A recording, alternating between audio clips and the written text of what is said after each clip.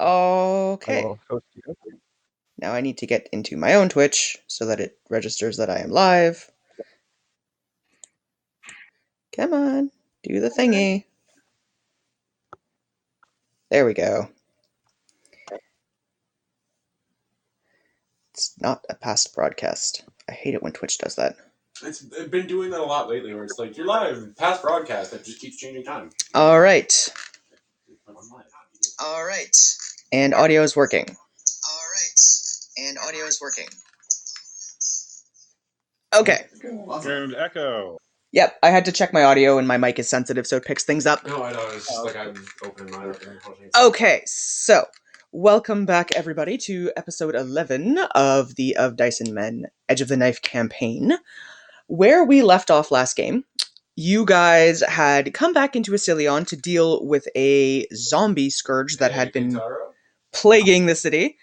You left, traveling deep into the Echo Labyrinth to the Shadow Sanctuary, which is where Ilmir's character was born. You guys traveled room by room and house by house in the decrepit underground landscape, clearing out zombies and trying to keep your sorcerer companion in one piece, as he was dealing with some serious mental anguish at being down there again. But after a long couple of days, a lot of trouble, and a couple of you almost dying, you did manage to successfully clear the scourge out. You destroyed a sigil that was buried in the temple grounds that had clearly been there for centuries, leaving you wondering if what had happened with Ilmir was actually him, or if he was just the gun that had been fired. You guys traveled back up out of the underground, got back into Asilion, where you went to speak with Theum, who, having revealed himself as an ancient copper dragon, set you guys on a interesting task. Our dear Theum, it seemed, was quite smitten and had fallen in love with Inahiri, a local drow woman and the assistant to Shadowfell. You guys went through a couple of different plan options, some more successful than others, to try and get him a date with his beloved, and finally decided that you were going to stage an epic battle. So you gathered up a whole bunch of townsfolk and brought them all out into the farmlands, Inahiri included, and Rex and Granthar and Ilmir all dove into a fight, with Theum maintaining his human appearance. As the fight went on, you guys got the shit kicked out of you, although you did manage to do quite well, all things considered. And as things progressed, little by little, his human appearance started to fade away, leaving him with scales and beautiful eyes and a mischievous grin. Inahiri, having witnessed his prowess in battle and seeing his changing shape, jumped him pretty much then and there, and they vanished back into town to get busy. You're welcome. Let's also not forget our erstwhile cleric decided to take revenge on Granthar's big releasing plan by catching him back up and throwing him back into battle repeatedly to get the shit kicked out of him again. Oh, it was glorious, and the cleric did get a couple points of inspiration for a few really, really nicely placed one-liners there. While you guys were engaging in this epic battle, your trusty companion Seeker decided that he was going to establish a rigged gambling ring and made quite a bit of money on the unfortunate townspeople who had no idea that the fight was set and there was no way our epic heroes were going to win this one. If I didn't give it to you before, by the way, Seeker, you have a point of inspiration because that was glorious. No. Glad I could help. So, at the end of the day, you guys retired back to the Lace Doily to get some well-deserved rest after having gotten thrashed about for a couple of hours by an ancient copper dragon. Sleeping relatively peacefully and knowing full well that he probably wasn't going to be sleeping that night. So that's where we left off the main party at the end of the last game. Let's going to take me a minute to get your name down, Pat, Himbo. because you did not change over your display tag, so you're going to have to just give me a second here. Himbo. Oh, weird. Hang on. Oh, my display name. Okay. Yes. I believe it is Himbo, correct? Yeah, it's Himbo, Crumbum. Okay. So, Himbo, you know most of your own backstory on this one, but after arriving into Asilion, Beautiful, thank you, that helps substantially. You found a city partially in ruin, the burning corpses of some undead, and a guard that was a little bit frazzled. You had sought the audience of the Emperor in the hopes to find out what had happened back where you came from, and the Emperor has been indisposed for the days that you have been here. You got up again bright and early this morning, traveled to the palace to be turned away once again by the Royal Guard, who at least had the common sense to tell you that if you couldn't get in to see the Emperor, you might want to go and find a party known to travel through here, as they might have some information for you. They were described as easy to spot because of their unusual makeup. You've been told to look out for a red dragonborn, a somewhat fancy-looking barbarian, a giant metal man, a very angry cleric, and a somewhat somber drow. Okay. It could be anyone, Lex. So, as it currently stands, you have been tossed on your ass again outside of the Imperial Palace and are now kind of setting about to try and see if you can't find this party of adventurers that has been known to frequent the city. So we're going to get back to you shortly. The rest of you find yourselves waking up in the morning in the lace doily. All of your hit points have been restored, all of your spell slots, if used, have been restored, and you're all healed up and feeling better. Shirin is still in bed and trying to heal from the serious wounds that she has taken, but she is no longer bleeding profusely, so she's on the mend. You just have a feeling it's going to take probably another 2 or 3 weeks for her to get back into fighting shape. So, Okay. what are we doing? I want to go see Theum. He told me to come see him again in the morning. All right, Yeah, I want to book in and see Theum first. All right, so I think as a general rule, it seems like most of the party is intending to go and visit Theum over in the Rusty Nail. So, anyone who is heading in that direction, I will allow you to move your characters along as usual, and we'll jump over to see what our charming dragon is up to this morning.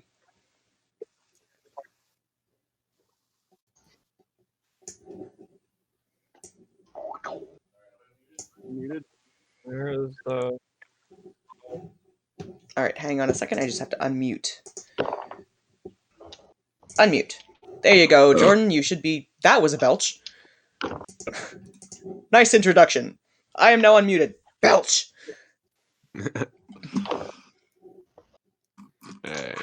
All right. So, as you all make your way over to the Rusty Nail, the door is cracked open just a smidge, and upon entering, the shop is in total disarray. There are shelves knocked over, there are bottles of something or another spilt all over the floor, desks have been tipped over, the flower pots have been kicked. Puddles. I mean... Puddles. Ooh. Theum. It looks a wreck in here. But sitting behind the slightly smashed counter is Theum, who has, to a certain extent, kind of shrugged off his human appearance and is now looking a lot more like the dragon he is than in previous instances. You have a feeling that the guise that was Theum may be being discarded in favor of the true form of Ivanum. I walk forward a little bit towards the counter and then kind of bow to him a little bit and go, "Welcome back." He looks at the lot of you that are in here with an enormous kind of toothy grin on his face and goes, "Well, that went better than expected." You're welcome. Yeah, about 1,000 gold better than expected. Man, it's a pity you spilled your yogurt all over the place here. Seeker, he looks at you with a distinct mischievous twinkle in his eye and throws a pouch at you. Sweet. We try to catch it. Look and see what's in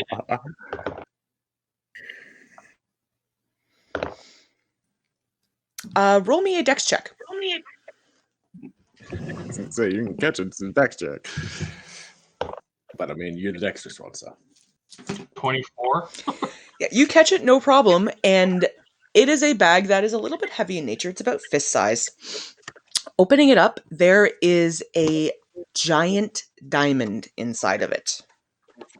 Ooh, sweet. So on your Lucky inventory boy. sheet, you can mark down 1 diamond worth 1,000 gold. 1,000 gold diamond. Shiny rock. Yay. He gives you a wink and says, "For the entertainment." I mean, I wasn't the entertainment. You guys were, but thanks. You hear a little bit of shuffling from the back room, and Inahiri wanders out, and she looks disheveled. There are a couple of scratch marks on her arm. She has a pretty She's noticeable not walking right. big old Yeah. bruised She's a hickey whole on her new neck thing. starting up. Her hair is in tangles. I mean, She's a whole. she new had a rough being. ride. Good morning, in a hurry. She looks at you, huffs a little bit, and kind of gives you a gentle punch on the shoulder, and then wanders out.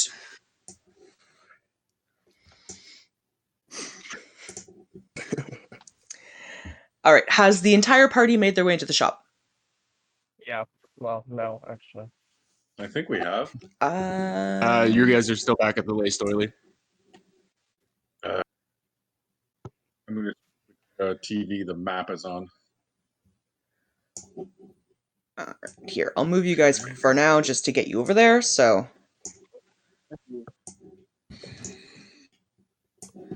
I'm just gonna grab the two of you and drag you along so that you're in the same location and it'll be easier from that point forward. But with everyone in the shop, Theum, or Ivanum now, in his traditional manner, waves a hand gently and the door clinks shut behind you. I'm hearing an echo from someone. Is that from me? That might be from you, yeah. Possible. Do you have other audio on? Make sure speakers or anything like that are muted, because yeah. Alright, I think that might be better now. Yep. Okay. So Ivanum waves a hand and the door shuts behind him, and he looks at the grouping of you and just starts to applaud. There is the biggest toothy grin possible on his face. And he says, "You know, I didn't think it was possible." Okay, I'm still getting an echo from somewhere. Make sure you guys have sound suppression on. I'm wearing headphones. I think it might be Yeah, I've got from... headphones on. Oh, don't deafen. Questions on. Got it. Alright, trying that again? No echo, no echo. Okay. Oh. Alright. So, Ivanum bows gently to the lot of you and says, "I am in all of your debt. Last night was... well, you can guess how last Busy. night was. And with any luck, many, many more nights will be just the same." I think they will. He hands every single one of you a single gold coin. Do you guys take them? Yep. Okay. Yeah. He says, "This is a token of my appreciation. Now, I'm not going to tell you where to look for it, because honestly, what's the fun in that? But, should you ever happen to locate my lair, deposit this gold coin inside, and you may take one item of your choosing from the hoard." Oh My. boy. Theum's vending. token. Okay. He All right, also I'm gonna try to slides. find a safe place to put them. He also slides a small golden, almost like a flute, but think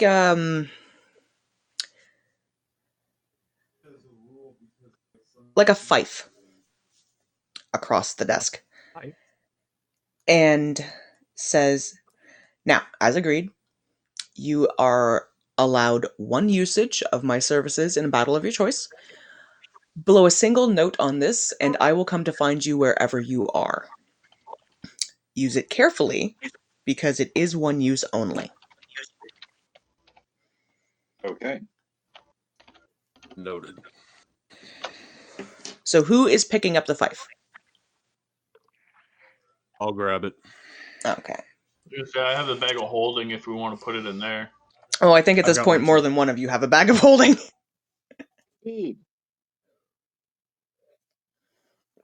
All right. Is there anything else you guys are doing in the Rusty Nail, or are you off somewhere else now? I'd like to get on the road to find my girl. Yep. So, shall we travel by bird? Giant bird. Okay.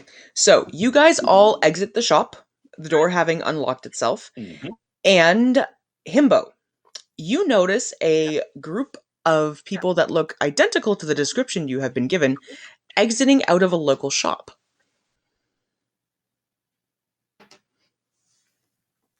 Right. What would you like to do? There's an echo back.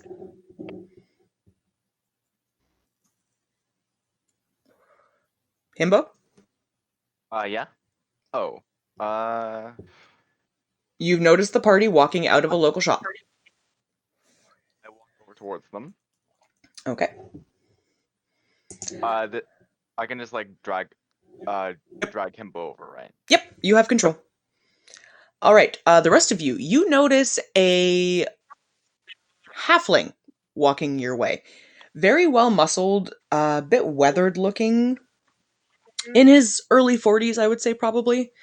And he is approaching with Mhm. purpose. Oh. Okay. Can we help you, little one? Hello, I have a question. All right. Question. Has anyone seen like this giant dark cloud like came that like formed over like the the Dragon Spines mountains? Oh, yes. Yeah. Yes, we've encountered it. We've Very familiar we've with come that. into contact with it a few times. Shared our swords in We the get pitch hit once. twice, right? I think Does 2 or 3 times we've been under the influence, technically. You guys have encountered it briefly when you were in the area of the Dragonspine Mountain on your very first quest, and you had noticed it starting to creep its way across the Sinking Valley. We've been Yeah, in give the us- area under the mountain. We've seen it a few times. I'm guessing wherever you're from has been affected too. Yes. I'm Just looking for where? like more information regarding it. Where are you from? We don't have a lot to give you, but We're it's, also looking for it. From I'm from the island of Shozamar. None of the rest of you have ever been there. Oh, not familiar with this place. Oh, hi. I'm Granthar, schoolmaster. Pleased to make your. Shozamar, that's the island to the north, is it not? I've never been there, but I think I've heard of it. Military Yeah, it is. It is from the north. Nice army to has meet you, them listed Granthar, all the though. places. Nice to meet you too. What's your name? My name is Himbo Crumbum. If someone is How might attempting to talk, they're coming through just kind of gibberishy. I think it was Dom. I didn't say anything. Huh? Okay, I'm just my yeah, name is there is. Himbo Crumbum. Himbo Crumbum. That is a name. Yes. Hmm. I'm gonna kind of smirk a little bit This is- and kind of try to hide my face. Could I have Is this everyone other than I'm not even Himbo? gonna try to hide this word. Could I have everyone other than Himbo roll me a perception check? Sure. Sure. 14. What perception? 11. 13. 15. Natch 20. Nice. Nice. Okay. Well, all of you rolled well enough to notice the basic gist of the details, and you've encountered halflings before. Rex, you in particular are really familiar with one because you have spent a lot of time with Roshali. But this halfling is a lot more muscled than you're normally encountered to seeing. Which is surprising because Rashali's kind of Like Roshali is built, but this guy is, real built. Ilmir, you in particular actually notice the calluses on the hands that would suggest that this is probably a fairly skilled fighter. Okay. Hmm. I'm gonna kind of no. I'm gonna kind of like look at his hands like from afar and just kind of look at him for a second.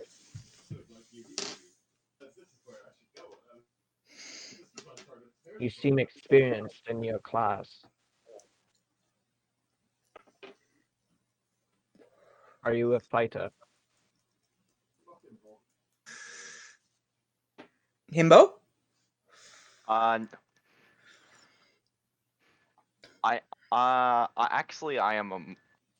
actually from a monastery.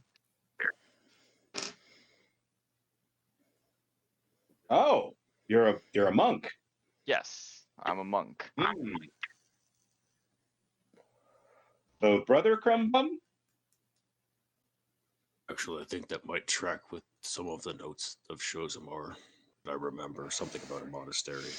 All of you actually were given a tiny bit of information when you initially got your quest line. You do know that there is exactly one god located on Shozamar.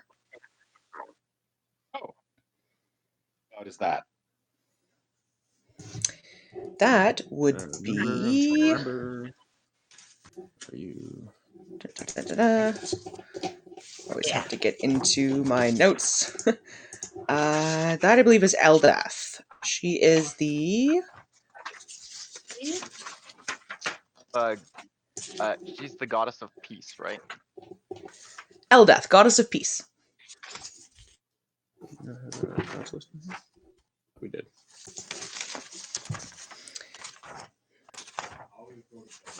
This is the first time you guys have ever encountered someone who actually worships her.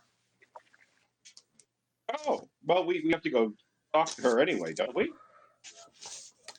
You guys know Awesome, you John. need to get, at the very least, 3 light gods and 3 dark gods on your side. But you can opt to get favor from more than that, if you would like to. Okay. Well, we are on a quest to gain the favor of the gods to actually stop this dark cloud, and save the world. The triumvirate. Okay, so there's a way to stop it. If there is. However, we're Hopefully. on our way to rescue my daughter, who's been. It's a long story. But we need to Bamboozled.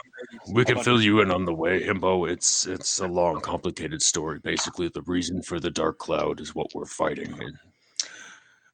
It's an old alliance of dark gods known as the Dead Triumvirate. Have you come across any symbols anywhere? 3 ragged triangles that intersect. That is their mark.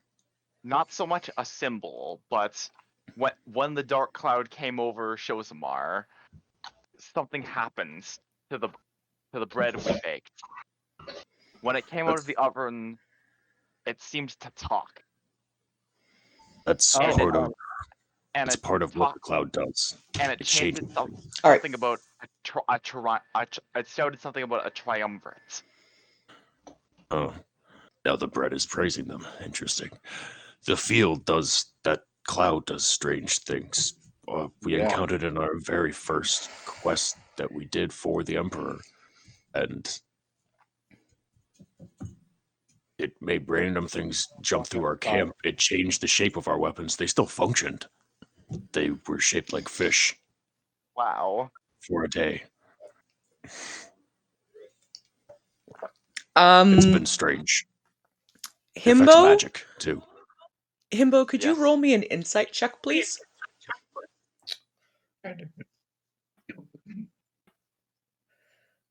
17. He is absolutely telling the truth. They apparently ended up with weapons that were functional as weapons, but shaped like fish. Mm. Trust you on this. Wow, that's freaking weird. That is It's weird. been. That's one of the many things that's happened. Magic either fails completely or is far more powerful than it was meant to be.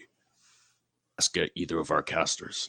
Oh, that would have been bad if it happened Yeah. near me when I had my uncontrolled burst of magic when I was younger. Yeah, but that was before the cloud started coming in, so. I know, but still, that would have been bad. Ilmir, roll me an intelligence check.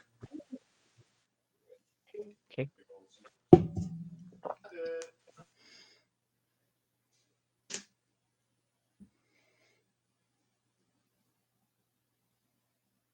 $19.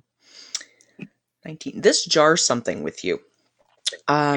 While you don't remember ever encountering this kind of a black cloud previously, the effect that it has on increasing the potency of magic does kind of ring a bell. You shouldn't have been capable of the level of destruction that you caused. So this gives you an idea that even though it may not have been the cloud that caused it, there was a similar kind of a magic in effect. I'm gonna say that to the rest of the group, including Himbu. Okay. Hmm. You can't really get a cloud underground, but the effects there do sound was- similar. There was that sigil that we destroyed in the floor. True. We don't know if that was Underneath. there though. Underneath where your city was built. It's their symbol. Okay. So you guys seem to have decided that you were going to go chasing after Miriam on her bloodthirsty I'm gonna slaughter all the barbarians quest. You do know that you have between 20 and 30 days before she finds the rest of the tribe, and I believe, Granthar, you had suggested taking the bird. Yes, let us take the bird. Okay. Because we also have around the same amount of time before the Cities of the Dead open, so we have to keep that in mind too. So, if you guys opt to use your rock token, that will let you bypass traveling back through the Sinking Valley, and in the time you've got it active for, it'll drop you off just at the base of the Dragonspine mountain range. So it'll shave about 7 days off your travel time. That's good, because she can travel That's a lot good. in 7 days. After that, you won't be able to reactivate the bird token for a week, but it will let you guys jump directly to the Dragonspine, if that's what you want to do. Yes. Yep. All right. Are you guys doing any preparation work before you leave? I'm going to load up on rations. Okay, so you Yeah. meander yourself back into the Rusty Nail to pick up some travel rations? I'm gonna gonna get head over to shot. Shadowfell's Emporium to see about a couple potions. Okay. I also I'm gonna head feel over. that stop. I got some items that I wanna. Well, they're in the group loot, but there's a couple items in the group loot that I think we should get rid of because they don't do anything for us and they're probably worth something. All right, so you're traveling off to Shadowfells as well. Ilmir, are you following along, or are you heading back into the Rusty Nail? I'm gonna go to. Jeez. I want to see what You Theum here? has for me that I can use. Somebody's using the snowblower on our stairs. A leaf blower, sorry. Sorry, guys. That's I okay. can't even hear it. We'll get to you in a moment. I'm going to start off with the rest of the party members, so you guys have a minute to sort out your leaf blower issue. Okay. So, that I'm gonna stop. mute Discord Go ahead. until we go. all right. So, we'll start off with Ilmir. You travel back into the Rusty Nail, and you are once again greeted by Ivanum, who is starting to try and put the shop back in order, but it's taking him a little time. He looks at you with a merry twinkle and says, "What can I get you?" I just kind of bow to him slightly and just say I'm interested in anything that you have or that can help me on the journey. Well, he says, "Well, I need to know where you're going." The dragon's fine. Okay. Well, I can offer you rations. I can offer you camping equipment. I can offer you climbing equipment.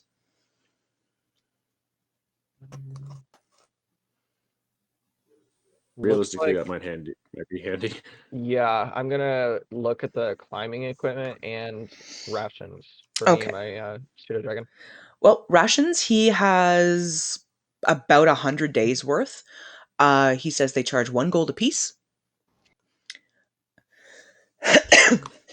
I'm just trying to. There we go. Okay.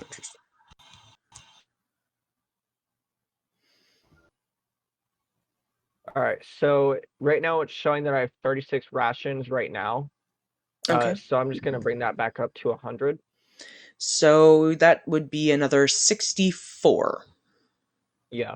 So I'm All just right. gonna give him 64 gold. You give him 64 gold. He passes you 64 portions of rations. They're sort of like dried meats, nuts, things like that. General travel stuff. Nothing fancy, but it gets the job done. All right. And the climbing equipment. He has 7 sets of climbing equipment. They are 10 gold each, and will give you advantage on your checks involving climbing. Are they different sets or are they all just the same? They're all identical. It comes with shoe spikes, a grappling hook, a long length of rope, it's a couple of pegs to stick into the side of a mountain. Kind of your general, I'm going to try and scale a cliff equipment. All right. And you said it was 10 gold apiece? Yep. All right. I'm going to buy 6 of those ones. Wait. Does anyone else need them, though? That's the thing. I think the rest of us should have them because we were planning on going to the Dragon Spine earlier and then had to hook around because of the Jared revelation. You'll have to check Go get your drink. you'll have to check your inventory to see if anybody else bought climbing equipment. Oh, I'm pretty sure we did because we were going into the Dragon Spine Yeah, we earlier and did. then we had to hook around because of the Jared revelation. I'm going to just Yeah, buy I think- one. I know I didn't buy any, but that's because I had the Dungeoneers pack, which already comes with it. Yes. So the rest of you should already have some kind of climbing gear.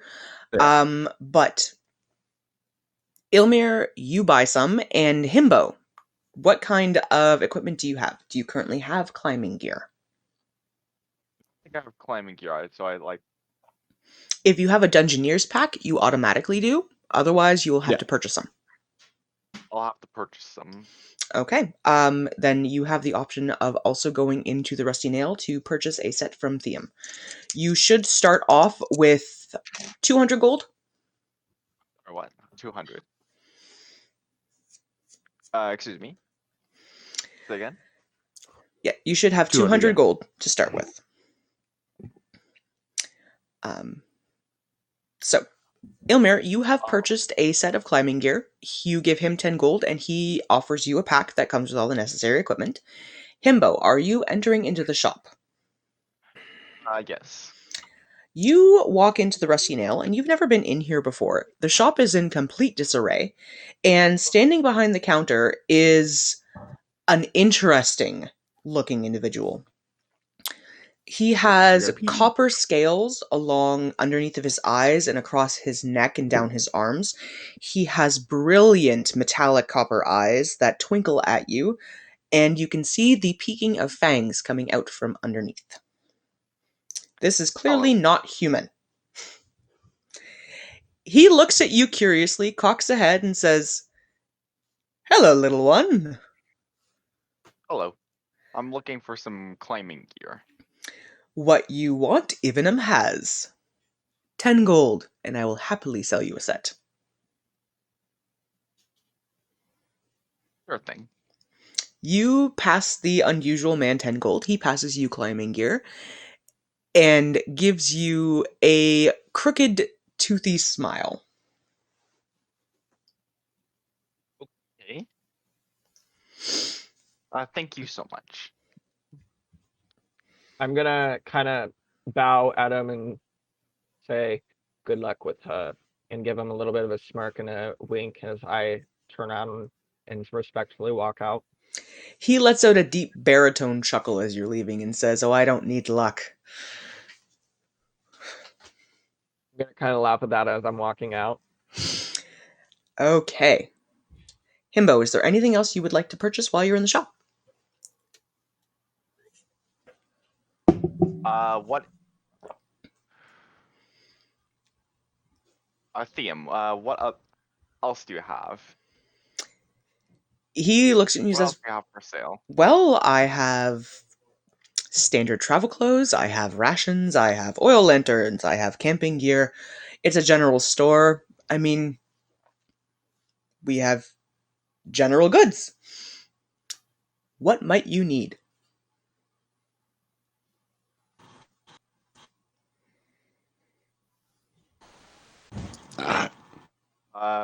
Oh, who else is, so, like, do you know how long that trip might be? He looks at you and goes, "You're heading into the Dragon Spine with that group of, I'll travel with them, I guess. Well, if you don't get lost, you can get through it in 15 to 20 days. But unless you're familiar with the area, count on 30 to 40.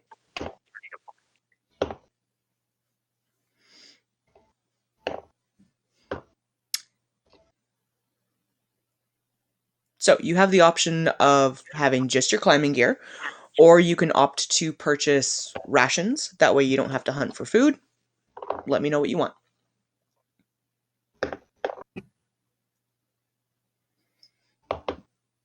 Uh,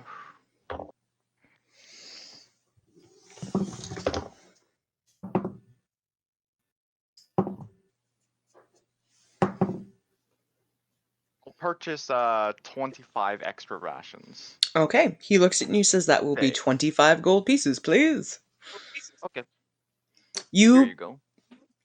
You pay the shopkeep and he hands you a sack of rations. And again, it's, dried meats and nuts and sort of standard fare. And he says, "Is there anything else you need, or will you be on your way today?" I'll be on my way. Okay. So we're going to get back to you in just a moment. Let's jump over to Rex and Seeger. You guys enter into Shadowfell's Emporium, and unlike usually, it's actually Shadowfell that's behind the counter at the moment.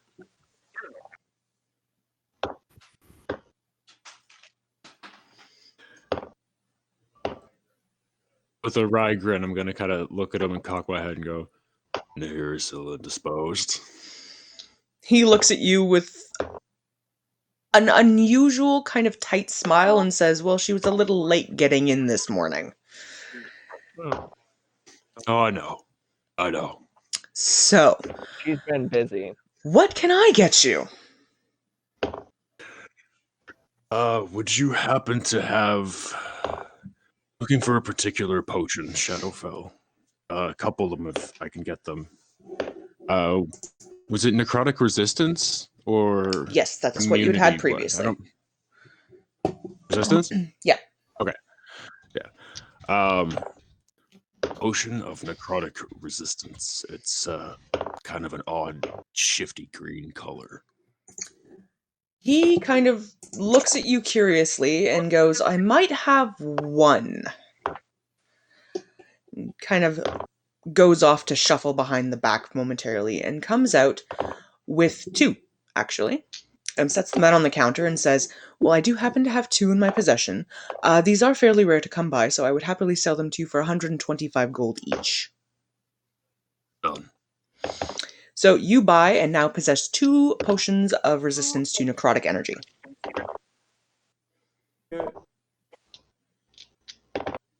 I'm hearing a dice roll from somewhere. Yeah, it's me. Okay. That's what Just I like, do when who's, I'm not doing like anything. who's rolling dice? I didn't tell you to roll dice. All right. So, Rex, is there anything else he can help you with today? No, that's all I needed right now, Shadowfall. Thank you. He nods at you, turns to you, Seeker, and says, "And you, good sir, what can Shadowfell do for you?" A little buying and a little selling. Let's take care of the selling first. So I'm going to reach into the bag of holding and I'm going to pull out the Staff of the Woodlands that we got that no one wanted or could use. Okay. And I'm going to pull out the set of silver candlesticks that we got as well that we found out were not magical in any way, shape, or form. Just a nice pair of silver candlesticks. Okay. So you set both items down on the counter, and Shadowfell starts off by examining the silver candlesticks. He pulls out a little monocle and looks them over and says, "Well, these are finely crafted and very nice quality. So I would happily take the pair of them off of you for, say, 200 gold." Alright, that sounds fair. All right. He takes them and whisks them away and tucks them underneath the counter, and then picks up the staff. He spends quite a few minutes actually looking this over to try and establish what it is and what it might be worth to him. And If it helps, you were told it was a Staff of the Woodlands.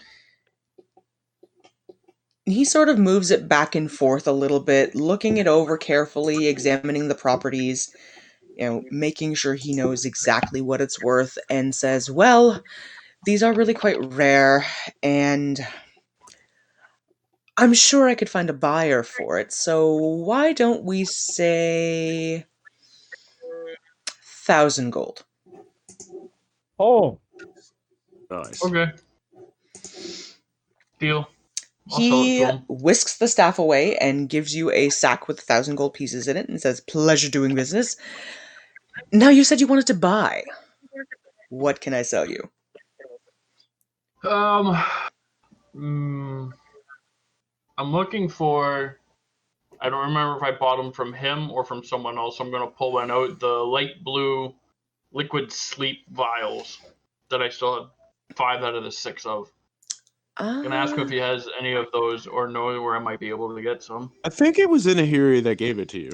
Fairly think it was confident it here. was Inahiri that carried those. And do you remember what I had charged you for them? No. I want to say it was like 100 gold each. Okay. Because they render the person unconscious for a minute and there wasn't anything about a saving throw to them. Yeah, that seems fair. So I will say that Shadowfell looks them over and says, "Ah, yes, one of Inahiri's brews. She's really quite talented." Reaches under the counter and pulls out a small box that has 3 more of these little vials. Says this is all she's been able to make lately, but if you would like to purchase them, I am of course willing to sell. Deal. I will buy them from him. Okay, you hand him 300 gold. He carefully hands you the vials, being sure not to unstopper them as he doesn't want to knock himself out. Yeah, that would be, as hilarious as that would be. Okay. So Anything else I can then- get for you, my good man? No, I'm good for now. Actually, you know what? I might have a couple more items to sell to him. I'm gonna pull out. I had 3.5 pounds of red cap mushrooms. I'm gonna pull out 2.5 and ask him how much he would be willing to buy it for. 2.5 pounds? Yeah. He looks them over and says, "Well, they're a little drier than I would like to see. Ideally, they've probably been kicking around for a bit. But I'm Yeah. sure I can still find function for them, so I would buy it off of you for 100 gold." Okay, that sounds fair. That's all. I'm good. That's all I needed. Thank you, sir. Okay. Is there anyone else who is going to visit Shadowfell? Before I left, I actually wanted to make another note, but I'll let anybody else say if they wanted to go first. Shadowfell, but oh wait, I need something identified. I realized it's been kicking around in my inventory since like the first adventure. I was gonna say he'd probably be the one to do that. Okay, so there's two things I want to do. I said I was going back to my shop to get rations because I got food there. Okay. I'm gonna give half my gold to my dad, Okay. and I'm gonna tell him, Dad, trouble's coming. I need you to harden the shop. You know what I mean. Make some improvements. Make sure that it can be a safe place if we need a place to come. He nods So to I'm gonna you give in him- a firm manner and says, "It'll get done." All right, so I'm giving him 1,500 gold. Okay, you have given your father 1,500 gold to fortify the shop. And then I'm gonna go up to, and I'm gonna pack my portable hold as full of rations as I can carry. How many Or it days can- are you it can taking? Fit. I'm going to take at least 2 months worth, Okay. just in case. Then I'm going to head back up to Shadowfells because there's an ivory figure of a spider I have that I never yeah. can identify. Yeah. Okay, so you travel in to speak with Shadowfell. He's at the counter and currently has been doing business with Seeker and Rex. And looks at you as you enter and says, "My good friend, what can I do for you today?" Actually, I realized I've had this in my pack since, well, we went off on this crazy whirlwind quest, and I have no idea what it is or what it does. But it seems to, I don't know, is it magical? And show him the ivory spider figurine. What is this? He picks it up, puts on his little monocle, and starts looking it over, and goes, "Well, it's unfortunately not magical in nature, but it is exquisitely crafted. This is, I believe, drow in nature. Inahiri, darling, could you come here, please?" He calls Inahiri out, and she has obviously been in the back room. She looks a lot less disheveled than she did this morning. Her hair is combed. She still has a fairly substantial bruise on her neck and a couple of scratch marks, but otherwise looks more put together than she did. She delicately picks up the little spider figurine and goes, "I have not seen one of these in years. We used to keep these as tokens of worship to Loth in our homesteads. This one is actually in phenomenal shape. Normally they're at least missing a leg by now. I'm not sure where you came by this." But she looks at Shadowfell, kind of leans in and whispers to him gently. He turns, whispers back to her a little bit, and they seem to go back and forth for a moment before she turns and says, "I would buy this from you if you're willing to sell for 300 gold pieces." Well, I mean, the longer it rides around with me, the more damaged it's going to get. So, sold. Shadowfell very carefully takes it and vanishes off into the back room with a bit of a twinkle in his eye. Granthar, Okay. as Shadowfell vanishes, Inahiri very gingerly slips you an extra 100 gold. Oh, okay. You have a feeling that Thank Shadowfell was trying to take you for a bit of a ride. Oh, that son of a... We've known each other for years. Oh, I should have known better. We've known each other for years. Never mix business and pleasure. I'm gonna slide forward a little bit I and have never slept with him. address Surprisingly. address Inahiri. Inahiri, I wasn't aware that you were an alchemist. You brew all the potions. Inahiri looks at you and grins in a kind of sarcastic way and goes, "There's a lot you don't know about me. But yes, I do all of the brewing here." A lot less now. Are you able to? Would I be able to pay you to make a few more of the resistance to necrotic energy potions and have them delivered to the Lace Doily? She gives you a bit of a look up and down, kind of tilts her head to see where Shadowfell is, leans in and goes, "It's on the house." About her. Thank you. She lets you know she will have an additional 6 brewed and dropped off. Despite that, anyways, I take out 100 gold and plop it on the thing. She pockets it. It's a circle of cash. All right, She is there seems any... rather joyful after what happened. Pretty sure she just got the best fuck of her life, so she's probably in a good mood. Is there anything else anyone is doing in Shadowfell's Emporium or in the Rusty Nail? Nope. I'm going back to the lace doily right now, and she's also intelligent and would pay attention to things. She probably knows why I'm getting the potions. Right. Anyone else? Is there something else you'd like to do before you guys get ready to leave? No, I want to go find my girl.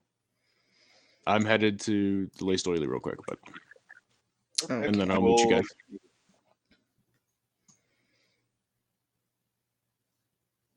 Okay, so Kel and Granthar, are you guys doing anything else, or are you heading back to meet up with the rest of the party? Yeah, we'll all go meet at the Lace Doily so that we can get on the road, as it were. Okay, Himbo, I'm assuming you're just kind of tagging along behind the rest of the group. Right. And Ilmir, anything else for you? Nope. I'll just go back to the party. Okay, so you guys travel back to the Lace Doily to meet up and get yourselves ready to leave. You know, having summoned the giant rock previously, that it is an enormous bird, and you probably don't want to do that in the middle of town. So I'll say that you guys, when you are ready to leave, travel out to the farmlands to have a safe place to summon the rock. And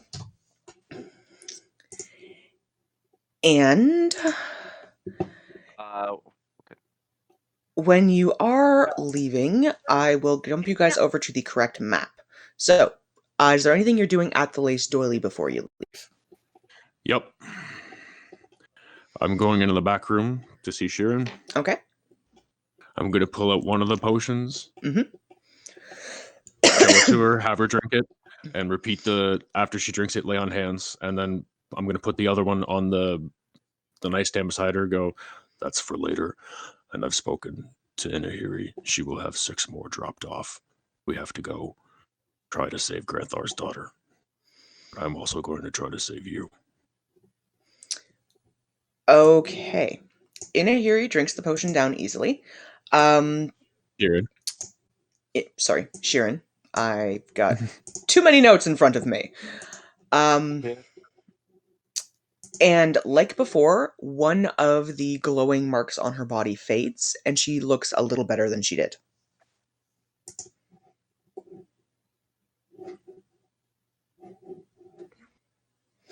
She grins at you, kind of gives your hand a little bit of a squeeze, and says, "Thank you. Now please, go save my tribe."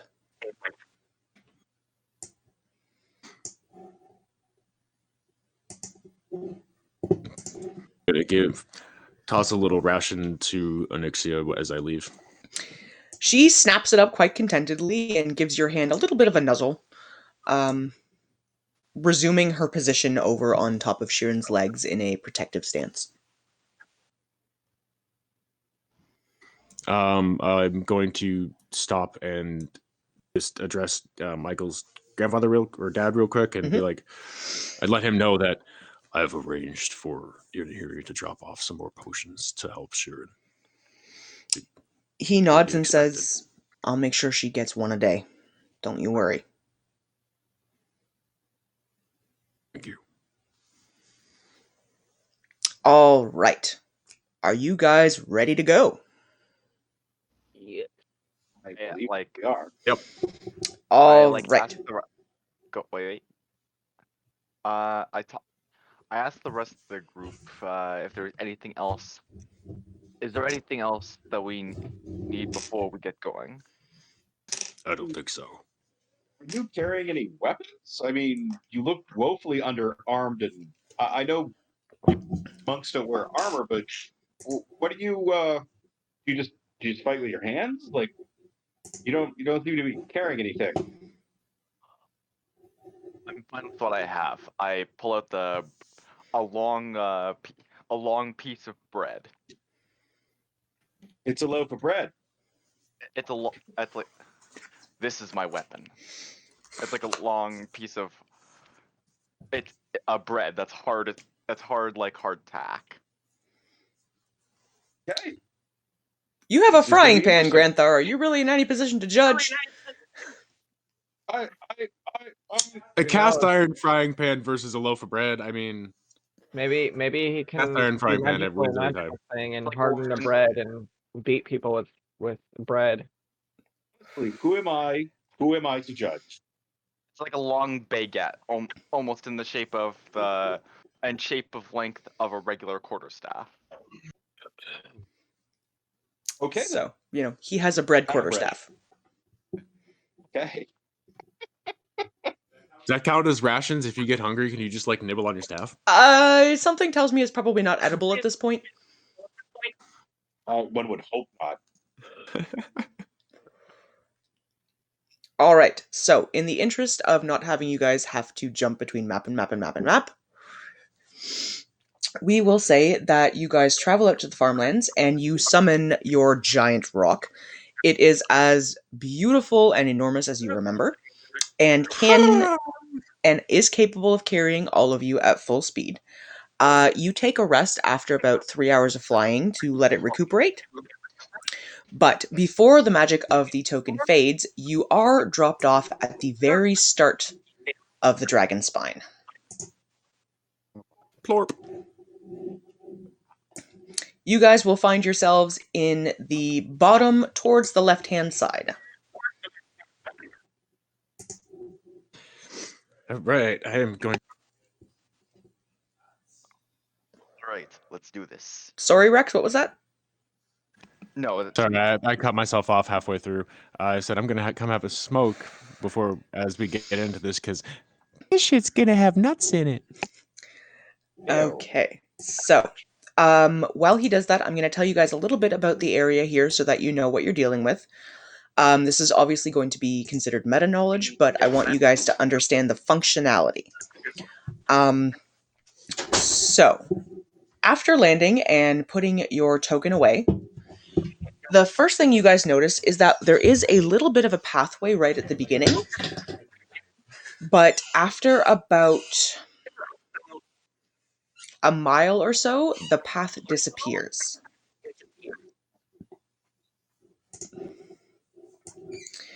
Okay. So, what you guys are looking at this is an enormous mountain range. There are sheer cliffs all over the place. The terrain is rocky and unpleasant. There's moss and dirt and lichen everywhere. Seeker, you have the best tracking skills, so could you roll me an investigation check, please? Is it normal for me to not be able to see this because it's completely black for me? Go down to the we're right bottom, down at the to the bottom. left. Well, no, the entire thing is black for me. There's an Okay, area now that I is see the not. bottom. It just opens. So, Investigation check. So it's 13, 15, 17, 19. from your current location, you can tell two things. One, there are tracks going in multiple directions. There are some that lead to the north that seem to be at least a week old. Okay. And there's also a relatively well-traveled looking area that is leading directly to the east that has much larger footprints. If you guys would roll me a history check. All of us? You want me? All of us. Anyone who wants to give it a shot. Except for you, Himbo, you wouldn't know this. All right. 19.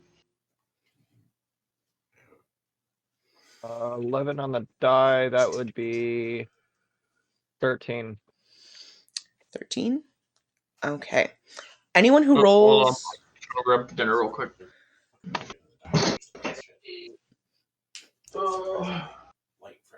All right. Granthar, what did you get? 11. Okay. I think Josh has popped off for just a second, so I'm going to wait until he singles he's back in. Have any of you been here before? Mostly everyone has, except for me. Well, you guys haven't actually traveled through this portion of the dragon spine we poked before. into the mouth. That's about it. We poked into the mouth when we were in the valley, and that's about it. We hooked around to the temple, and then that whole revelation. No. So, anyone who rolled above a 15 on their history check, you will remember quite a ways back, Yes. you guys had encountered an Etin. The footprints, one of those. the footprints that you're spotting seem to match up with the rough size of what this thing was. So he's got family. So that kind of gives you a little bit of a heads up that there is probably an Etin lair located somewhere to the east. Yeah, And monk it's at feathers. least. So, the way this is going to function, because you guys have not had maps that don't have pathways previously, is you guys as a party are going to have to tell me what direction you're wanting to go in, and I will unlock portions of the map as you go. Because this is rocky mountainous terrain, everyone is traveling under what is considered difficult terrain, so you are all moving at half speed. And the me. size of these tiles are not a 5x5 square. This is a much, much bigger map. So you guys will be able to travel about 50 squares a day. How many feet are each square? Each square is about a half mile. Oh Jesus, fuck. It's an enormous Lex, don't forget, mountain I range. have Yeah, Granthar, you have an ability that lets you not suffer from difficult terrain, I right? was gonna say, I thought somebody had an ability that they were okay in difficult terrain. so I can bring around on this stuff with no I problem. remember it was Grand Yeah, so Granthar can travel at normal speed, meaning he can outpace all of you. But the rest of you are I'm going to be gonna be kind of struggling a little bit here. And because this is considered mountainous terrain, there are going to be areas where if you choose a certain pathway, you're going to need to make checks to see whether or not you can successfully climb it.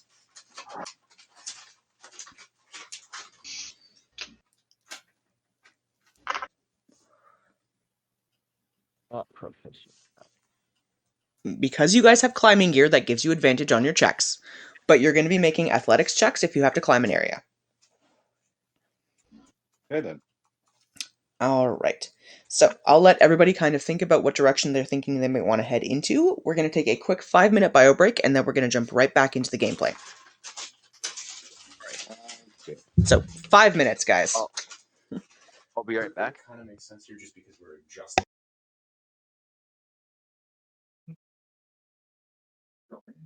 Going fine. How are they going for you? Lex, Okay, I'm going to mute my. Because we're getting it. Lex, are you still there? Yep, what do you need, Dom? I've been trying to do this for a bit. I'm trying to put the climbing gear in, but it comes up with gloves of swimming and climbing, rope of climbing, and then slippers of spider climbing. Nothing else about the thing that Just DM make gave yourself a me. physical note that you have climbing gear that gives you advantage. Okay. I'll do that. You know, D&D Beyond is great for looking up things, but the way their character sheets function isn't always fantastic. So you just have to make sure you make a note that because you have climbing gear equipped, if you have to make a check to climb an area, you can do so with advantage. All right.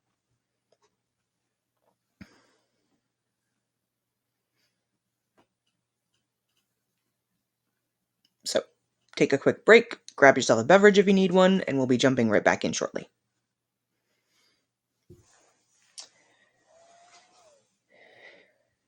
Another TV viewer, Commander Root, and Crazy WE, welcome to the stream.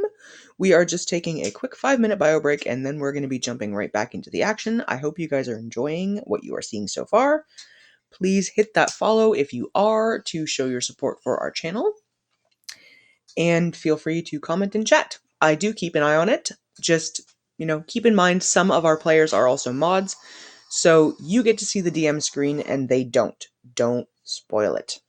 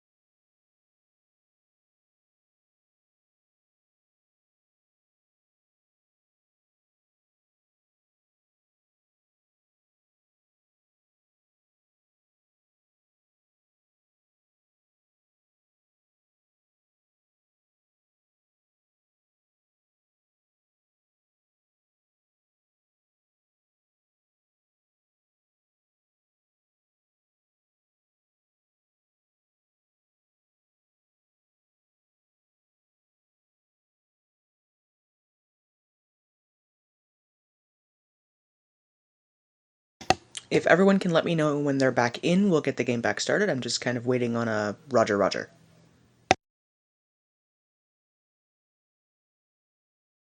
I'm here. What are you thinking so far, Lewis?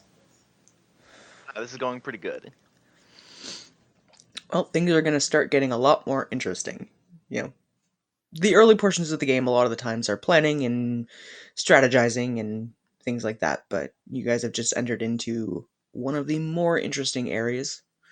So I have a feeling it's going to be a lot of fun to see how you guys handle this.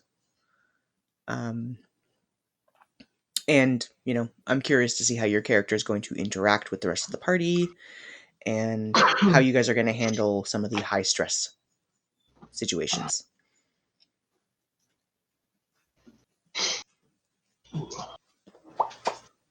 Upstairs. Yeah, he was actually just going to be checking on with you.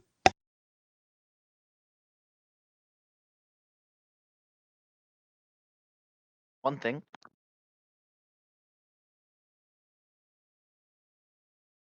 What's up?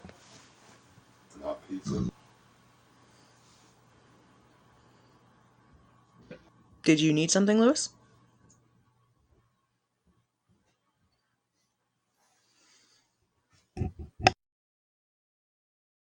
Sorry, I just have to quickly grab something. Hello? Yep, go ahead. We're still on bio break for a couple minutes, so.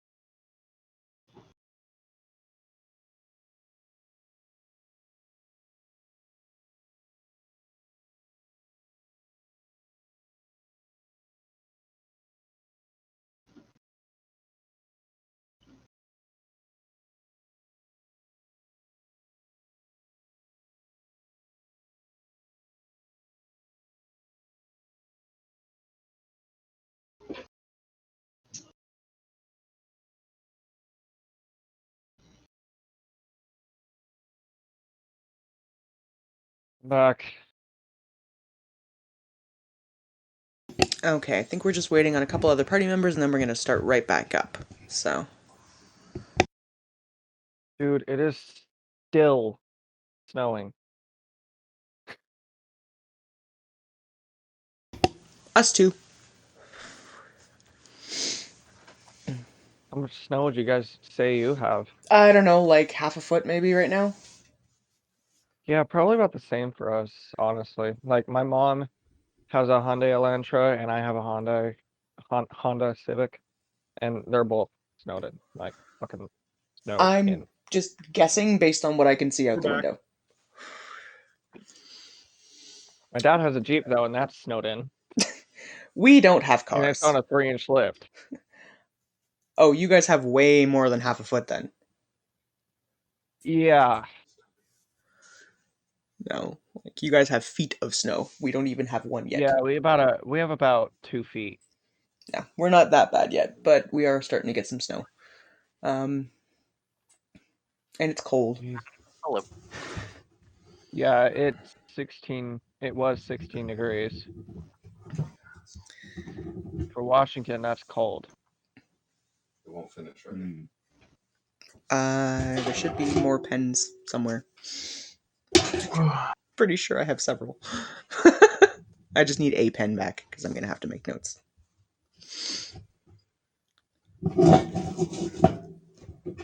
Thank you.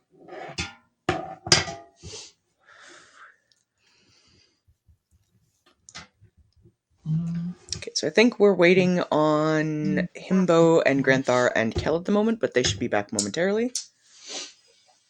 Well, I'm here. Oh, you guys are back. Okay. I didn't know back. people had returned. We're back. It's okay. All right. Rex is in with me, so he can hear what's going on anyways. So, could I have everyone roll me a perception check?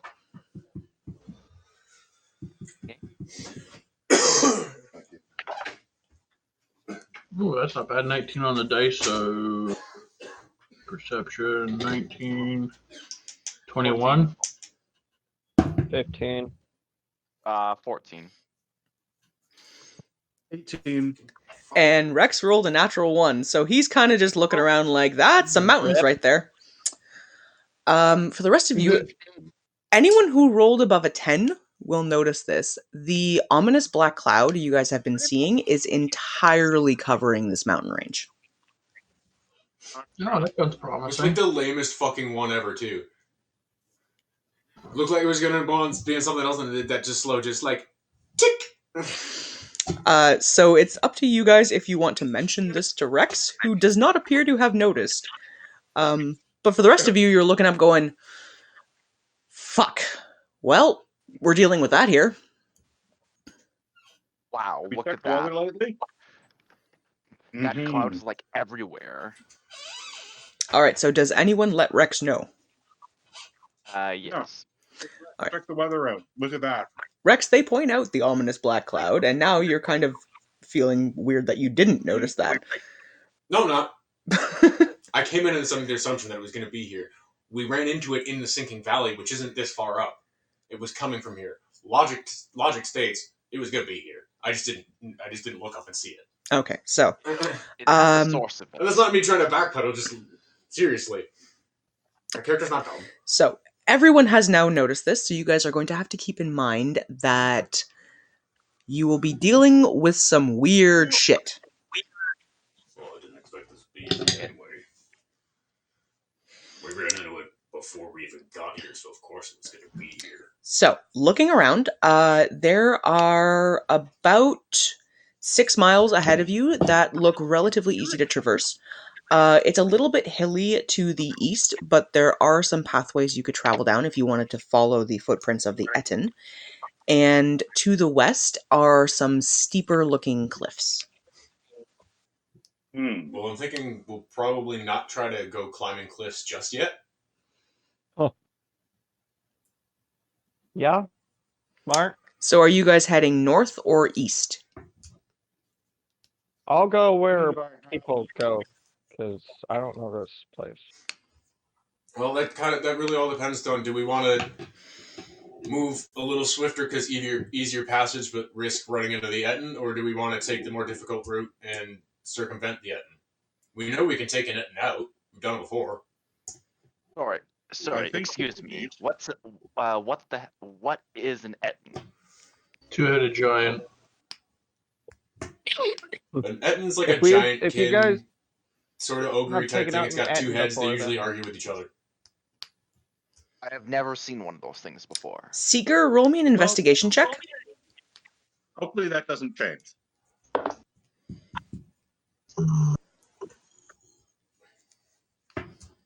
$26. Oh yeah, you're fine. I'd be surprised. You, looking closer at these tracks, notice 2 things. One, there's only one set of tracks. So it seems like the ones going back and forth were all made by the same creature. And 2, the most recent tracks are from several weeks ago. They traveled away from where you suspect the lair has been, but there are no tracks going back. So this might even be the Etten we killed. So I will point out that these tracks appear to be older. And there's tracks going away, but there's no tracks coming back. So unless that Etten is out on an extended trip or hunting excursion, I think we're good. The one we killed. It might be the one we killed then. How long ago were you there? Weeks. It was a while. The timeline of how Wouldn't matches that up. seem fair? I think I should pull out that magic item that lets me track where my daughter is. It only works once a day, but it'll give us a direction. Okay. I'm just looking in. I'm looking up an ability right now. I might even be able to Also a fair point. figure this out. I just gotta remember what the frick the ability does. So, Granthar, you But pull the out timeline about lines up, so you pull out the stone that you were given and kind of hold it in varying directions. And it's not like a compass, so it doesn't give you a specific, that way. But you do notice it gets brighter in sort of a northeasterly direction. all right. So we might Okay, want well, to take the east road then. Mhm.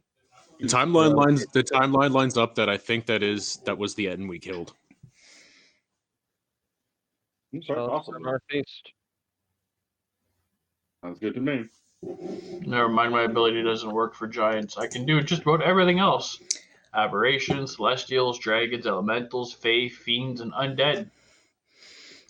Okay. Okay. So, traveling, if you wanted to follow the Etten tracks, if that's what you guys are doing, it leads you off this way. All right. Well, what about then east? Wait, East. That is east. Is that That east. Wow. Yeah, east Right. is right. excuse me? Alrighty. Out of character question. How big are the squares? Anywhere from a quarter they're mile to a huge. half mile. It's not like a 5-foot square anymore. No. That was one of the other reasons why I called for the break, is because I knew it was going to require some explaining, because I was kind of her reference point for building this, and I knew that the framing for this was the squares were a lot bigger than normal. Yes, anywhere from a quarter mile to a half mile, depending on if it's flat or if you guys are climbing.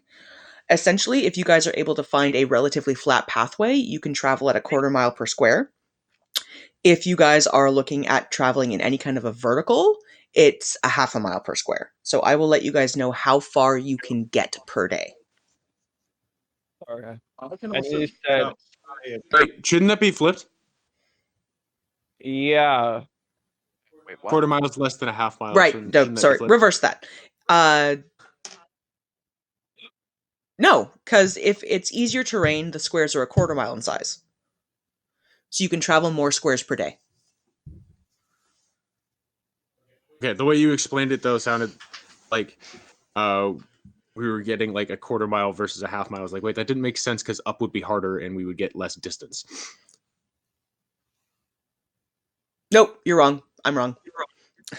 I'm wrong. It's the other way around. You guys can travel a half a mile per square over easier terrain and a quarter mile per square over more difficult terrain.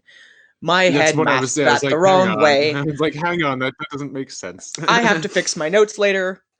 That is my bad. So, you guys will get a half mile over easier terrain, and you will get a quarter mile over rougher terrain. Math, kids.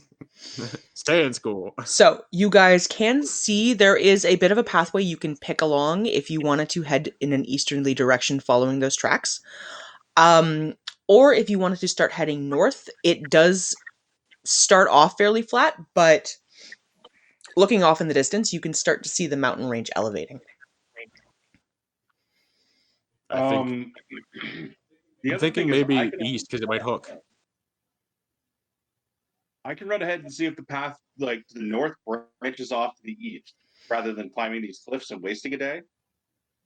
So if you want to give me a couple of hours, I like terrain's not a problem. I can scout ahead. Well, the only issue with that is enemies. So if you see one Yeah. that you think is too big, just turn back and come, tell us. Obviously, with the scouting, be careful.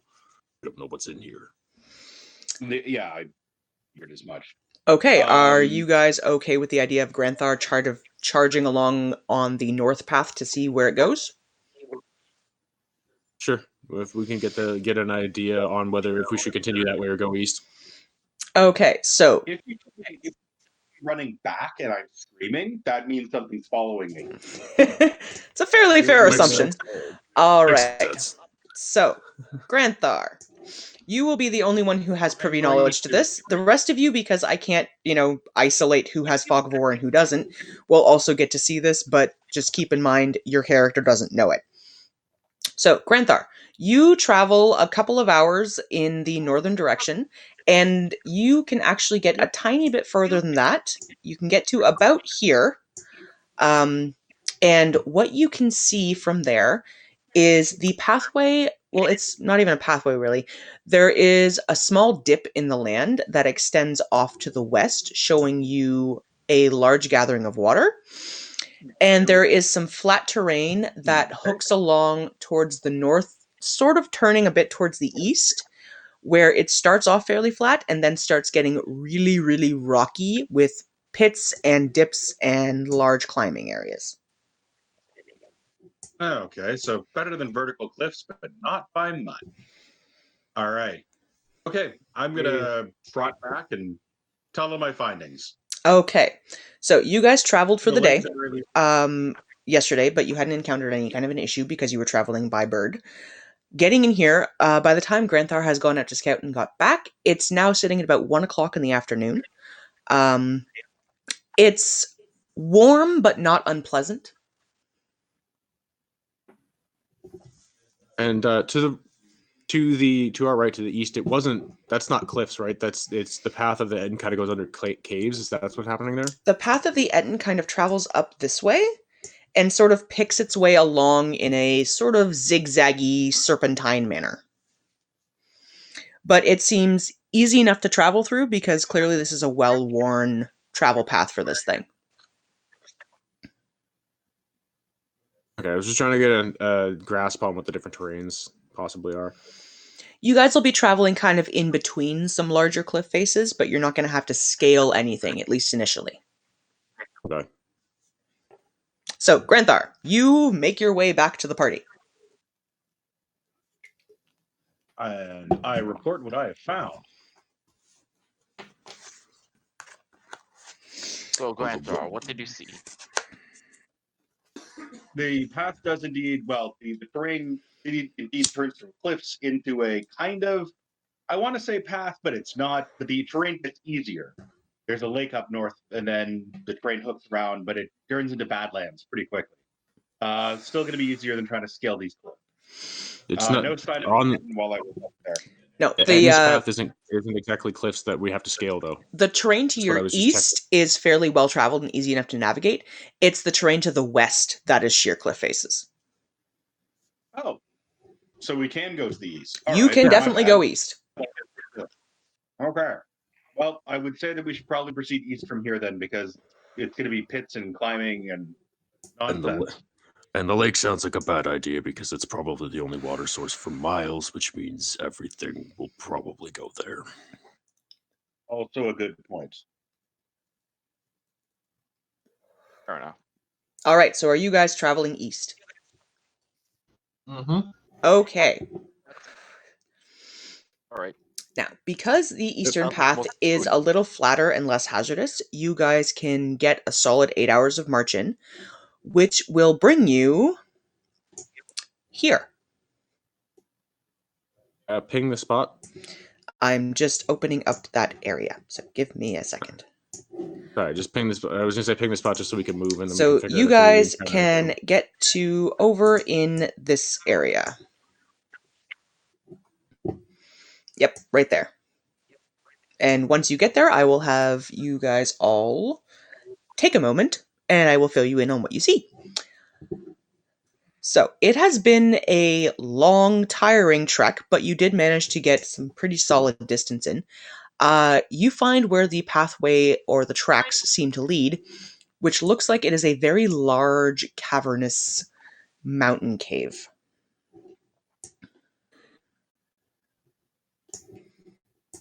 Okay. Are those stairs or just the way the rock form is right here? That's I think it's just the rock. just rock formation. Figured I'd All ask. right, so looking Also, towards the north, what you guys do notice is that there are some cliffs that you have to deal with, but the terrain is manageable.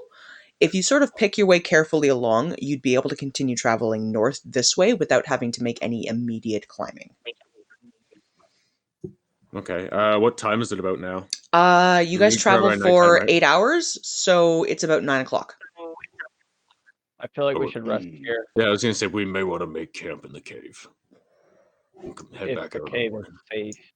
check the cave out, but it's a bit of a duck away from out in the mountain too. Are you guys poking your heads into the cave? Fine either way.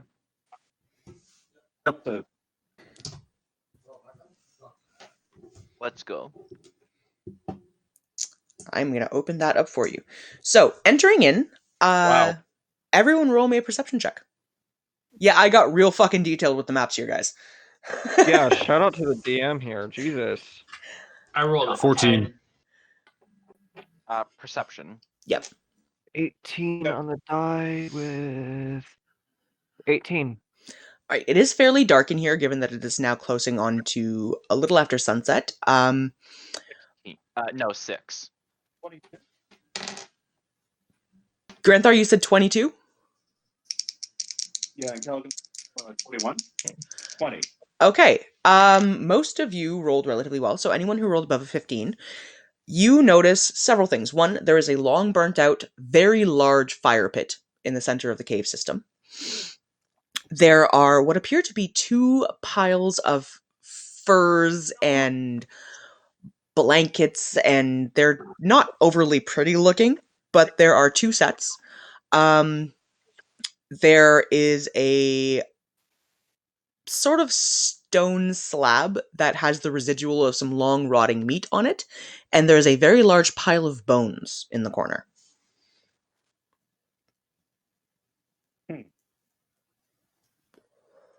Secret, do you want to do a quick check to make sure that we don't have one coming back? Because I see 2 fur piles. There was only one set of tracks leading this way.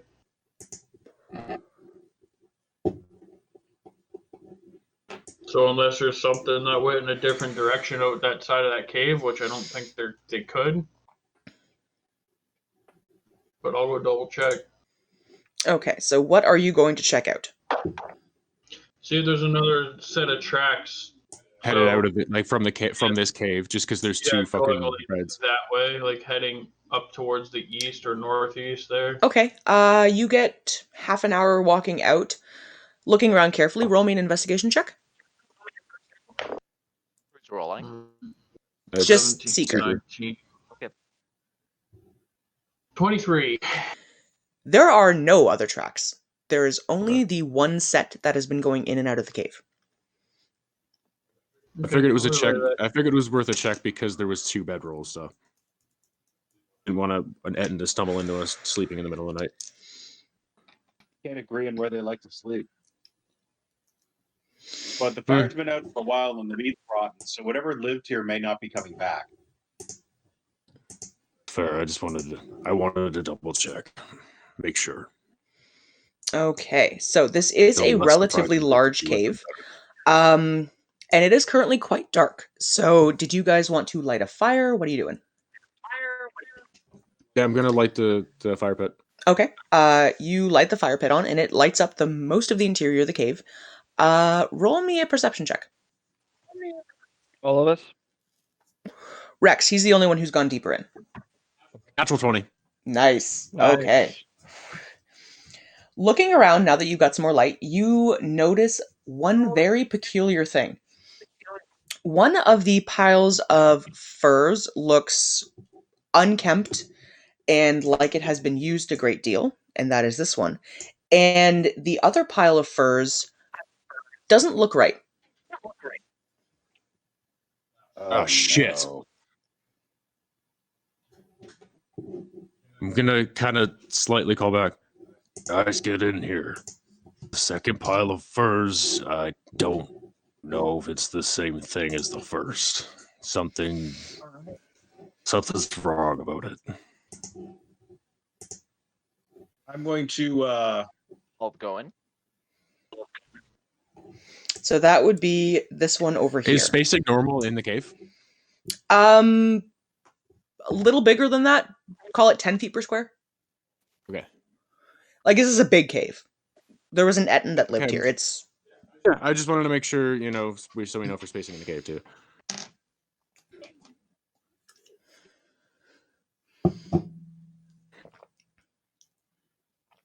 all right. So you guys have all entered into the cave system, and Rex has told you that one of the piles of furs doesn't look right. What are you doing? All right. Can I make an investigation? It might be. Sure. Roll me an investigation check. You're gonna have to get closer to be able to get a better look at this thing. I'll move in a little bit closer. Careful. Is like right here good? Roll me an investigation check. Slide up this way a little bit. Holy shit, that was a natural 20. God damn. You Plus notice the 2. same It's thing a fucking mimic, isn't it? that Rex noticed. It's a fucking mimic, isn't it? It looks like a pile of furs, but it doesn't look natural. It's too Okay, clean. I'm just gonna reinforce what he said, or what Rex said, and also say that it's too clean. I'm going to draw Stabicus. Excuse me. Okay, you go into a rage. As I do. I'll get my quarterstaff out of bread. Perhaps it could be like a trapdoor or something. Okay, I think that's what it is. what are you guys doing? You've been told that there is a weird pile of furs. Trapdoor would still look like it. All right, I'm going to recklessly march over to the pile of furs and run it through. I'm gonna move in a little bit closer and watch as he does that and stand by the meat slab. Okay, in between Granthar, that and the thing. as the two of you approach it, the pile of furs changes. It's a goddamn mimic. And this really disturbing looking tentacle beastie kind of deal appears where it was. 10 points to the party! Okay. Well, It is a mimic. Could everyone kindly roll initiative for me, Good God, please? surprise. Granthar, Am I you back are the going to... cave yet? Or no? Yes, you would have come back to fill the party in.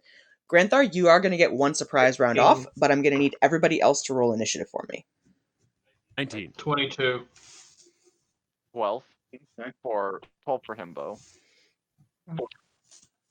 What is that thing? A mimic? Yeah, those are fun. You want me these to things roll to before. attack? Granthar, Kel, and Ilmir, I need your initiatives first. 16. 12. And Kel has a 10. Okay, yes, you need to roll to attack. Okay.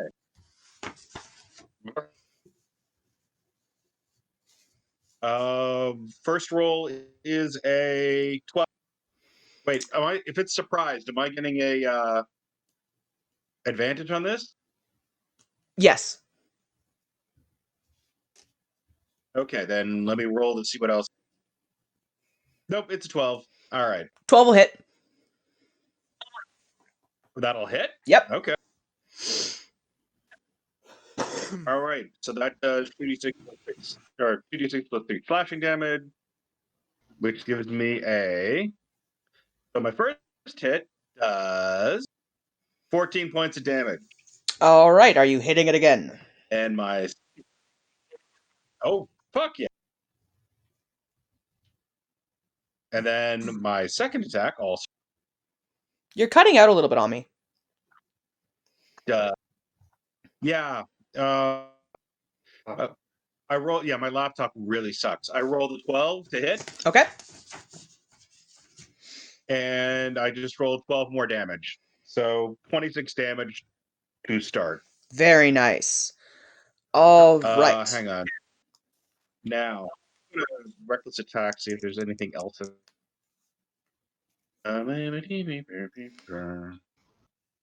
think reckless leaves you. Reckless means it Viable now to has gain hit advantage after. on attacks towards you on your next Yeah. turn. That's what I was trying to get at. Is like it leaves you open to hit after. Okay, so it has an attack. Yeah, aggressively attacking, giving me advantage. Didn't really actually do me any good. Okay. And I believe because you had Um, Stabicus drawn and you were in a rage, your crazy ancestor thingy activates. Yes, it does, which means it now has disadvantage against anyone else it attacks. All right. Anything else on your turn? Hang on. I'm going to make sure because I keep forgetting about ancestral stuff. So, first creature I hit with an attack on my turn, disadvantage attack on anyone against me or anyone who's not me. Then, if I'm raging at another creature I can see within 30 feet of me takes damage, I can use my reaction to reduce that damage by 2d6. Okay. That's Spirit Shield. And I have advantage on initiative rolls. And I cannot be surprised. Well, there you go. Well, I don't think you're going to be Dang surprised it. at this point because All right. you know it's there. So, All right. So, anything as a bonus action? It is. Actually, no. I'm going to reserve my bonus action. Okay. So, top of the order then is going to bring us to Seeker.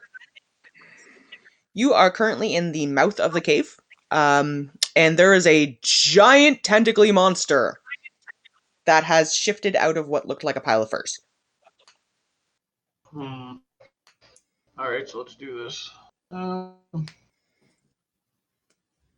Just gonna get my short bow out, and then I'm assuming I can't see it over top their heads, so I will over here take a shot at it with the short bow. Okay. Because of where Rex is currently, it would have partial cover, so you might want to move a little further. Yeah. There you go. Roll main attack. Let's go. So it's 14, 19, 21. 21 very, very, very assuredly hits. These things aren't hard to hit. They're just big. This. And then I do have allies in the vicinity, so it's a critical hit. Because sneak attack and assassinate. Sweet, so I get to Gotta love rogues. automatically critical. Pew. So that's 11, 14, 28, 33, 35 damage. Jesus. Okay.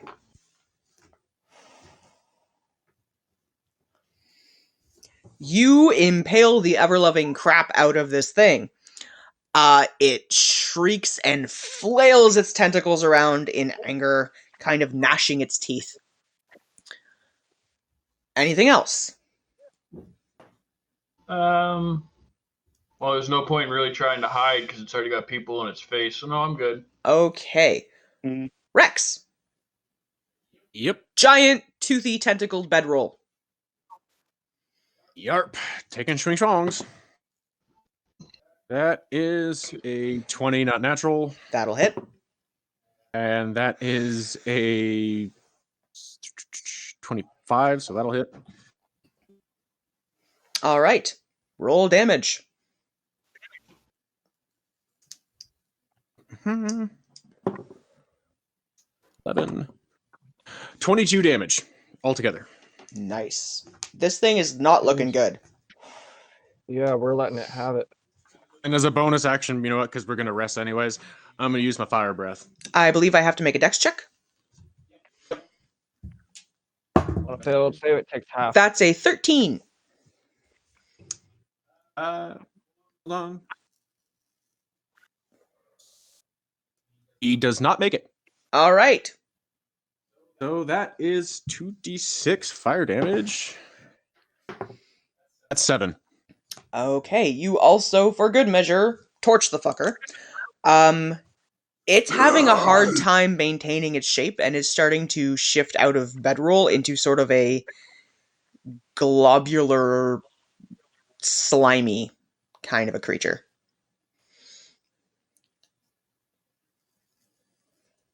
Well, wasn't it like it had turned up full tentacle monster and now it's just becoming an amorphous goop? Yeah. All right. Elmir. All right. So would you say where I'm at right now is good for range, or should I move 30 You're feet to about right about here? 20 feet away right now. All right. I'm going to. I want to get to an angle where if I use a cast, it's not going to hit anything or anyone but this dude. As long as it's targeted, it won't. So, Very confusing. yeah. So would you say like right here or here? Would that work? Either one. Uses a single target spell. Yeah, as long as it's a single be target alright. spell, you're not going to hit any of your party members. So, Okay, I do want to do magic missile. yep. So the range on that is 120 feet. Yeah, you're fine. And I don't Okay. even think you have to roll. Doesn't that just auto hit? It just auto hits, so you need to roll damage. All right. So I'm fine where I'm at. Yep. Oh no, not the D20. Jesus. It'd be nice if you could use the D20 for damage, but It would be. Okay, so it's gonna be second level, so 3 darts. Okay. 1d4 plus 1.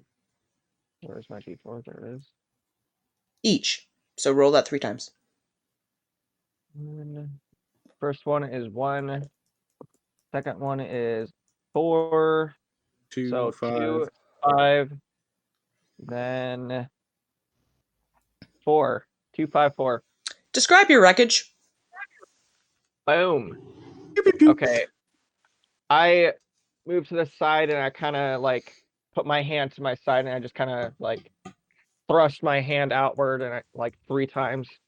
And you see like 3 spinning blades, or like magical blades, come at it and just disintegrate this fucker. Okay. You look at it kind of annoyedly and almost in a lazy manner just fling magic at it, and it fails to maintain its shape. It kind of dissolves into just a pile of goop, the occasional flick of a tentacle as it dies.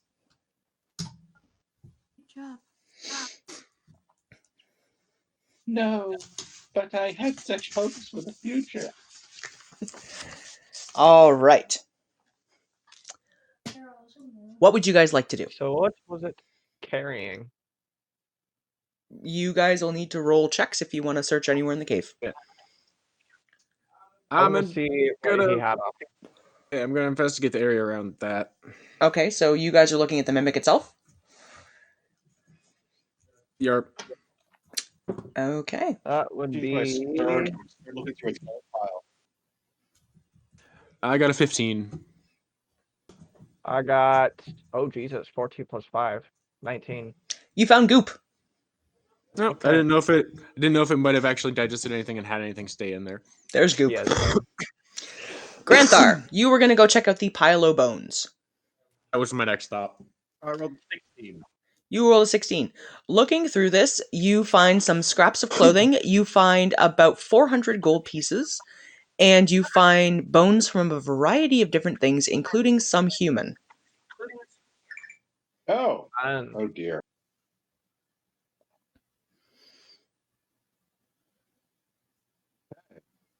Actually, you know what?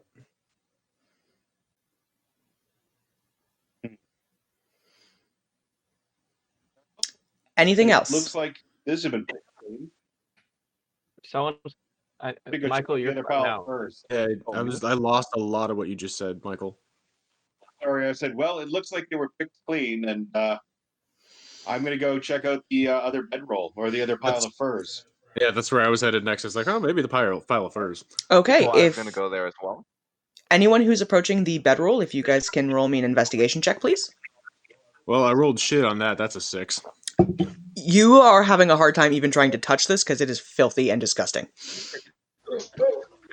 I mean, it reeks of rot and filth and death.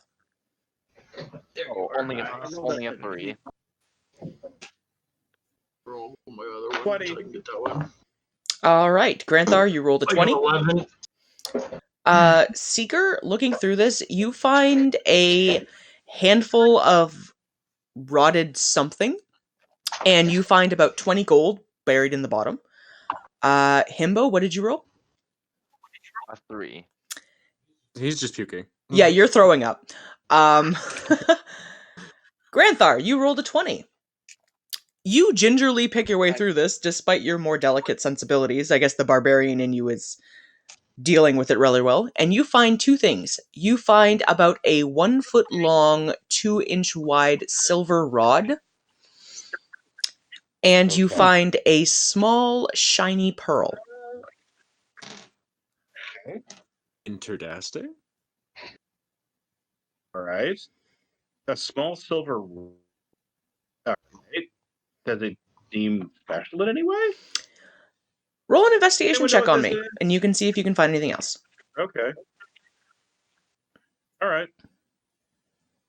What was the I got footprint a outside the cave? 13 for investigation. Okay, looking over the silver 1 foot long rod that you find, there is a small button on the side. Into the vibrator. Okay, I'm going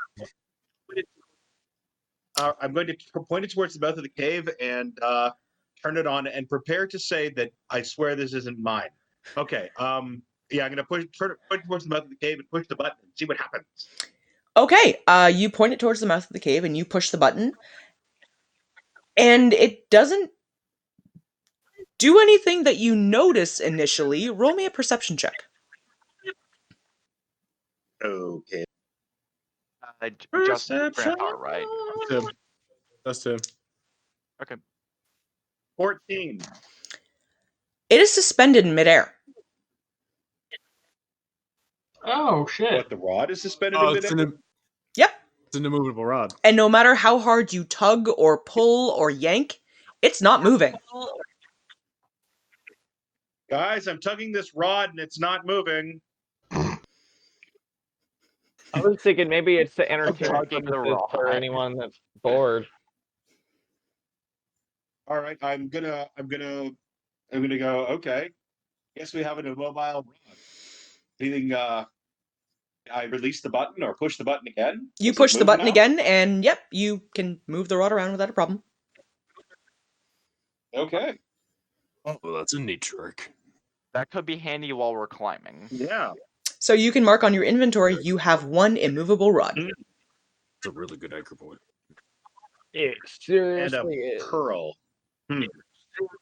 Anything about the pearl that stands out? Roll me an Arcana check. Hitting all my shittiest. All right. Oh. Okay, so I rolled a 3. You rolled a 3, you said? Yeah, I rolled a 3. It sure is It's a shiny. pearl.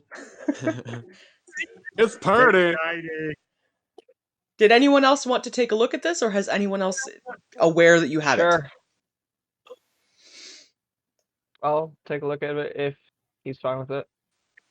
All right, Granthar, are you... Yeah.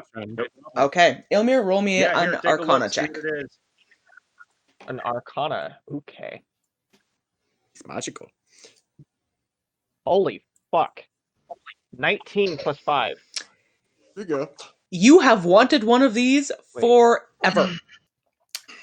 What you have is a Pearl of Power. It is a magical item that requires attunement specifically by a spellcaster. While you have this item attuned, you can speak a command word and regain 1 expended spell slot. If the spell slot was a 4th level or higher, the new spell slot is a 3rd level. Once you use the pearl, it can't be used again until the next dawn. Okay, so now I'm picturing Ilmir actually doing that. He kind of goes out and pokes it and sees what it is and goes, ooh, grabs it and goes, give me. Keep this, please. What? That's not my length. Oh my god, that's not how I speak. All right, so Ilmir Keep it. has expressed interest in the Pearl of Power. Does anyone object? I'm not a spellcaster. I will literally Fine. give you gold if you don't want me having it. It's a caster item. Like, go ahead. All right, so Ilmir. I have it. I'm going to attune to it overnight as long as I can find something that I want to unattune from. Yep, because you can only have 3 things attuned. Now you have the fun dilemma. higher level items. Okay, the rest of you. I have an Amulet of Health, Cloak of Protection, or Staff of Fire. What should I get rid of? Fuck. Well, now that you're aware more of how to properly run the caster and not be running in, your AC shouldn't need to be so high. So Well, all the Cloak I'll of Protection put those. does is protect me from sunlight. Keep in that's you're gonna mind, need that. if you unattune from the Cloak of Protection, every roll you make is going to be at disadvantage as long as it's daylight. I was gonna say you're gonna need that because that's gonna fuck with your overall roll of everything. I'm So gonna take like, Amulet of Health. Smart, but Okay, so overnight you are going to attune yourself to the Pearl of Power and unattune the Amulet of Health. The rest of you, are you guys all finding a safe place to hunker down and sleep for the night? nope. I mean, Okay. this place seems pretty safe. I don't think he's going to come mess with it. Is anyone staying up on watch? Should stay up. fuck. I ask. I'm gonna do my typical and set up by the door and shut down. Okay. Even though my shutdown's not technically shut down, but you know what I mean. So that Amulet of Health had my HP at 61 hit points. I'm now at 45. Don't get hit.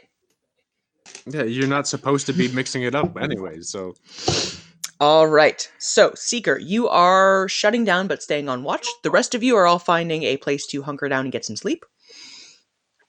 The night passes peacefully. You get up at about 6:30 in the morning and the sun starts to creep its way into the cave.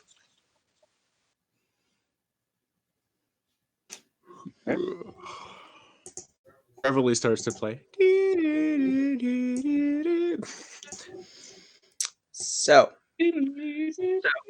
what direction are you guys wanting to travel in? Probably north. Whoa. What happened?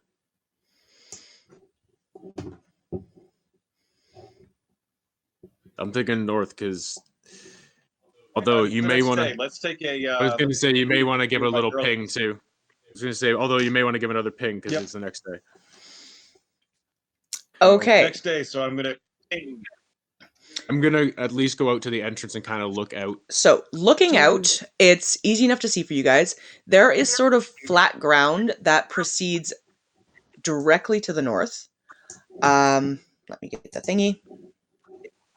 So, heading in this direction, it is sort of traveling between a couple of gentle slopes. If you guys wanted to head in a northwesterly direction, it starts off flat for about the first half a mile or so, and then starts to get more and more steep. Okay. Is that the direction she's in? As far Well, as you you have to remember, see. she was towards the northeast. But you got to ping it again. Okay. But I pinged it again, so it's the next day, so I can use it again. I'm gonna give All it a ping and see where she is. Giving it a ping, it again blinks brighter towards the northeasterly direction. All right. So we can only go straight north or northwest. We can't hook east further yet. As far as you guys can see for now, you have a pathway between some rocky outcroppings that leads north.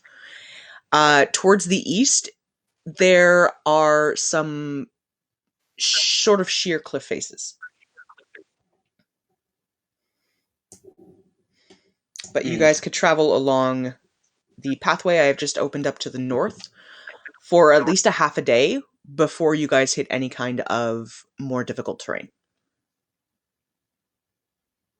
We still get closer to where we're supposed to be. That still gets us somewhat closer, and we can reassess if we can go easterly from there when we get there. Wait, Yeah. each square is a quarter of a mile, right? Each square is about a half a mile as long as you're staying along the easier pathways. When you get to a point where you're going to have to climb, then they're about a quarter mile. So in about a half a day, you guys can make it to about here. Hang on, I have to get my thingy. You guys can get to about here in half a day. Okay. Okay. I think we should go for it. I agree. That makes sense. Okay. So you guys travel along, kind of picking your way over any of the cliff faces that have crumbled off.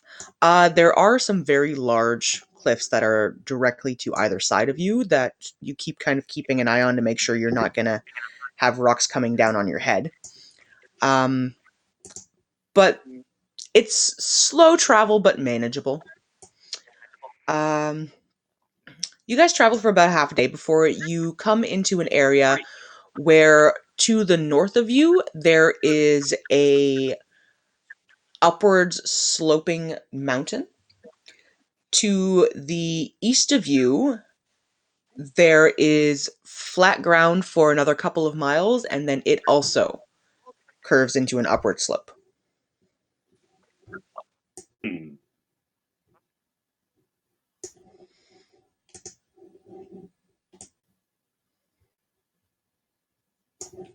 Seeker, you're not with us. I know my screen's acting kind of funky and not letting me get to it. It keeps like every time I'm moving it, like rubber bands me back. Oh, yeah, I that's can- an old fun. trick. I can grab your Yeah. character if you want to just try and get your map to move to where you need to be. It would be appreciated. There you go, and you're up with the rest of the party. All right. Yeah, if you guys ever encounter that kind of an issue, let me know, because I can move you guys along without too much problem. I'm thinking we should probably head east then along the flat for a bit before it starts to go up. It still that leads us where we I need to go. agree. Just if there's a way around. Okay, so you guys are heading in the easterly direction. You travel for about another 10 or 15 miles at a gentle slope upward. Could I have everyone roll me a basic athletics check, please? Oh boy. That's a 22. Luckily, I rolled high on the die, so I got a nice 20. 12. 16 Roll for him. without advantage. I didn't roll for advantage.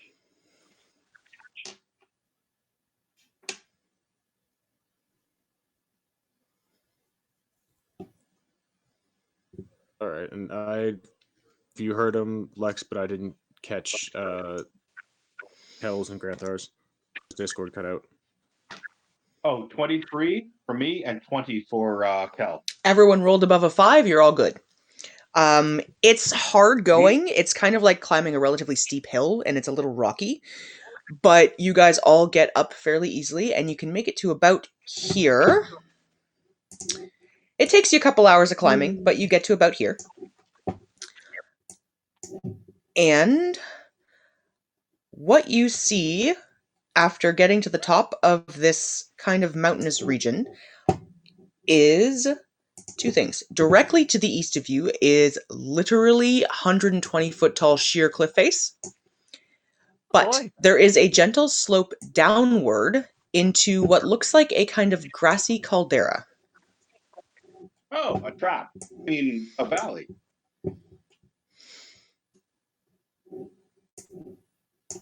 Oh my god, we can see that for miles. I wonder what this place is. Yeah. Let me check it feel out. like I feel like we should try to get up high, but at the same time, I'm not sure. The reason I'm saying that though is like if we get up that high, then we can see that entire grass area easier from the top. But also climbing is a thing.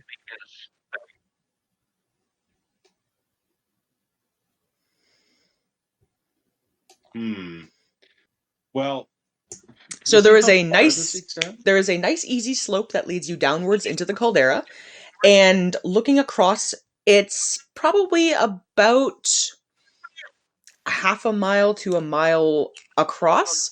You can see there is also a bit of a gentle slope leading back out of it. I say Do we we head in that direction. we see anything in it, like moving around at all? Anyone who wants to take a bit of a more detailed look at this can roll me a perception check.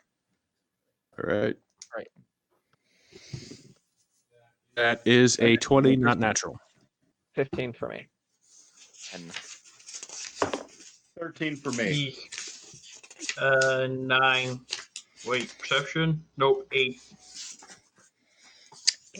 Okay. Not Any, usual for you to roll low. Damn. anyone who rolled Perception is wisdom.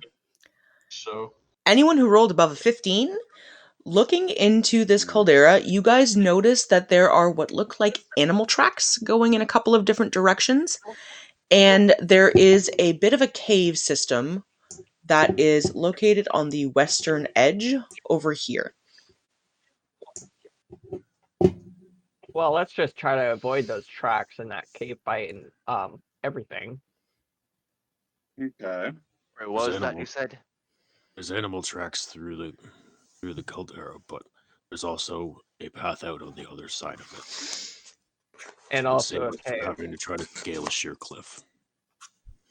Yeah, and there's also a cave. Hmm. I'm assuming the way out is like over here. Yep. Like the slope back up. There is a slope back up out there. Oh, ping it.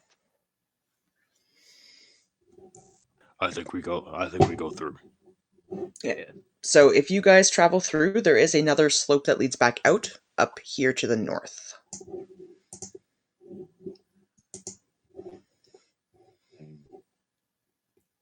Makes sense. How far can we go? We'll make it through probably. You guys have been traveling for about 6 hours Spacing now, is- so you'll spacing's be a bit different able on to get to the other side of the caldera and another couple hours travel probably before you'll have to camp for the night. What I'm gathering, Lewis, is that all the little like dungeony areas have a more closer to normal spacing. Okay. It's just the general mountains has a massive scale. Yeah, it's tricky to What did you say? have about everything be the exact same scaling on here because some areas are bigger than others, obviously. this? Okay. All the small dungeony areas like the caldera, the cave, those are closer to normal sizing for the squares, like a 5 foot or 10 foot. Just the general mountains is on a much bigger scale. Will those represent like quarter or half kilometers? All right, so are you guys entering into the caldera? Let's go.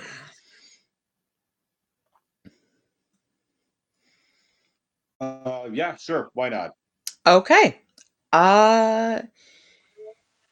You guys get about a third of the way in before everyone needs to roll me a perception check. That's an 8. Ooh, Oh dear. same. Another 10. That one was crooked. I'm gonna roll again. And Kel on the other. Oh fuck. 8. What did Kel roll? A 23. Okay, Kel, you hear it very clearly. Anyone else who rolled above a 10, you guys hear movement coming from in the direction of the caves over here. God damn it. Could I have everybody roll initiative for me, please? Hmm. Fucking 7. 8. 2. No, 3. Oh, 26. Jesus Christ. I got plus Well, 10 to my initiative. 16. and Kel? 13. She rolled a 13. Okay. No. Looks like I'm taking it up the rear. Well, let's see how it does. I mean, It rolls a natural 20. Oh, fuck off. So it's actually not going first though, because it didn't roll well enough for that. Fuck you, Seeker. So stomping out of this cave system. Doesn't natural 20 kind of trump an over 20 with a non-modification though? It doesn't have Isn't any bonuses to its movement. So So it's using its a first move thing to get there, basically. So, trumping out of the cave system is this. The fuck Oh, is that? lovely. What this is? It is is that? a large creature with 3 heads, all of a different kind. And it Oh, no. is growling at you. Oh, it looks like a 300 dragon. Well, shit. And this thing is big. Can I pull out my quarterstaff? Uh, Red you're stick. rolling initiative, so you guys have got I your... would assume you'd have it. I would assume you'd have it out. We rolled initiative. All right. So, because it rolled a natural 20, it is going to get first up, and then it'll continue along on the normal range. So, and it is going to... What is it going to do? It is going to charge around here and turn to try and catch as many of you as it can. And let's see. So, Rex and Ilmir and Seeker. I need the 3 of you to make dexterity saves, please, as the dragon head rears back and breathes a cone of fire out at you. Wait, me? Dexterity, you said? Mm-hmm. Excuse me. Oh, that's save, I think. No, Himbo, you're not in Wait, range. 24. That is a 16. 22. You all make your save, so you're only going to take half damage. So that's 8, 9, What kind of damage is it? fire damage. So I think you're resistant. Yeah, then I'm taking no damage. 15. Are you immune or are you resistant? I automatically take half damage from any fire. So you'll take a quarter damage. So Ilmir and Seeker, you guys are going to take 7. Rex, you're going to take 4. All right.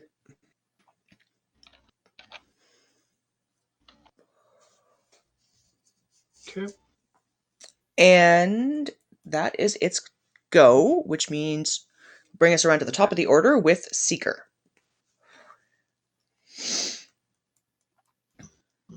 Alright, so what I'm going to do... This thing's probably big and stompy, so... Fuck it. I'm going to run at it. Charge. And that Finally got a means I'll chance to check use it. One thing we done. What Assassinate does. Pretty sure I know exactly what it is, but I just want to be sure before I declare it. 5th edition. Assassinate. I believe you have to have gone before the creature does in order for the assassinate to function. Mm-hmm. Yep. So I said I wanted to double check before I declared for it. So let's do. Yeah, I'm just gonna run up to it and I'm going to go stabby. All right. So I get. Fuck, how did that work? Was it 3 swings I was getting? Stab, Oh yeah, I stab. also forgot to mention. I should Stab, mention it to continue for this fight. Anytime we have to make saves, if you're within 10 feet of me, you get a +4 to your saves. Stab. So let's just roll friggin' all 3 dice at once. So that was actually higher than that, but You all made anyway? yeah, we all made anyways. It just I was like, oh wait, shit, forgot about that. Okay, so the first swing hits at 23. Mm-hmm. Okay. That'll be that. So that is 4, 9, 11. Second swing is 25. Mm-hmm. So that is this, right? Yes, because I've only got the one special dagger. So it's another 11. Okay. And then the other swing is 11, 16, 18. 18 will hit. Ooh, even better. Oh, that's not very good for 8. So I did 30 damage to it. Very nice. Okay, I'm going to go grab a quick drink of water. So if it does attack me before I get back, which it should, my AC is 16. Anything as a bonus action, though.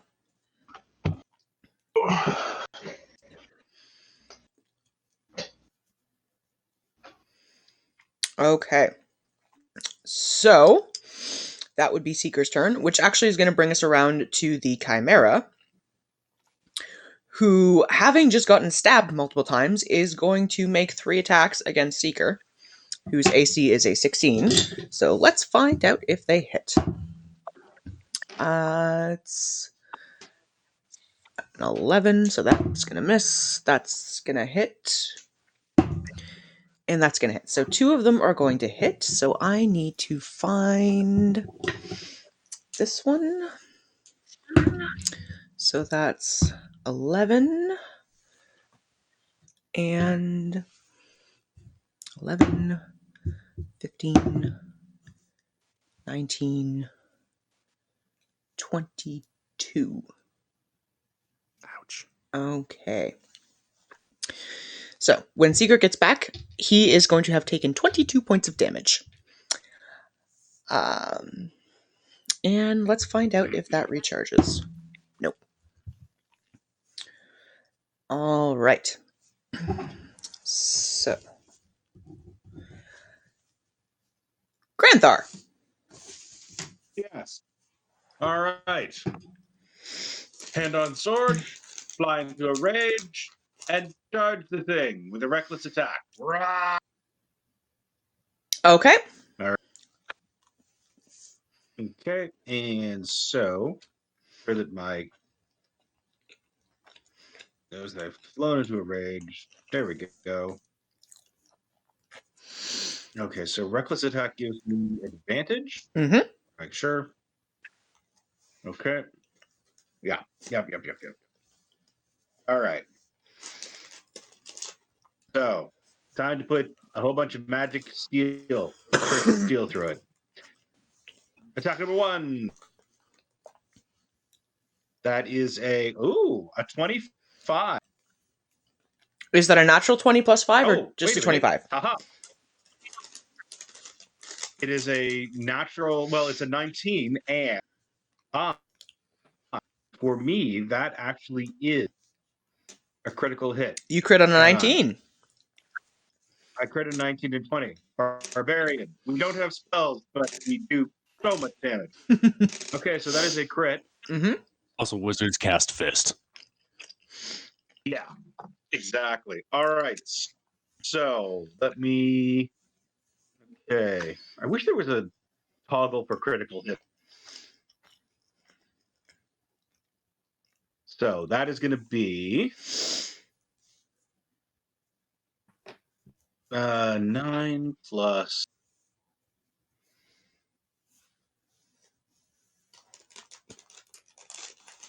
19 points of damage. Okay. 19 points of damage on And your for my first second swing. attack, Boys. well, you know. Crap. Wait, I've got advantage.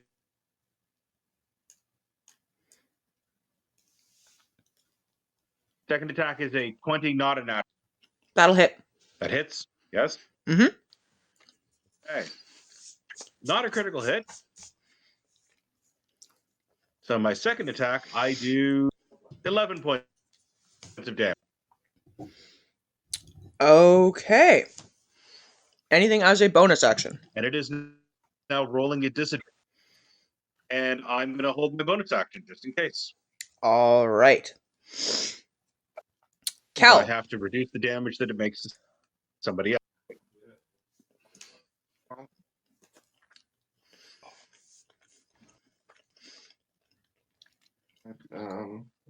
You're right here. I have to move like straight up so I can Okay. go left. All right. Move here. Okay. Guiding bolt. Okay, guiding bolt. Okay. 16. 16 hits. How much damage? 25 damage. Jesus. And everybody has advantage until my next turn. Wow. So it has disadvantage against whoever it attacks next, unless it's me. And everyone else has advantage till next turn. Jesus. Anything as a bonus action? Yeah, we're not. No. All right. What did you say about advantages and disadvantages? Advantages means you roll twice and take the higher number. Disadvantage means you roll twice and take the lower number. It has a disadvantage whoever it attacks next. Yeah, everyone who the attacks it- Chimera has the disadvantage against everybody it's going to try to attack, and we all have an advantage on attacking it. Until Kel's next turn. All right. So, Himbo. Okay. It is your turn.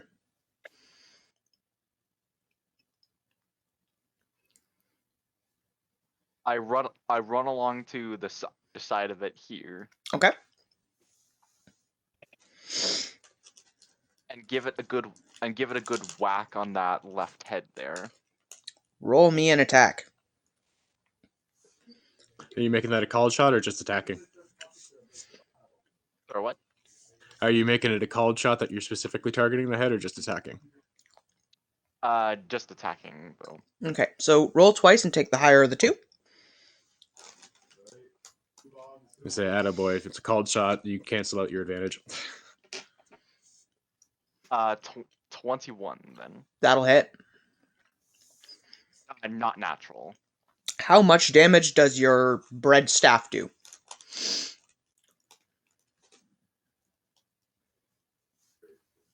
If I'm like using it like with the monk stuff, it does 1d8 plus 4. Roll me damage.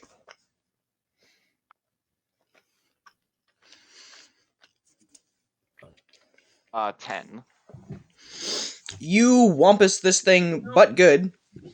And it looks annoyed.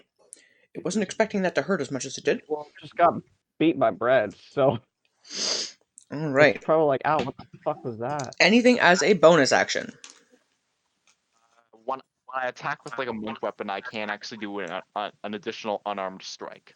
Go for it. So I'll do that. Does that also have advantage on it? Yep. Okay.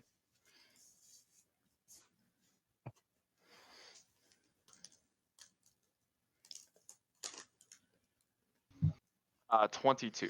22 will hit. Right? And then I give it a good punch. 9 damage. 9 damage. Okay. Rex. I'm going to slide in up where I moved myself Mm-hmm. and take a swing strong.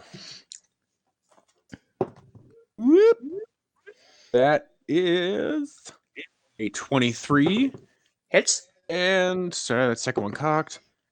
And a 15. Both will hit. Both will hit. Mm-hmm. All right.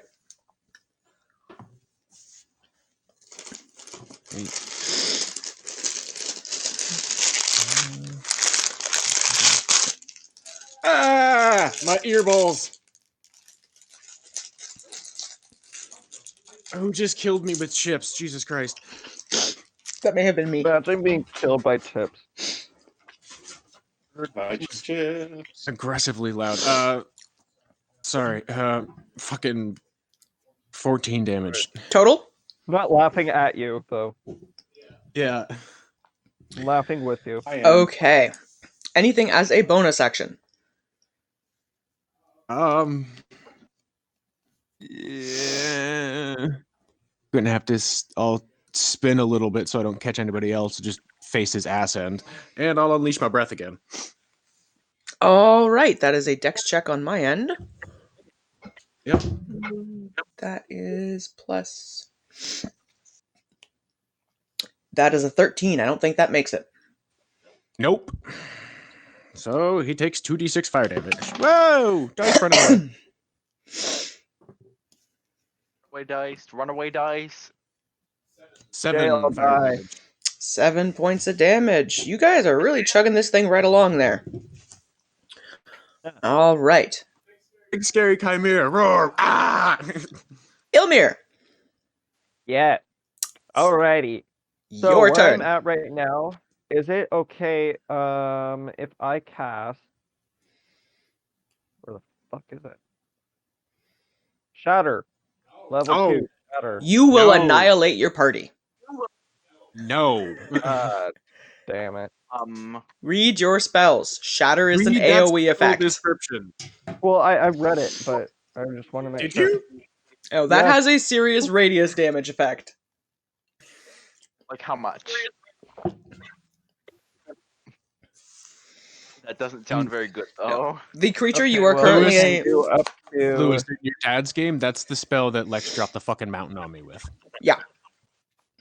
where you Oh, are that one. currently at, anything other than a targeted spell Well, is then, going to hit party members. even fucking fireball will.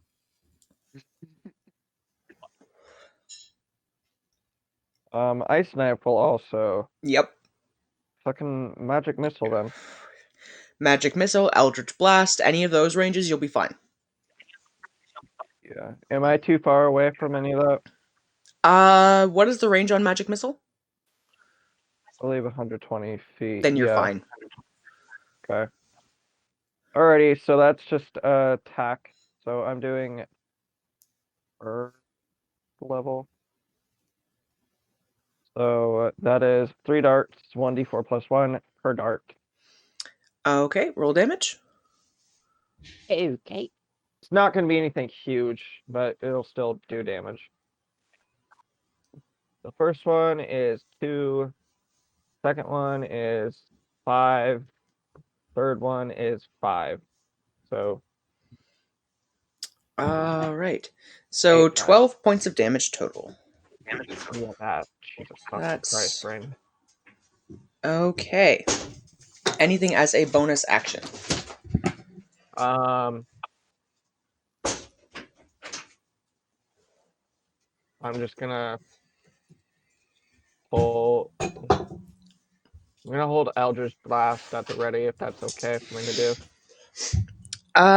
Eldritch Blast is something you would have to use on an action. I don't believe you have an action left. Well, I know.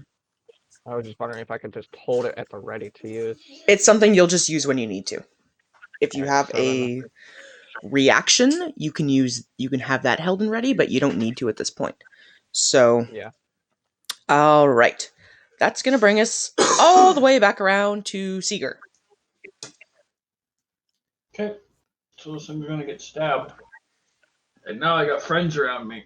Yes. So the first one's gonna be a sneak attack. Sneaky, sneaky. Okay, so let's just roll them all at once. Alright, so the odd color one is the first attack. So that is a 22. Yep.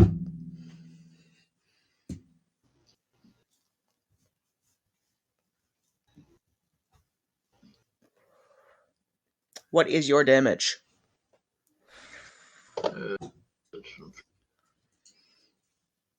4, 9, 12, 17, 19 on the first one. Describe your wreckage. Oh, that okay. Okay, I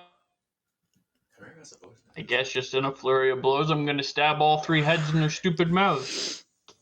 Seeker Since I kind did of have 2 other attacks coming. looming up, lets loose with 3 very lightning quick strikes right between the eyes of each head. Chink, chink, chink. And with each strike, the eyes go dark in the head in question before the large beast collapses.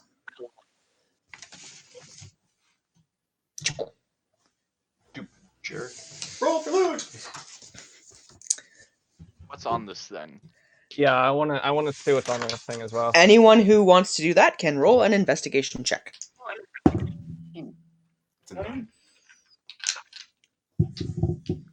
Or A natural 20, dude. Plus 5. Jesus. wow. Okay. So, on Right. the corpse of the Chimera, you find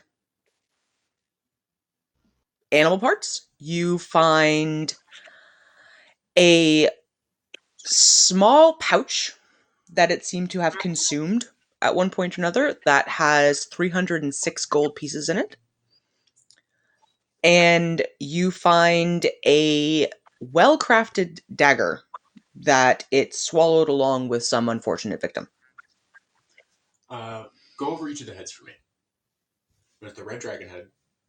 All right. There are 3 distinctive heads. There is a goat head, there is a lion head, and there is a dragon head. That's a red dragon. Fire breath, yes. I'm gonna pop one of the fangs out of the red dragon head and do the same thing. All right. So Rex has torn a fang off of the dragon head and pierced his own ear with it. But beyond, it's something he does because he can. All right. So you now have a very dead chimera. You have found some gold, and you have found a well-crafted dagger that it apparently ate.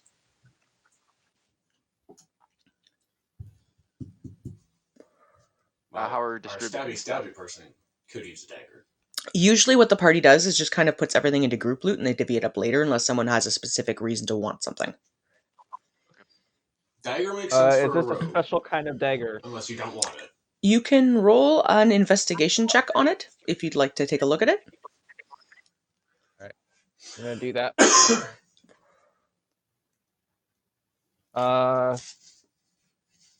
16. 16. 11 on the die. Sorry. Okay, looking this over, despite having clearly been in the belly of this thing for quite a while, it shows 0 rust or wear on it. And running your finger gingerly along the blade, it cuts you without any kind of pressure applied. Oh my. Oh. Seeker. Yeah, no, I just was like, hey, wait a minute. I may want that. This, Can I take a look at it and see what I can... oh, Ow. Yeah, you can look at it. what you get based on having looked this thing over is this is a +2 dagger. Nice. Ooh, Keep it. sweet. Keep it. I have a dagger of my own. So this counts as a I have magical plus weapon. 1 dagger. So this will count as a magical weapon, and it adds +2 to attack and damage rolls. Sweet. Sweet, sweet. All right. Okay. It is now getting close to 9:30 at night after you have battled with the beastie. Are you guys wanting to try and press on for another hour, or are you planning on camping for the night? I feel like we should try to camp. Probably camp. We're in the little area and we cleared out the thing, so. Camp it is. All right. So I'm assuming someone builds a fire. You guys all eat. Are your pets just kind of hanging out and sleeping, or are you doing anything in particular with them? How many days I'm do gonna feed mine. Okay. So that's 2 rations. And then I'm assuming we're doing long rests, right? I'm assuming, unless you guys tell me otherwise. Okay. I'm sticking with long rests unless we specify otherwise, because I could use that spell slot. Okay. how many days of days of rations have we used? You use 1 per day, so 2? far you've used 2. Then that means I've used 4 because 1 for my dragon. Yep. Yeah. All right. Are you guys all taking watch turns, or are you letting Seeker do his usual, I am still partially awake because I am a robot man? Well, we haven't had any issues with that so far. I was going to do a little watch turn just because I wanted to kind of poke towards the cave a little bit with Hexfeather and let her sort of explore it. Okay. Hexfeather goes exploring into the cave. It's not particularly large, really. There's a big opening, but it isn't very deep. She comes back dragging behind her the carcass of some sort of small rodent.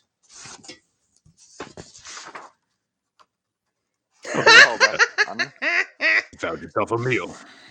Okay. Nice. Seeker, roll me a perception check.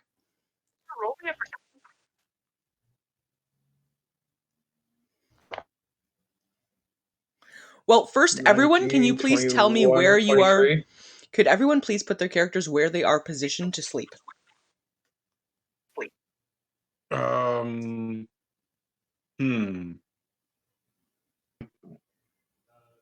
Is my thing come and gone now? Yep. Okay. So I'm gonna go back to sleep. I'm gonna just sleep over here by the tree. Yeah, sleepy time, long rest, sleepy, night night. Okay. Mm. You guys all get about 3 hours of rest before Seeker, you are woken up by a large yell and something enormous charging through camp. Boy. Well, Alright, I'm I'm gonna on the take a look and I'm on figure the out other what the side. So. fuck it is. It comes charging down from the top of the mountain here, kind of runs around in this towards the center of the camp for a bit before it just keeps running back and forth in different directions, hollering and making quite the ruckus. Himbo, I need you to make me a dexterity save, please, because it runs right the fuck over you. And you're going to be making it at disadvantage because you're currently... No, actually, at this point, you guys would have woken up. He's making a lot of fucking noise. So roll me a dex save. 21. 21. You roll out of the way as something ginormous runs right over where you were sleeping. Where do I go as a result of that? You kind of Just land move out over of the way. here. Okay. Anybody who would like to try and figure out what the hell is going on out, please roll me a perception check. Okay. Let's see here. Well, that's a fucking Hey. 3, so nope. 13. 21. What the hell is that thing? 21. Granthar and Kel? 22. 16. All right, Kel, Granthar, and Seeker, you guys all get a pretty good look at this thing as it runs right past you. This appears to be a adult, from what you can tell, partially blind ogre. Blind. Oh, Okay. And it is just running around in your camp all over the place. I have a feeling it's running and screaming because nothing made it. Yeah, probably. It doesn't seem like it's It doesn't really seem like it's attempting to attack. Anyone who rolled above a 20, that would be Seeker and Kel. Mm-hmm. It doesn't seem angry. Based on the yelling and the running, you have a feeling this thing is either just crazy or scared. I mean, yeah, it could be just a special ogre.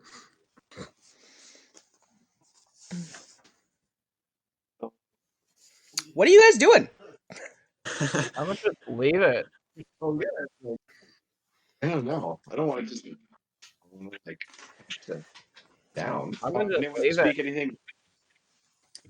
Addressing it. I might speak- speak that. I speak Common, Draconic, Elvish, Infernal, Sylvan, and Undercommon. It would be giant. Would be the closest thing I think to be able to talk to an ogre. What is that thing? It's an ogre. Wait, you'd like tell me that? Right. Okay.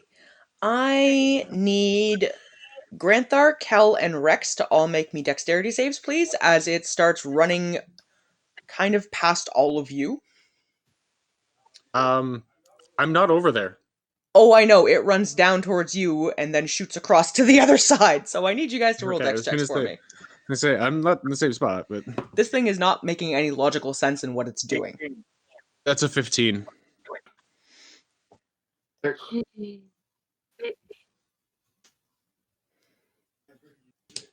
Okay, so I've got a 15, I've got a 13 in Granthar.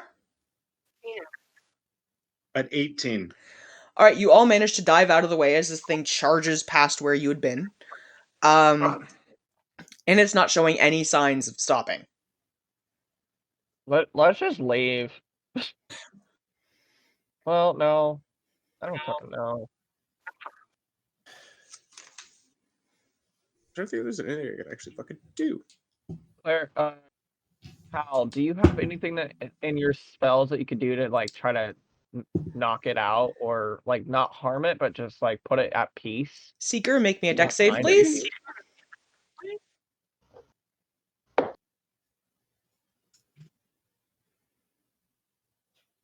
$24. Okay, you're fine. Hmm. All right. Do I have I'm anything gonna- to do? I don't think so. I don't know if we can do anything, and he's just gonna keep running around. We're gonna have to keep making dex saves. Maybe we should get the fuck out and just be aware Why? that there may be something on the path. Let's Green go in hole. the cave. There's nothing in the cave. Exactly. So let's go in there and sleep the rest of the night. Hopefully he can't go in there. So like we She'll do that. The do we cave grab all of our is- stuff? Big enough that it slept this chimera comfortably, but not all of you are going to fit Yeah. inside. That's what I was thinking. I don't know if all of us can fit. You know, more den, less cave. All right, let's I'm just thinking kind of that- leave. No one is doing anything. Ilmir, I need a you dex tell save, them, Vivian, please. I don't know what we are doing. Like, what is to be done about it? Unless if we're directly fighting it, then fight it. But I don't know. We can just fucking leave. Like 19. We need to leave. 19. You dodge out of the way. we don't have to fight it. Let's just go.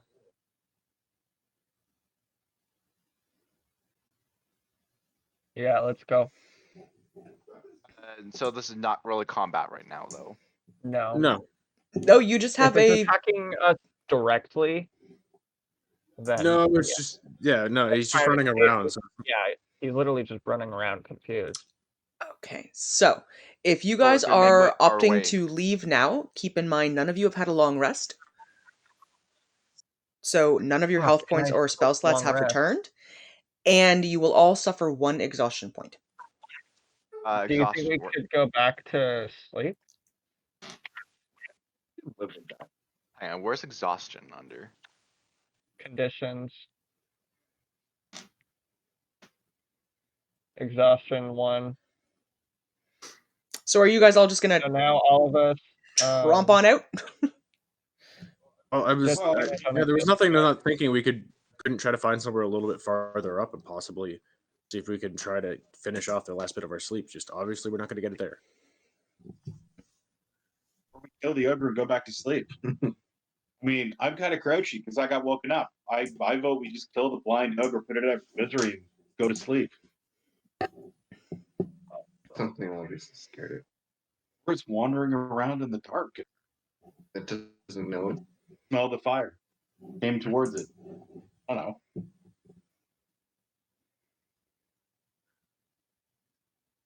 Right now, I don't think it's a good idea to fight it because right now this thing is reckless and is all over the fucking place, and it's gonna piss it off. Seems considering it's it already seems confused. big. Yeah, Well, ogres are big. so I think we should just get the fuck out of here, go find somewhere nice to sleep, and take off our exhaustion point.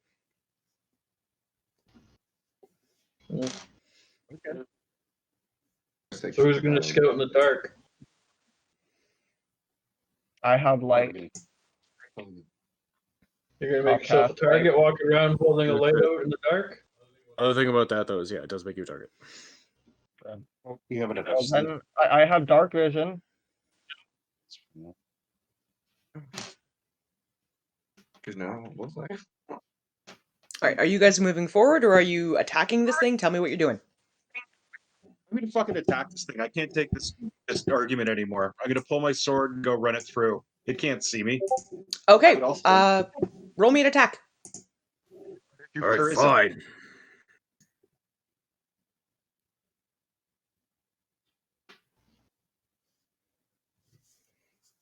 Natural 20. So 26. The instant your sword touches it, it disintegrates into nothing. Fucking Christ. What in the world was Wow. yeah, that? see, I same thing. Illusion. Oh man, and I so much damage to it. Alright, I'm going back to sleep. All right. Now, can I do like an investigation or something? Because something's out there, obviously. Yeah. Okay. An illusion. Okay. Now, hang on. Well, I don't have see to argue shit. a point of contention, DM. Mhm. If any of us had failed the rolls, would we have actually taken any damage? Yep. Sorry? I cut Can we out. investigate? Can we investigate if it were able to do damage or not? At the moment, you guys don't know enough about what We this wouldn't thing need- was. So, It just An poof. illusion. Like, It's an illusion. anyone who would like to try and figure this out can roll me either an Arcana or an Investigation check. I'll do Arcana. I'll investigate. Again, I'm not trying to argue to be mean. I'll roll a thing, but it's obvious it's not actually an ogre because they don't just poof. Do I have That's disadvantage on that? meta though. Well, no, that's not even meta. It's character knowledge. It's a physical being. You attack it with a I'm gonna sword, it roll it. doesn't just poof. Who's rolling what and what did you get? Do I need to roll that at roll a- disadvantage for exhaustion? No, because you guys haven't tried to continue on yet. No, Okay. we decided to kill it and go back. 17. 4. I don't know. Kel? I only got a 10. Okay, 17. Ilmir, you pick up on this. There is a faint residual magical energy that you have encountered previously. It is deeply necrotic in nature. And looking around, you can see two things. One, there are tracks on the ground from where this thing had been running around. And two, there is a pile of what looks like bone dust left from where this thing was. I'm gonna investigate the bone dust. Might have been a zombie then. Okay, roll me an Arcana or an investigation check on the bone dust. That was a fucking natural 20. What the hell? All right. Looking over this bone dust, there is a good sized pile of it, and there is a lot of that energy that's left over there. You get the feeling that whatever this thing was, it was spawned out of magic and was destroyed the instant its physical form was jeopardized. Is it gonna be usable again, like if it's reconstructed Be with right that back. same magic? It seems inert now. So it's not usable. Okay.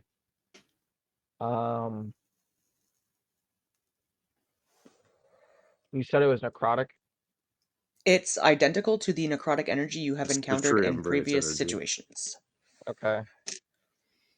I'm gonna relay all that information to everyone.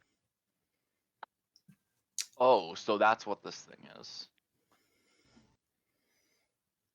Some sort of spawn from something else. The biggest thing is that it's the same necrotic damage or the same necrotic magic that's been used from those 3 triangles that are intersecting one another. Anyone who had the- been examining this stuff, could I have you guys roll me a perception check quickly?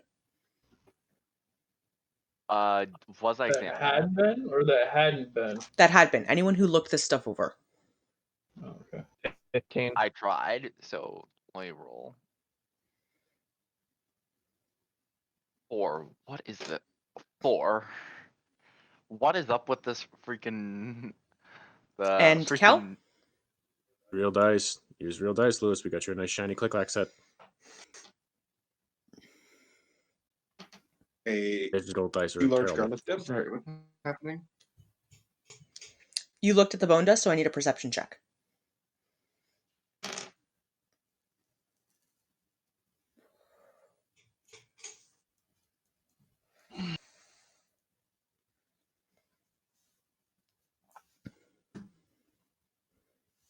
Did you hear mine? Yes. I thought you were waiting on me. I was like, I said it. So,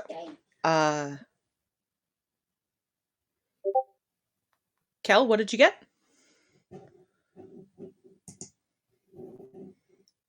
Oh, they have muted. Sorry, go ahead. 13. 13. All right. Ilmir and Kel, you guys notice as you're looking over this pile of bone dust, there is a small wisp of a black smoke that rises out of it and disperses. Okay. It looks identical to what the black cloud that has been hovering above you guys for this entire journey looks like. I immediately bring that out to discussion. I immediately say that it looks the same and that there's black smoke and everything. Black smoke. Like that's matching the smoke of the cloud.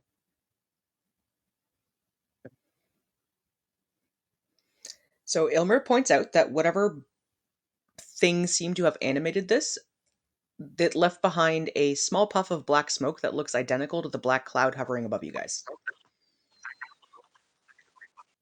Could have been the same And then write yours. god. She's got pens in there.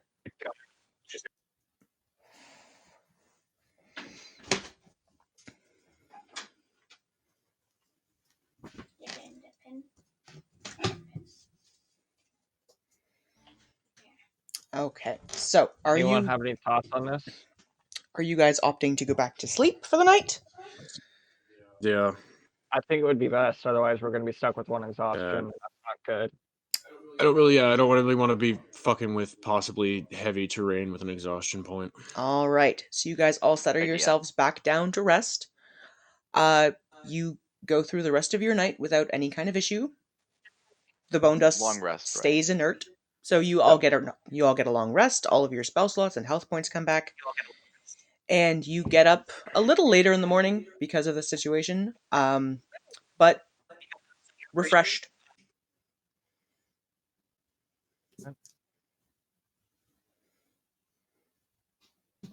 So when we're all awake, I'm going to be like, who's up for discussion about what happened last night? Based off of the magic, where do you think it came from? Came from the cloud. The cloud is their magic. They've been fucking with us the entire way. It's not that much of a new development. Granthar. Ping the stone. I agree. Like dark cloud, dark smoke coming off of it. They've been fucking with us the entire way. There's nothing new. It's a new type, but it's easy to connect the dots here. It's definitely different though, in a way though, because they used it as an illusion. It's not that different though. They're gonna try new things. We're succeeding past some better plans. They're gonna try new shit. I know. All right, so Granthar, And we're walking into the cloud. It was gonna get weird. I mean, when I saw the dark cloud come over, the whole reason I came over here, it was cursed bread. And now Cursed bread talking about the triumvirate.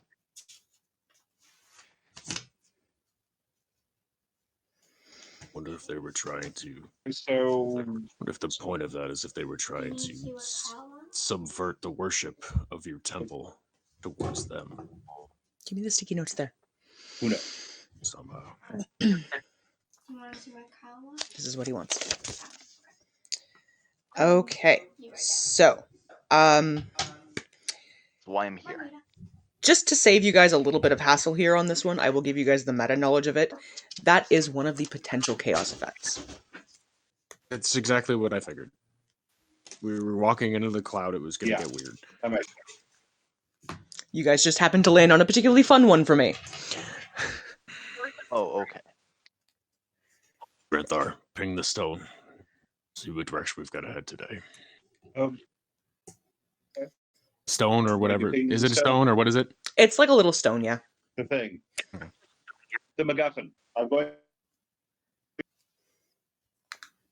Where to? Okay, you go through the usual routine of figuring out what direction you gotta head in, and the direction so far has not changed. It is still telling you to head towards the northeast.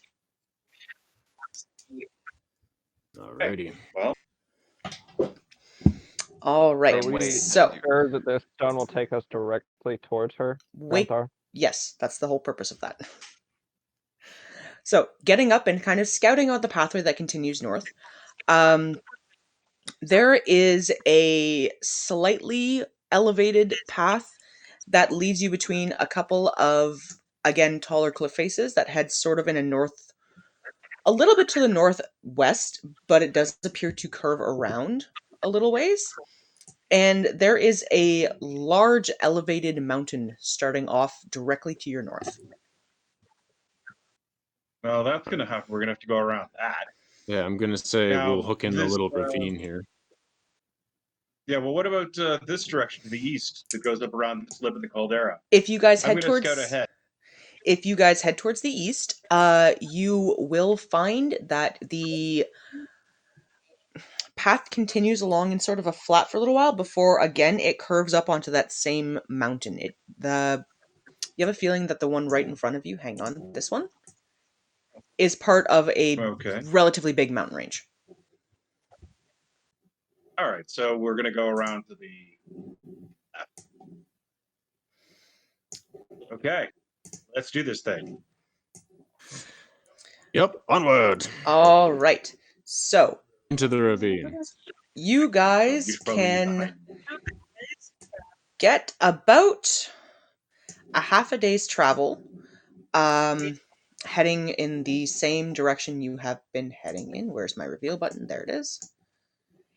And as you are passing by, you do notice that there is a large cave in that mountain. One to the east of us. Yes, the one to the east of you. That has a very large cave. Okay. Smell great. One should take a peek into it. Yeah, do you want to take a quick little poke in the cave there? Like the last time we went into a cave, there was a mimic in there. Yeah, but I also want to make sure too. Cave could mean something's in there, and if we don't check it and there is something, it could come out and try to take a chomp out of our ass. Yeah. Normally, I'd say I could go up and do it, but this is rough terrain, and my athletics really isn't that good. Acrobatics is fine, but athletics, Okay, not so so much. who is taking a peek into the cave? Yeah, why not? Okay. Our erstwhile elf is taking a peek into the cave. Roll me a perception check. Good perception. There. Point. That kind of So you're cutting out a little bit and I'm having a hard time hearing you. Rolled a 10. A 10. Okay. Looking in, it's dark in there. But there is some light that seems to be refracting off of a large number of crystals that are growing all over the interior of the cave. There is a small pile of bones that look like they would be small animal or bird bones. And there's nothing moving in there right now.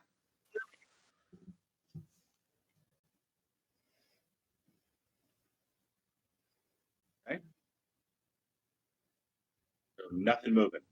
All right. Are you guys going to go in? Let's head. Sure. Um, I'll pause and make another just quick investigation of the cave to quickly check stuff. Or do you want that to be perception? Holy fuck. Oh, that's the cave. You can roll a perception check if you'd like. Okay.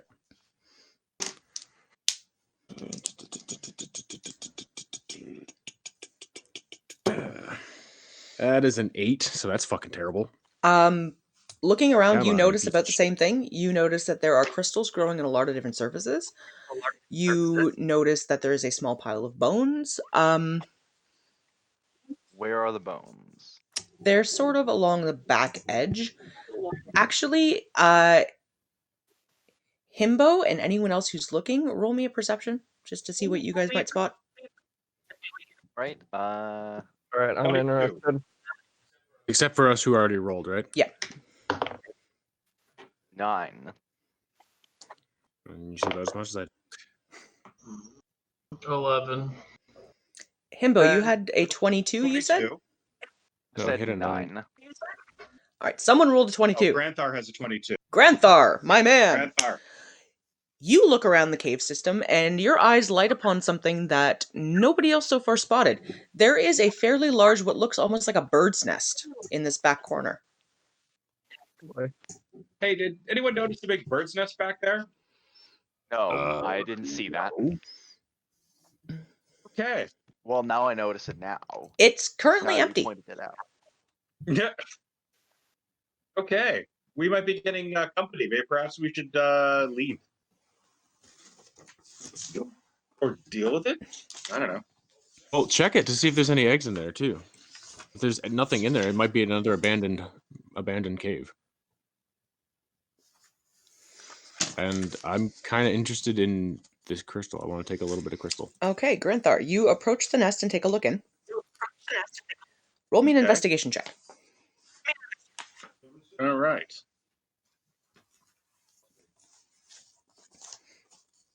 On big money, no whammy. 20 something?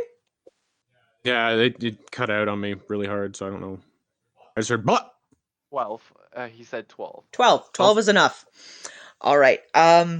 You notice two What do you things. see in there? There are no intact eggs, but there are eggshells from what look like 3 separate entities.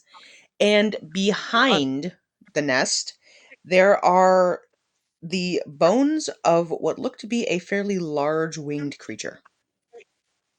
so it's dead. That bird back here. It Big could dead be bird. dead, or that could just be a different one. Maybe that was a mother. Maybe it's a zombie bird. Guys, Don't give the DM ideas. can we take a very short bio break? Yep. Go ahead. Okay, guys, take a 10-minute bio break. I'm actually going to order some dinner and use the washroom, so we'll be back in 10 minutes to pick up where you guys left off.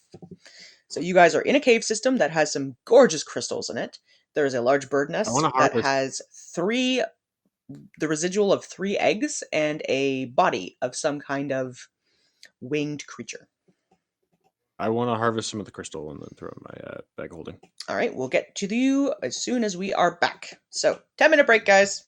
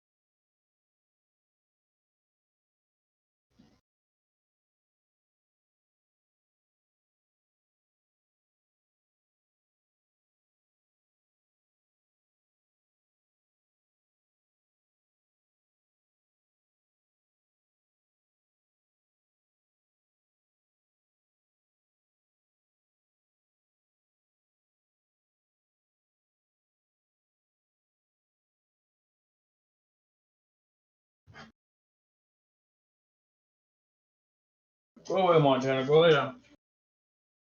You ain't getting no coffee. Last thing I need is Yellow Lab hopped up on caffeine and sugar.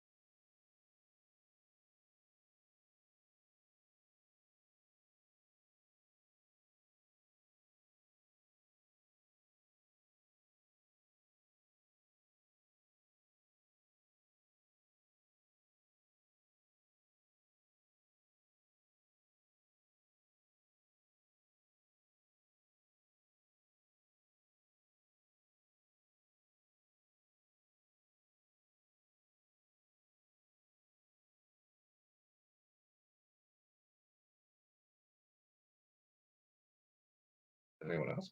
Fine. No, everyone else.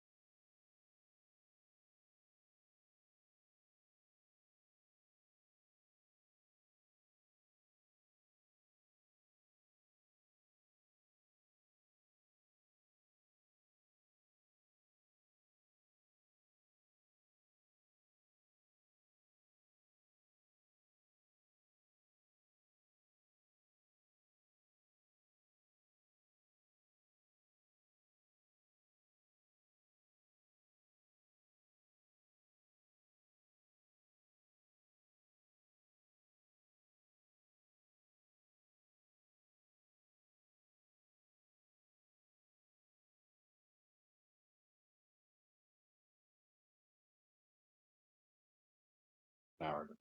Makes it an hour. Yeah. Hello? I am back. Yep, we're just waiting on us. It is still snowing and it is fucking cold.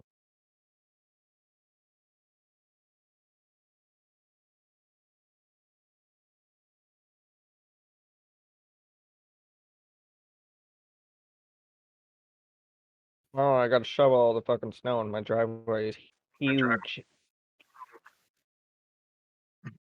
And we don't have a snowblower, we have shovels. You can no longer Yeah. see the wheels on my car. Wow. Now somebody showed up with a leaf blower. You heard it earlier. We're at an Airbnb right now. Fun.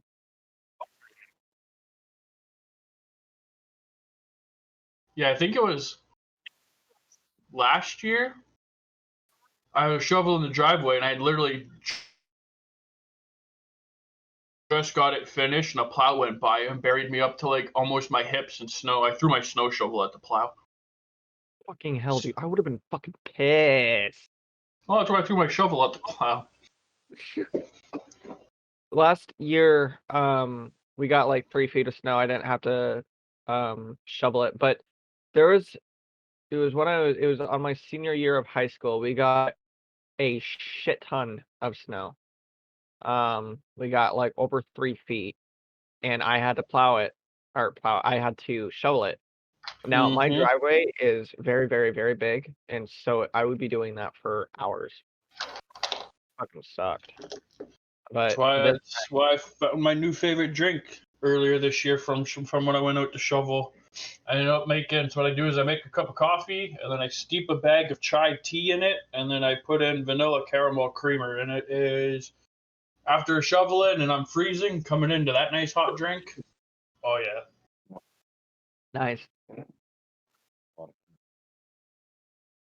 I just made myself some coffee. That's what I did. I made it. Actually, that exact drink I just said I made. It's got the tea steeping in it right now. Nice. Montana, you're not getting coffee, buddy. I don't need a yellow lab all hyped up on caffeine and sugar. But daddy. All right, That'd be a little weird. is everybody back? I believe so. We got at I least believe we 4 are, feet yeah. of snow. Come here, Monty. You got an eye boogie. I need to get rid of it. It's bugging me. The Okie booger is bugging you. dokie. Bugger. I'll shut up now. So, getting back into the game. Rex, are you back on? Sorry, I forgot to unmute. All right, you wanted to try and harvest some of this crystal. Yep. It will take about an hour for you to be able to get a bag's worth. I was thinking of something while we were on break too. I want to pull some of the crystal I already have in the bag out and compare it. Okay. That's a freebie. You can do that. The crystal you have in the bag and the crystal that is currently growing in these caves is identical. Okay, then I am harvesting some of this crystal. Anybody else? I'll help. Survival check, right? Yep. Okay. I will make a roll for that. Survival. That's a 14 for me. Okay. And a 22 for me. Yeah, you both are Should just keep it up. fine. It takes a little work and it takes you guys about an hour, but you do manage to harvest about 2 pounds of crystal each. All right, cool. It comes off in small chunks, so you end up with like a standard sized sack of it. You know, Sweet, so I'll add that to the crystal I already got. think And I will let melon. Rex know. You know, you I have a will bag let about the Rex size of a know. cantaloupe. I will let Rex know. What this crystal does is if you give it to someone who makes potions, be it healing or poison, it makes it more effective. Meta talk, it ups the dice on a healing or poison. So if it's a D8, it becomes a D10. If it's 2D8, it's 2D10. Each of the bags that you guys harvested have enough for 6 uses. All right, nice. These things make potions more potent. Then we should harvest more of this stuff. That's not a bad idea at all. It does take time. Seeker's really the only one who can make potions and shit. It does take time to do it, and to be able to use this stuff, it has to get processed down into a powder, which also takes additional time. So you guys can get it out in its raw form right now, but unless you take the time to properly prepare it, it is inert. Well, here's the other thing with this, Lewis, is it can still end up helping us. Well, we said it was, I think it was an hour to get 1 use from the rough stuff to the refined stuff. It takes an hour to properly grind it down. Yeah, so if you've got 6 uses and you want me to grind it down, you need to give me 6 hours. The other thing that could go with it, Lewis, is we can even just bring it back and give it to somebody because it can still end up helping us in the long run if it bolsters our forces, or eventually can make more powerful potions for us to pick up. Right. How long should we spend doing this, though? Okay, so you I think it guys takes about an hour. took an hour and you were able to harvest between the two of you 4 pounds. Are you guys spending any more time doing it? How much of us should remain on watch, though, while we do that? We're aware while we're doing it, so like we're not asleep. Watch isn't overly necessary. I just wanted that one little bit, so I'm good with that. Yeah, and I got what I needed because with what I already had, I've got 21 uses. So Anybody else? Sure. I'll pitch in. Okay, I need you to roll me a survival check. Not bad. A 15. Yeah. Okay, you are also able to harvest about 2 pounds worth, and it takes an hour. All right. So at this point, it's Probably get going. hitting about 9 o'clock in the morning. I'm gonna get antsy. Yeah, we should probably get going now. The longer we dig around with this, the further away my daughter gets. That's I said we should probably get going now. Got a little bit of things. Okay, so exiting back out of the cave, you guys have a couple of options. There is a pathway that heads straight to the north that's relatively even footing.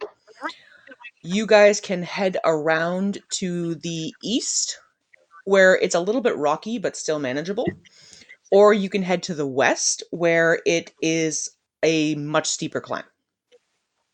I'm going to say go to the north. Right, we need to go north. Yep. All right. Let's head north. So you guys travel for about 3 hours, getting to the very tippy top of the map, and now I have to drag you guys over to the next chunk. Right. Yay! Woohoo! Where you'll be at the bottom of the screen again.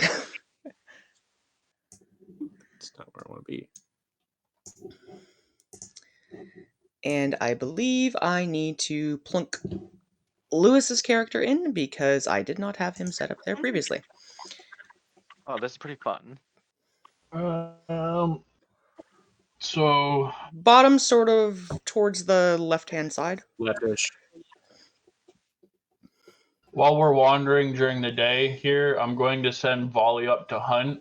Okay. Just to feed himself or herself. Yeah, himself. And come back to me if she sees anything. Have Volley roll a perception check for me? Is it vision based or no? Yes. Because if it's a vision based, he's got advantage. Being a hawk. Well, neither of those are very good, but so that's total with his things. That'd be 15. 15. Okay. Volley is successful on his hunt. He does convey to you in the way that you guys have established communication that there is danger to the northwest. Okay, I'll relay that to the party. Let them know that the bird is spotted. Well, Volley spotted something to the northwest, so I don't know what it is. He just let me know that it's danger. Alrighty. So the terrain you guys are in now is actually quite beautiful, all things considered.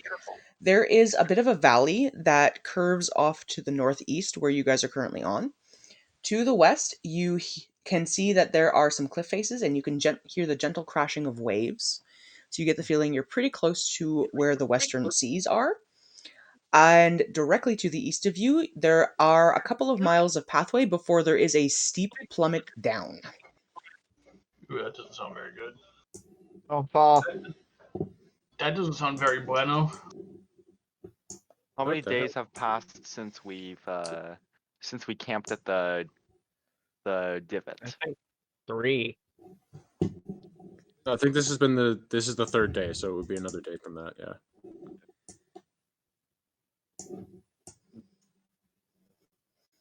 Find us on the map. There we are. Okay. Okay, let's go. All right. Well, so Okay. northeast kind of leads into ravine looking. Yep. All right. Yeah, there's a bit I of still think we need. a ravine that kind That's of where we curves wanna around go. to the northeastern I was gonna direction. say we were still supposed to be going northeast, so. Yep. So Onward! we gotta go northeast. Or can we go that way? All right, you guys can travel for about a half a day and you get here. And there is, yep, exactly where your characters are. There is a small ravine that curves to the west that leads into kind of a dark, rocky outcropping area. And then there is the ravine that continues on to the northeast, and to the west, there is a gentle incline.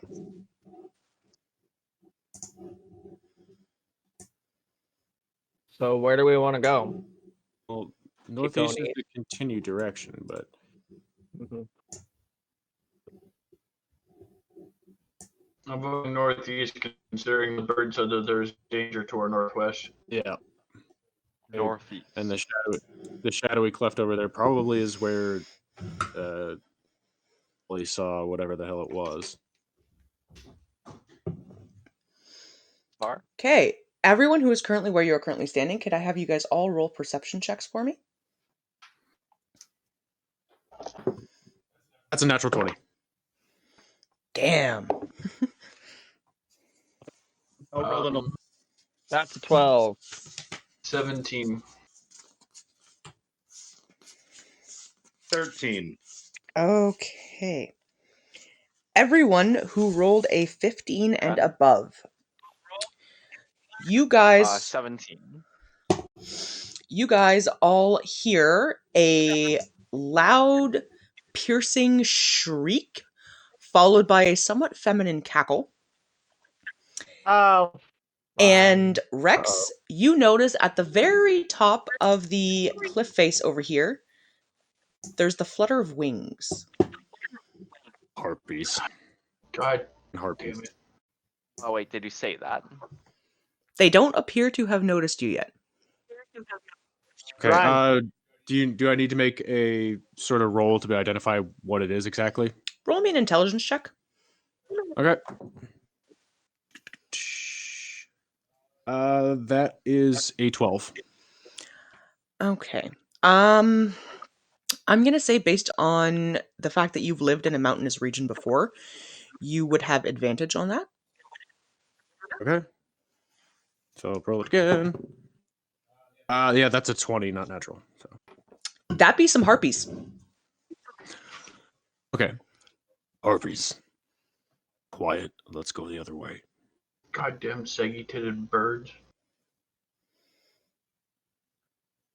All right, so you guys are going to skirt around that area and continue to the northeast. Moving. Just keep. I'm going to use stealth while we do this. Why is my character all the way down here? I forgot to move it. I'm stupid. All right, Seeker is going stealth. Yep. All right. Oh, goddamn ghost. Let's see, what do I get? Good idea. 11. Do you have the option to go stealth? I can stealth. Nice. Let me try it. 16. I knew the one discipline of monks could, but 23. He's a ghost. 9. Oof. Well, at least I tried. What'd you roll? I rolled a Sorry, 2 plus cut my out. 7 bonus. Guys, we cut out. What are we rolling for? Stealth. I was they rolling were stealth. they were stealthing away from Oops. because there's harpies to the left there over here. Okay. We're We two going shall this way. try We're to just trying to stealth. be careful. Sure, I have a negative to that because of my armor. You have mithril armor, actually, which does not affect your stealth rolls. Oh yeah, I forgot. Mithril actually doesn't. Cool. Doesn't matter. I rolled a critical fail. I rolled a 1. Okay. God damn it. I got a 6. I have Ah. sneezed loudly. Well, How many of you rolled under a 10? I did. I did. I didn't roll yet. Hold on. I'm rolling stealth. Yep. Sorry, I'm trying to fix something. Yeah, stealth. Holy fuck.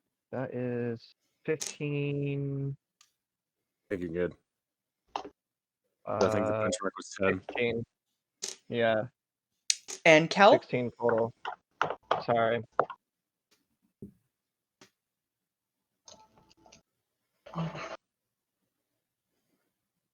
How did Kel roll? Oh, Jesus, this fucking thing sucks. A 12? Yeah. You made it. It was a group pass or fail. Enough of you rolled high enough. Oh, okay.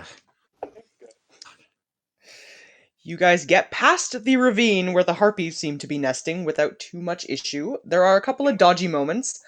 Granthar does sneeze very loudly and it echoes across the ravine. You pause and hold your breath for a moment, waiting to see, but there's a gentle fluttering of wings and then they seem to settle back down. So you guys do make it past. Yay. Yay. That would have been an annoying fight. Okay. So getting up to about here, there are a couple of different directions you guys can head in. Directly to the east of you is a steep drop downward. I'm gonna There go is a fairly easy, gentle slope that continues to the sort of northwest, curving up and around a bit. Or there is a somewhat aggressive but manageable slope that heads to the northeast. What do we see? That's what you see. That's what she just told us. Cliff down. Harpies to the northwest, and that thing bends around towards them. Or Yeah. a manageable slope to the northeast. I'm voting northeast. So to the northeast, over here, Let's go with the there is northwest is a different way. So The harpies were back here. you guys are up here. To the northwest, there's a gentle, easy enough pathway to take that curves around towards the top of the screen. To the northeast, heading off in the direction where I'm clicking right now, there is a steeper but probably doable slope. It will take some rolls. And to the west, there is a steep downward descent. Direct east. Or yeah, direct east, rather. Yeah. And directly to the west of you guys, you are looking at cliff faces and up, and away. We're I'm trying to going go for east anyway, so Yeah. The manageable climb. Manageable climb. I need everyone who is heading in that direction to make me athletic checks, please. Okay. All right. How many? 1 for now. That is. I'm gonna use my climbing gear with that so I get advantage. Got a 14. 16. I got a 14 as well. Lex. Yep. Sorry, 15. Sorry. Kel got a 1. Ooh. Kel does not make it up that cliff. Lex, I'm gonna use my Okay. climbing gear so I can get advantage. Okay, go for it. Okay. Call him twice.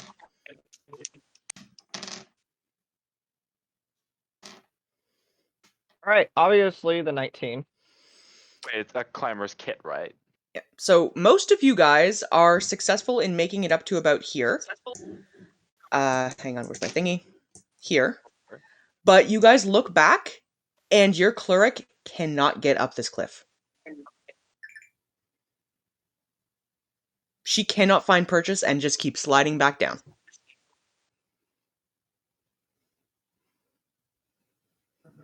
Wait, we still have that rod, right? I was gonna say stick the rod in and loop a rope down it and throw it down to her. Yeah, I can do that. I can use the rod as a pulley. Okay, so if you want to attach a rope to the removable rod and throw it back down, I will say that it will allow her to try No. again with advantage. No, I'm saying what I'm going to do is I'm going to hold the immovable rod out over the edge of the cliff, activate it, throw a rope over it, and use it as a pulley. Like, Don't just tie the to rope pull- to it. So you're going to try and lift her like dead weight then? no, I'm There's going to more use the than rod strength as a up there. pulley. One of you has to There's a make a bunch of check. us up- Either she's climbing or you're lifting. Okay, listen carefully to the plan. All right. I am going to use the movable rod instead of rubbing the rope against the cliff face by like holding it out and pushing it so it stays there. Then we lower the rope down, she ties it around herself, and then a whole bunch of us haul her up because we're all like a bunch of us are big, strong dudes. So, and she's tiny, so we should be able to just like muscle her up the cliff with no problem. Yeah, And, so one of you can lend an Oh, assist hang to on one this. why can't Alright. multiple of us? Okay. Wait, we on all one of us sec. have like a bunch of rope as well. Like I have some rope to contribute to that as well. If all of you want to grab onto this rope and yank the elven woman up, by all means, can I have everyone who is doing this roll a strength check? Mm-hmm. Understood. 16. I'm a weak bastard, so that won't work. 16.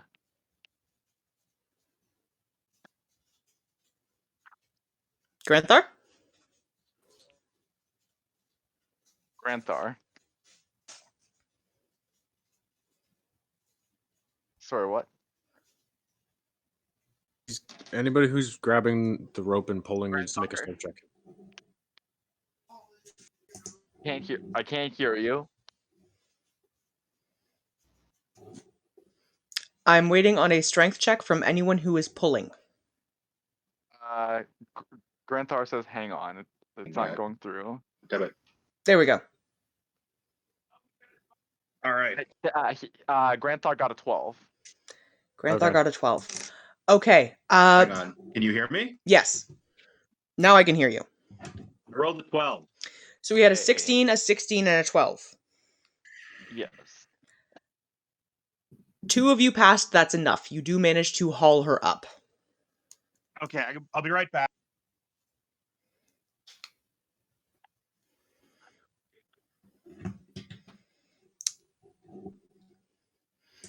So you are able to, with assistance, pull the little elven woman up the cliff.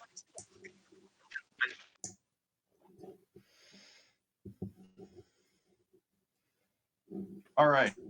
Okay, can you guys hear me now? Yes. Yeah. Yeah. That was really frustrating. I'm talking like everyone's Granthar. Anyway. Okay.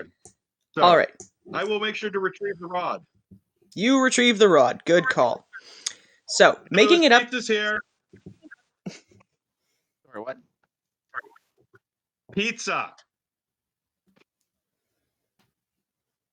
Sorry, carry on. So, making it up to the top of this kind of gentle sloping, like mountain hill, you guys have a pathway that is continuing along the top of this ridge that goes to the northwest. There is a slope directly to the north that is a gradual down. And to the east of you is flat ground for a little while and then a sheer drop. Yeah, I see that. I'm gonna say probably north. Follow the gradual slope down. Yeah, probably not the sheer drop.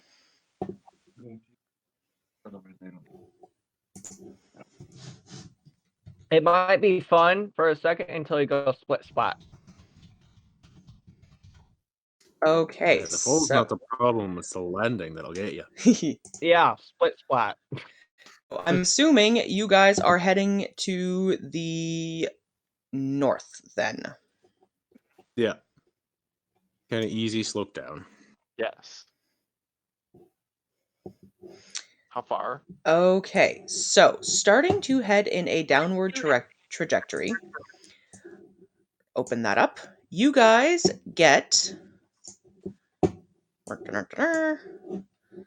to about here before you notice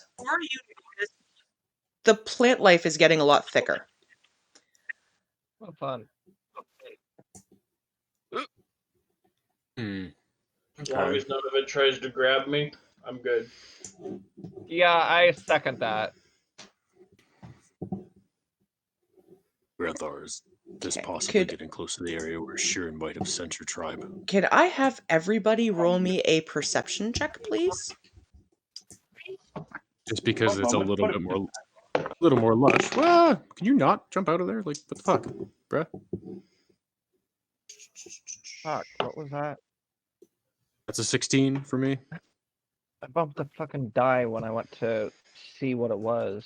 Because Okay, it was I on have a- a Perception? Yep.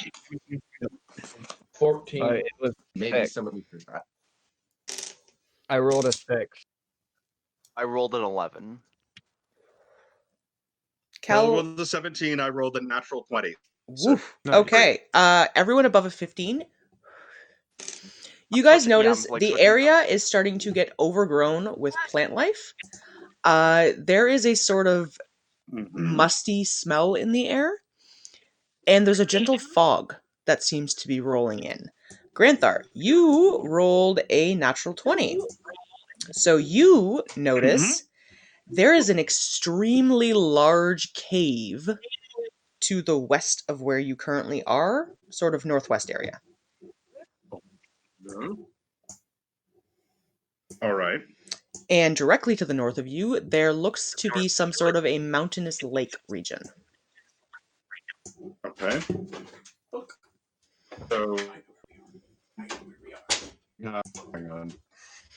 So directly Cave. All right. to the north, there is a really, really, really fucking massive cave. And to the west of that is a mountain kind of swampy lake area. I will point that out to the people who don't seem to have noticed the massive fucking cave or the giant lake you small. And it is getting foggy. I almost died. Perhaps we should make sure the cave is clear. Perhaps we should. But something tells me it's going to be another dungeon area. Okay, are you guys entering the cave? We enter the cave, yes.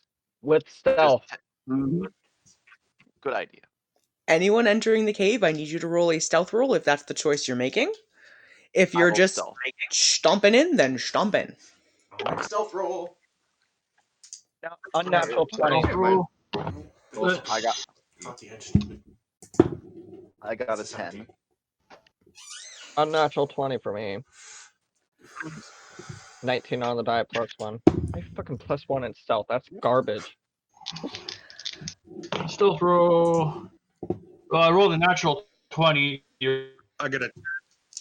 You are a Okay. robot seeker. So, So I rolled a natural 20, so it's a 30 overall. Jesus Christ. okay, so Seeker has never existed. He's The not rest of you, on the other hand, I'm just going to move you guys up temporarily so that you're up towards where the actual cave system is, and I need to change maps. Oh god, this cage is just that big. Blah, blah, blah, blah. Oh my on.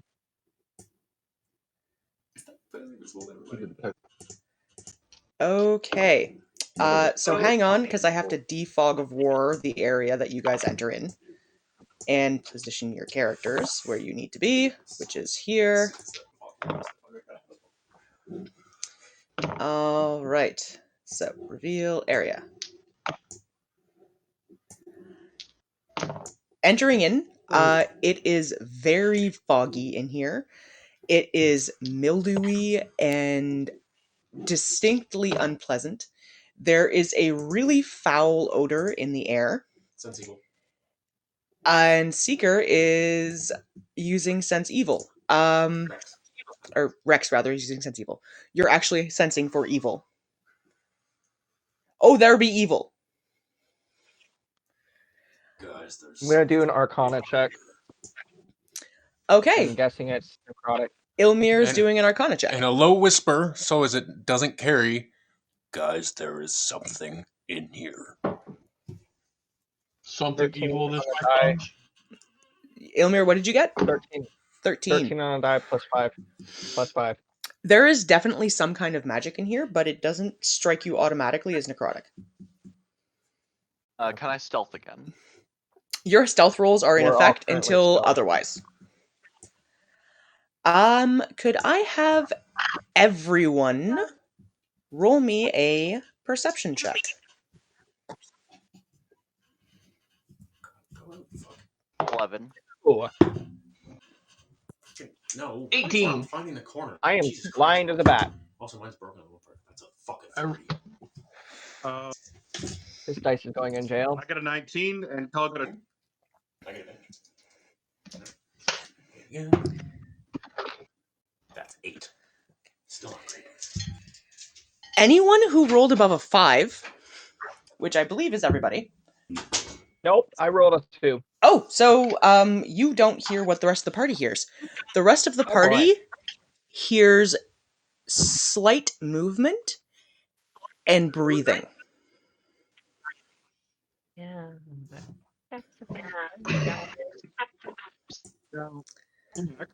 When you say breathing, do you mean sort of a, or do you mean like, It is loud, rumbly, and very deep. So the second one. so we're not going to be facing a pissed off cave rat? Yeah, it could just be a giant dragon, which I'm really hoping is not the case. I'm gonna shut my mouth now so I don't give the DM ideas. Bard's tongue. Bard's tongue. You've said it. It has to happen now. God. Nope. Rex, I'm not hearing you. I forgot to unmute. Sorry. Okay. Guys, we're made. It knows we're in here. And Dom, you wouldn't be giving the DM ideas. She already had all this laid out. What are you guys it was a doing? joke. I'm going to cautiously move forward because I know it knows we're here. I'm approaching a wall. All right. Wall stealth. There are walls to either side of you. I'm going this way. I'm Over going to here. move a little That's bit back closer out to towards pool. the entrance of the cave. You can either go up or down to find a wall. This way then. Okay. I'm going to go towards Is this the wall towards here? the pool of water, and then I'm going to stop and make another perception check. Is this the wall here where my Not- character No, that Keeping my is posture. mildew, mold, and ugh. Okay. Keeping my posture non-threatening. Okay. Rex, you enter further in. Everybody else who has entered into the cave, from somewhere deep in this cave, you hear a voice rumble out. And Oh, it shit. says, "Who has the gall to enter my domain?" Yeah, I'm And gonna I'm- leave. And I'm going to call out to everybody, bow now. Okay, we bow. Oh, I bow. Okay. They can bow. I'm not bowing. Out of the shadows, there are lights that start to flicker along in the recesses of the cave. And I've taken a at respectful the knee. very back, you guys now all see emerging out of the shadows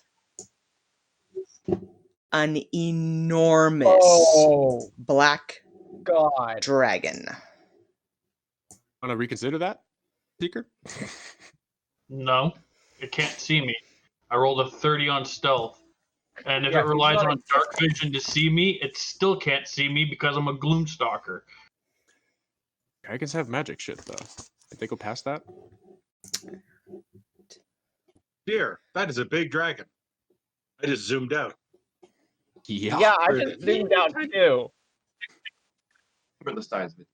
I'm gonna Okay. stay in the respectful pose, and just kind of.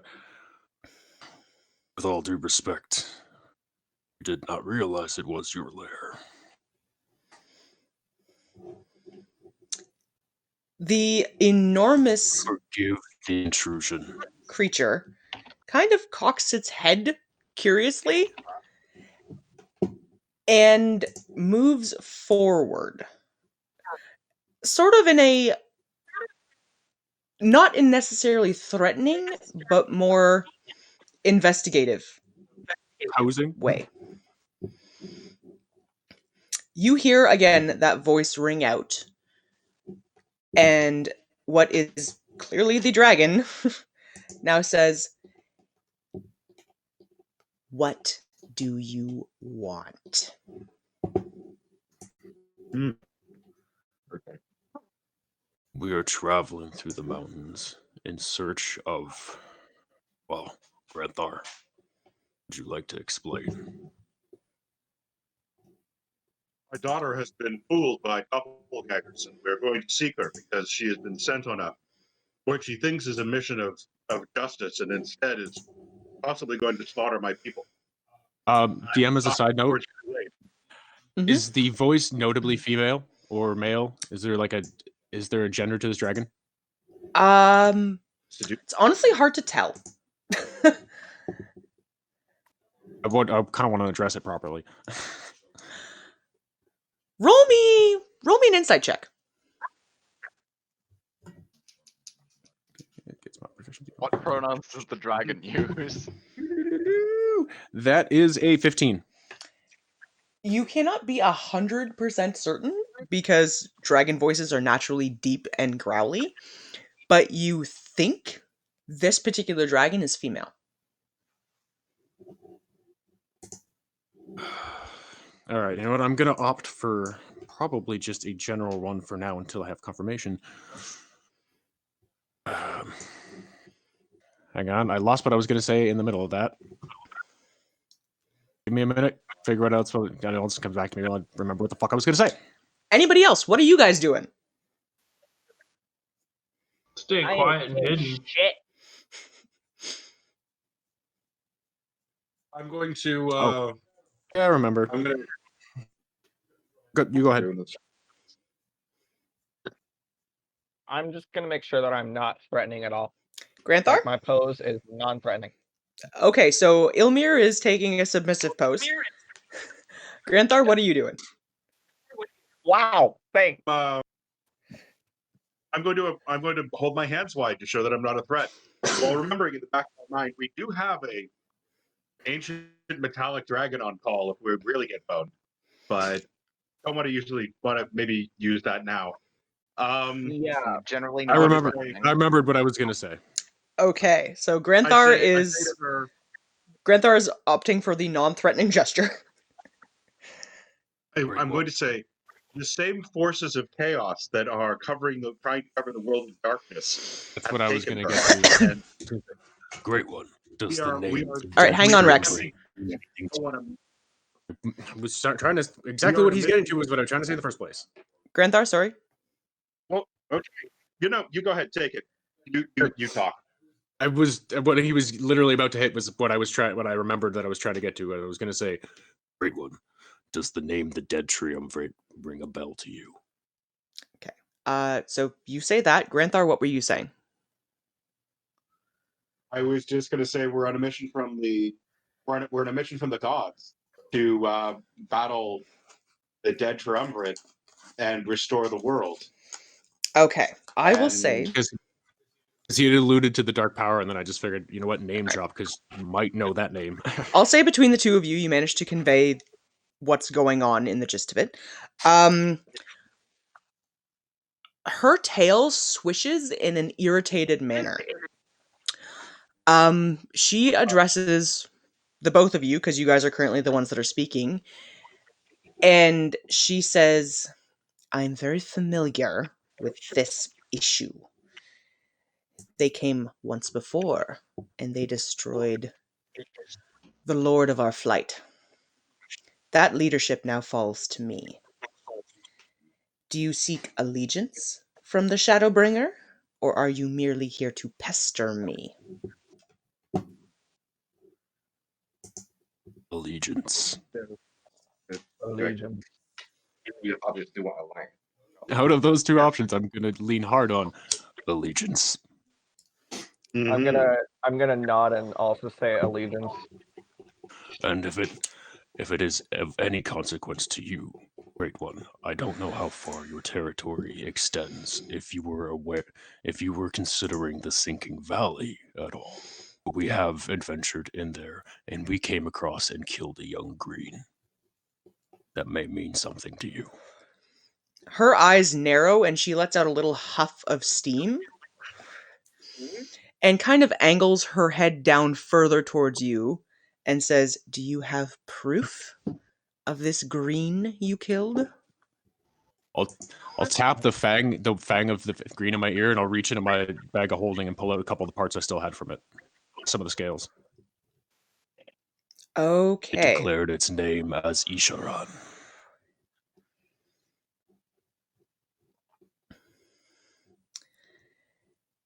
She kind of cocks her head a little bit before a large cloud of mist envelops the entire area.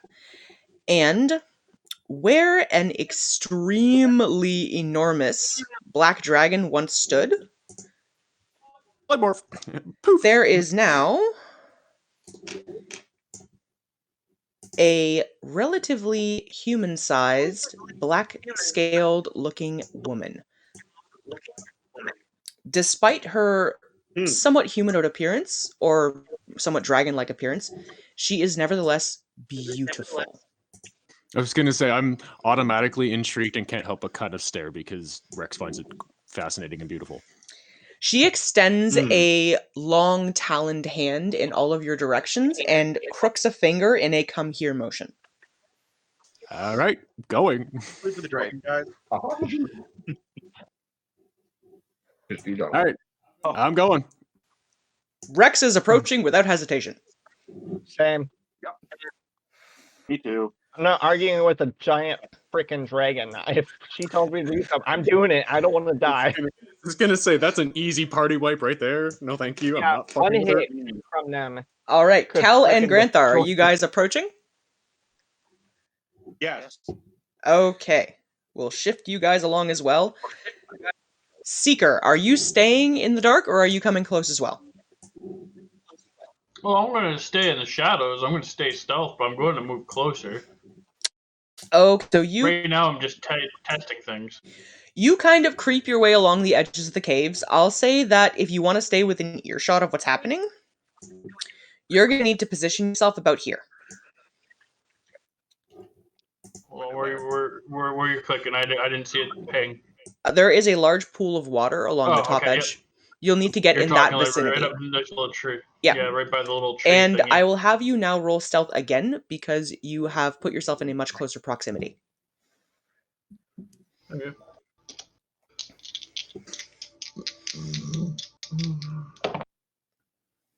Well, it's not a natural 20, but it is a 19, so 29. Freaking rogues, man. Fucking Christ. Well, you gave me the thing that lets me roll with advantage. One was a 19 and one was a 1. Yeah, no, she still hasn't noticed you. You have somehow managed to avoid We notice noticed you. from the goddamn frightening fucking dragon that is currently in the cave. I think we've all entirely forgotten that Seeker is even a fucking thing. Yeah, none of you Like, have I a know clue where he is. I know he has stupid high stealth rolls. It was just like, it's an ancient dragon. Don't they have like a magical sight that kind of fucks almost all stealth? Yeah. No. She still has to roll a Nope. perception check, and she has not noticed. Fiends have the, I don't remember what it's called, the devil's sight or whatever, but dragons don't have anything like There's that. an ability I I- could use if I I really thought felt Ancients like got it. it. There's an ability I could Well, use if I yeah. really fucking felt like it, but it's more fun this way. So, not arguing. I was just gonna say I thought Ancients got the ability to kind of see through that shit. Long as nobody tips her off that there's someone fucking here that she can't see, hopefully she'll never know. she has no idea he's there, and the rest of you, honestly, at this point, have no fucking clue where he is. So, We're a little distracted and have kind of forgot he was there. Moving because holy on. shit, dragon. anyways, as you guys all approach, you notice that the woman in front of you is regal and elegant in appearance. She has a smattering of black scales underneath of the one eye. She has long raven hair that appears silky to the touch and almost floats slightly behind her. Thin, elegant hands tipped with long talons, a slight touch of fangs residual, and piercing green eyes. She is beautiful and terrifying. Guys, I think I'm in love. Do you say that? I didn't wasn't actually mean here. to, but That that wasn't was here, just a joke. Tell me if it's canon. I need to know if you said it out loud.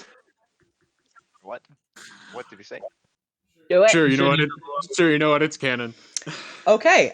She looks at you, kind of quirks one elegant eyebrow, and licks one fang gently. Oh, Interesting. You know she would break you, right? Oh God.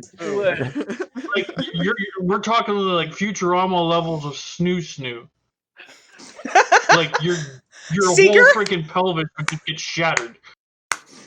What? Like, take what happened with Pam in Inhira or whatever the fuck her name Seeker, is. you and can just have an times that by, inspiration like, 300. point for Futurama levels of snoo. God, I can never It's think of really- something. That was perfect. Okay. Moving on.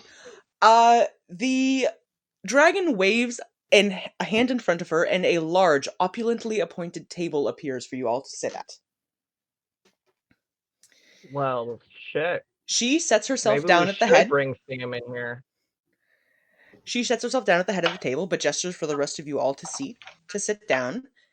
Steeples her hands together and looks over each one of you with a bit of a piercing gaze. She gives it a moment and then a second before her voice again sounds out. This time gentler, more feminine, less animalistic in nature. And she says, "Well, if you seek the destruction of my enemies, I can certainly look at allegiance. But if you seek the company of Vilda, I need something from you." what do you like? What do you need? For sure, the allegiance against the enemies would be helpful, but what would you require? The last time these would-be gods appeared here, centuries ago, my flight made the decision to join them. It did not end well. Our numbers have been vastly reduced and our territory has been infringed on. Our hunting grounds have things that have taken up residence in them now that make life difficult for my young ones. If you travel through the Jagged Labyrinth, there is a creature that has taken up residence there. Long serpentine body with many legs and sharp teeth. Eliminate this creature for me and bring me back its head. And my flight will remain out of the coming conflict.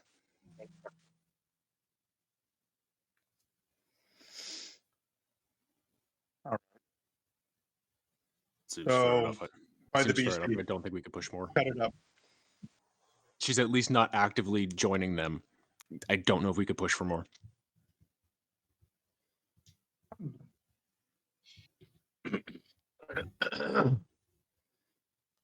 Can you actually hear when I talk? Yeah. Now I can. Yeah. Oh, okay. That's like the third time I've been speaking, and then somebody just starts talking over me. Like, You cut out a They lot. can't I hear me. think It's been Discord is cutting being out a little fair amount, stubborn though. with you. Okay. All right, so Granthar. Anyway, I was saying, well, kill the beastie, bring you its head, and you'll remain neutral. It seems fair enough I to me. suppose that's better than having you as an enemy. It's more than fair enough to me.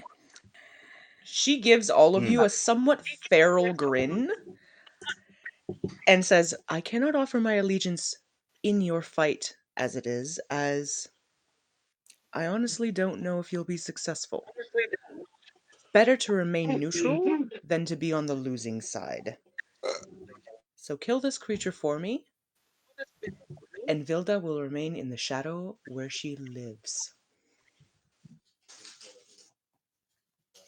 Drink tea.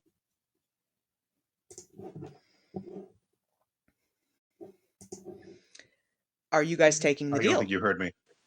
Yep. I asked her if she drinks tea. She quirks ahead at you a little bit and goes, is this some human drink? Yes, I have the most exquisite red snowdrop tea. Came from a long way away. Is said to grant the drinker a peaceful slumber with pleasant dream. And I was wondering if you would seal our deal with a cup of tea. She kind of It is, quirks an eyebrow a little bit and gestures off into the darkness. You watch as a very small little black dragon wormling kind of scurries out, carrying what looks like a crude teapot and a couple of mugs, and sort of sets them on the table and then vanishes back off into the darkness.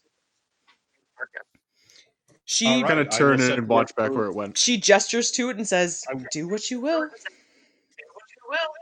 I make a pot of tea. I pour us both a mug and I hand her one. While they're doing that, I'm gonna approach the edge of the shadows over here.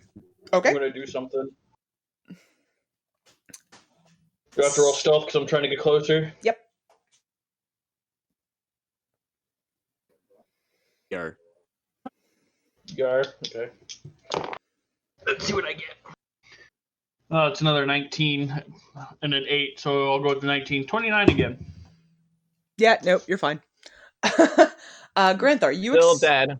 Granthar, you push the mug of tea across at her, and she picks it up with an elegant hand, kind of sniffs it lightly, and then she doesn't take a sip in the traditional sense, but you watch as a sort of forked tongue darts out to taste the liquid before she opts whether or not she's actually going to drink it. There's a bit of a confused look on her face before she takes a reasonably sized gulp. All right, then I follow suit and I say, there, a bargain is struck. She I sets have the to mug say, I've down. always wanted to have. Sorry, continue. I said, I have to say, I've always wanted to have tea with the black dragon. She looks you up and down a little bit and says, well, under different circumstances, I could have offered more. But the way we strike a bargain here is a little different than that. She extends a hand outwards and pierces the center of her palm with one long claw. There is a trickle of blood that starts to leak out. All right. I pop Stabicus up in its sheath, but I do not unsheath it because Mm-hmm. and I grip the blade to cut my hand, and I extend mine as well. She grips your hand firmly and shakes, letting your bloods mingle with one another, grinning at you before she pulls a hand back and extends a tongue again to elegantly lick the blood off of her hand. As a gesture of solidarity, I'll kind of pull my greatsword up a little bit and do the same thing on my hand and bring it over. She extends a hand that to you as too. well, and anyone else who would like to, and after each hand that she shakes, she consumes the residual blood on her palm. She takes a moment to look at each and every one of you who have now sealed the deal and says, sealed in blood is sealed forever. Do not fail me. Dude, that's what was coming. Seeker, Mr. Yep. Skulky Shadow Man, what are you doing? I'm gonna wait till everyone stands up from the table before we go to leave. I'm not sure if I can do have something to do with that because like I just have a bread thing. I'm quite confident you could find a sharp rock in the vicinity if you wanted to. Use my dagger. Here, I'll hold my dagger out to you and let you cut your hand on it. Okay, so Seeker obviously has remained hidden and has not done this. Has everyone else opted to seal the deal? Nope. Yes. Hell says yes. Okay. Could I have all of you that shook roll a perception check for me? Uh-oh. Ah, crap. That's a 10. That is a 19. Not one. Okay. Anyone who rolls above a 10, you guys all notice on the wrist of the hand that you shook with, there appears a somewhat raised brand of a black V. Mm-hmm. She looks at all of you who have noticed this, grins in a kind of feral manner, and says, "You are now bound to Vilda. Betray me, and I can find you anywhere." Oh. And then you dead person. What if I want to be found by you? Yeah, she's Kel, is that out loud? The cleric's getting a party for the dragon. Jesus Christ, we don't even have a bard in the party and we're trying to bang everything. Yeah. Kel, can you let me know if that was out loud? What if I want to be found by you? Yes, it was? Yes. Ew. Yes, she said yes. Okay. Vilda, as she has introduced just herself, looks you we'll just up make and a passage of down, this dragon. quirks ahead, and says, "When they leave, you stay." Oh! Oh shit. I'm gonna kind of be like, oh. So it is up to you if Damn. you would like to engage. Sure that everyone leaves very quickly. Get out! Get out! Go on! Get out! With a respectful bow to Vilda, I'm gonna head towards the door. All right, Rex is getting the fuck Yeah, out. me as well. Ilmir's As bouncing. everyone stands to walk up from the table, I'm gonna drop stealth and walk up to the table to join the party. Vilda looks intrigued as you walk out of the shadows and goes, Intrigue's good. "Not before now has someone managed to escape my notice in my lair. Man. What is You your might be purpose dead. here, Metal Man?" Protecting my friends, my party, making sure we weren't followed from behind. She bristles a little bit, but looks at you and says, "I understand the need to protect family. That is why this deal has been struck. Now, you are not bound to me like the others are. What guarantee do I have that you are not going to betray me?" We know the value of your word. We also know the value of mine. I risked your wrath to protect my party because I told them that's what I will do for them. Roll me a persuasion check.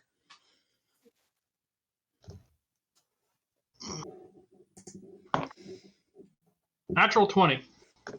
Fucking Christ. Wow. Okay. Okie dokie. I have +6 to it anyways, but You know what? Jesus Christ, dude.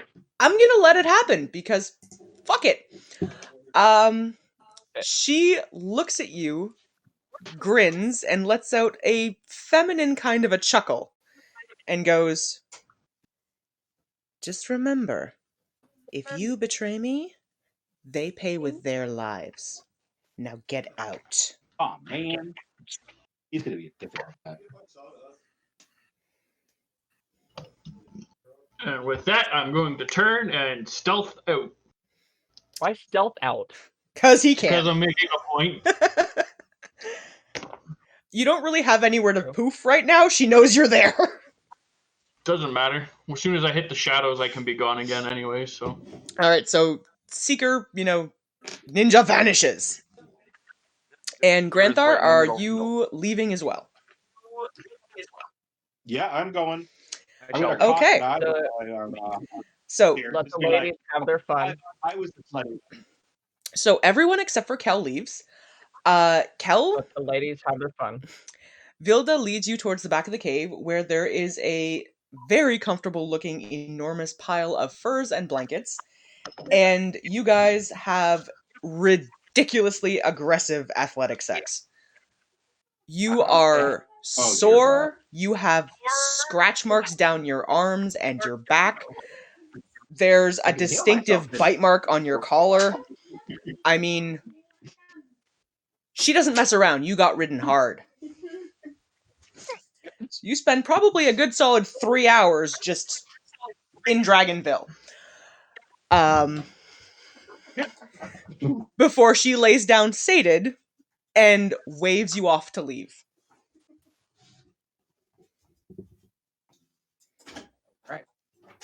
Do you rejoin the rest of the party outside the cave?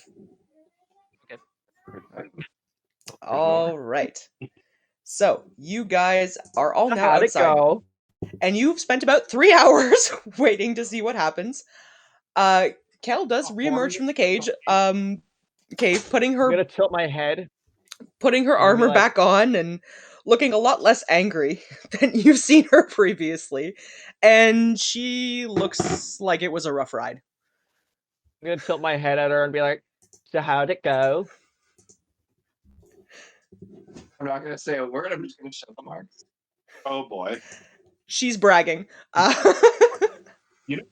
No. You should be dragging. You just bragging. You just fucked an ancient dragon. Hashtag bucket list. For the record, I had not anticipated that was where that going, but Welcome to Dyson Men, everybody, where we befriend and fuck ancient dragons. I need to smoke. I don't know where they are. I just A doppelganger, That was Barbarian Where the fuck is princess, this? a dragon. We helped another dragon fuck a drow. Hashtag horniest party. You realize Seriously. we're gonna meet a bard. You guys are Bard just to the party, and they're gonna have to celibacy. you guys are fucking your way through the map. Literally, I feel like I'm literally the only person in this party that hasn't. Yet. no, neither have I. Well, in fairness, I don't know if you can so much, Seeker. I don't I can think get an attachment to give me wings. I can get an attachment to make a farm bank. Get him a metal dick. Pretty True. sure I can get a wiener attachment. we could get you a prosthetic Pound Town device. I'm going to the artificer. Okay, we need you to build him a dick. All right. The rod. Ilmir, you can have an inspiration point for use the rod. Just make sure you don't hit the button. It is a rod. 'Cause then you Why can't would you thrust want them. to You a just gotta mobile ride. rod? There's something really humorous about the idea of immovable rod attachment as penis. You gotta know that would be highly penetrative. We thought it would. It was like something for like A rod of entertainment purposes. vibration or something. Okay, so Boy. getting back into it, it has been a good portion of the day now. It is now cresting on about 8 o'clock at night. Looking around, you guys do notice that the area surrounding the Black Dragon's lair is noticeably less hostile to you now. The fog has lifted, and the surrounding area is really quite peaceful now.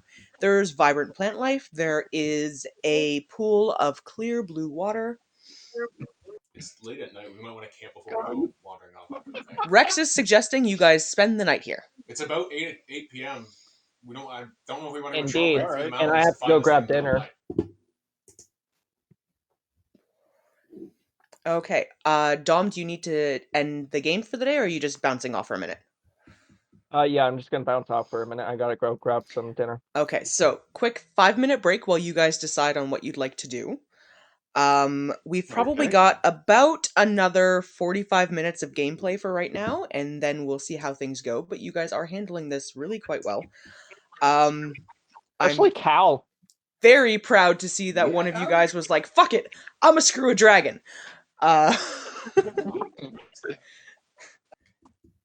I'll right back. so Friend the dragon one. gloriously done there.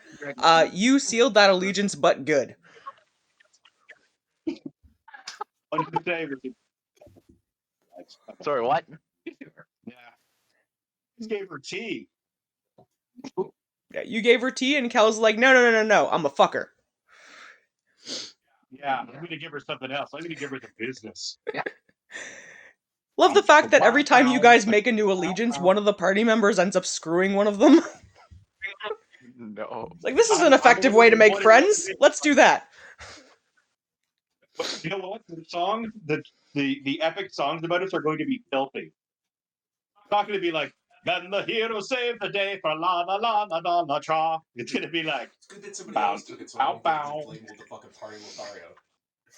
Yeah, it's amazing. This is great. You guys handled that really well, because intelligent decisions on your part to be like, let's not attack that.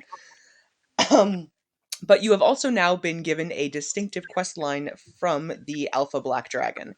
She is sending you off into the Jagged Labyrinth, which is a part of the mountain range you guys have not encountered yet, to kill some kind of very large, elongated snake-like creature. Could I have many legs. anyone in the party who's currently around make me an intelligence check? Oh, well. That's a That's it. All right. Oh, wait, into my dump stack. Okay. 1, 2, 3. All right.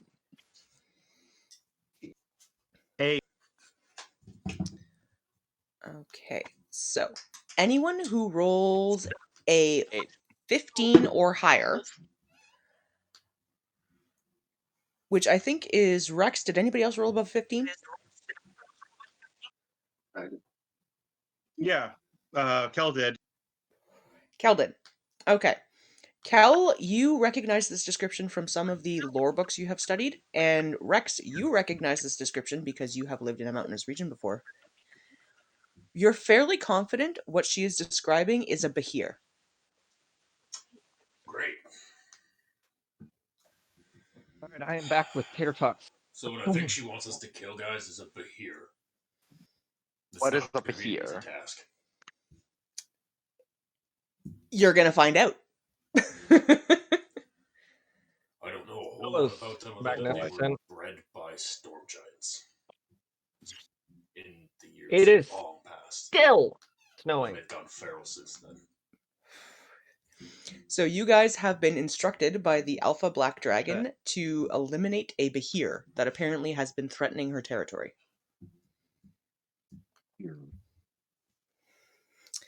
So, Oh, I think I know what that is.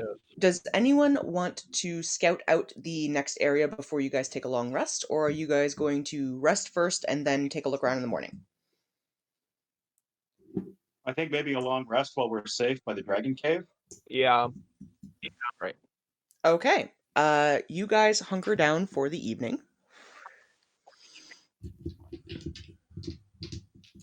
I'm assuming Seeker is taking up his usual position. Oh, where are we sleeping though? Right outside the cave, Oh, okay. I guess. I don't know. You guys making camp right outside of where the dragon's lair is? Yep. Well, Okay. I don't see why we'd move much farther off. That's a very protected zone. So, you guys take a rest.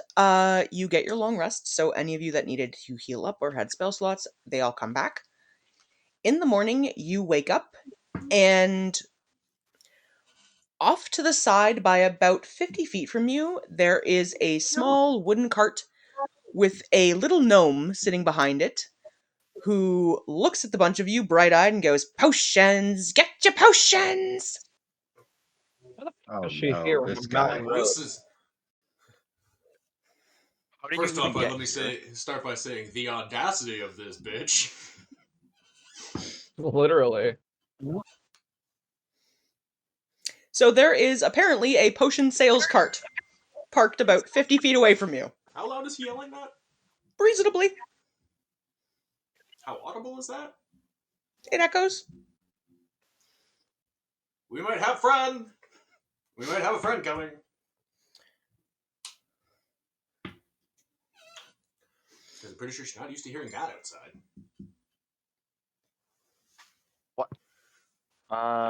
Okay. Does anyone need potions? Oh no. I just noticed the I'm Calibreth the Dragon Lair comment. Sorry, what? What did I just miss? Oh, that is beautiful. I cannot give you inspiration for it, Christina just unfortunately, typed- because it was not set in game. But man, if I could. What did I miss? I'm the goddamn DM. Fuck it. Christina, you can take another fucking inspiration point for that one. What did you say? Jesus Christ! Okay. Oh no, what was it? Oh, okay. In the Nice end. to meet you. I'm Kelberith, Dragon Lair. All right. So, you hear a kind of gentle growl from inside the cave, but Vilda doesn't seem to exit. There is, however, a cart with a gnome selling potions.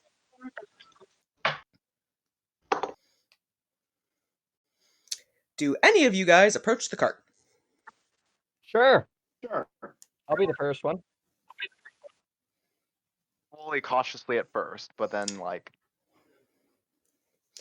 Okay, you guys approach the little gnome, and they look at you and say, "Well, I got green ones, I got blue ones, I got white ones. What do you want?"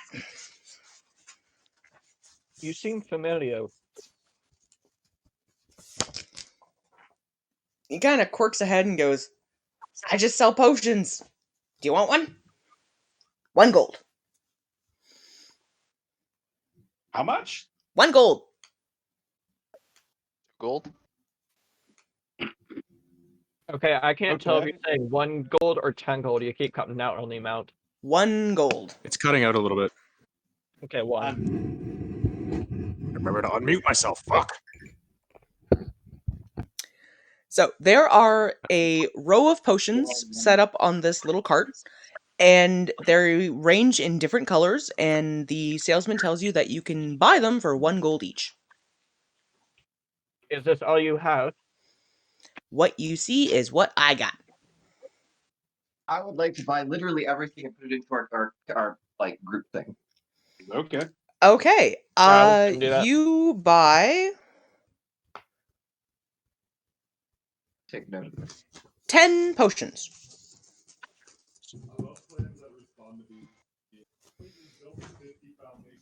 They are all different.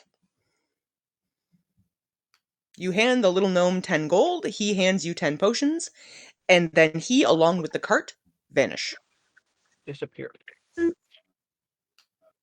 Out of like thin air.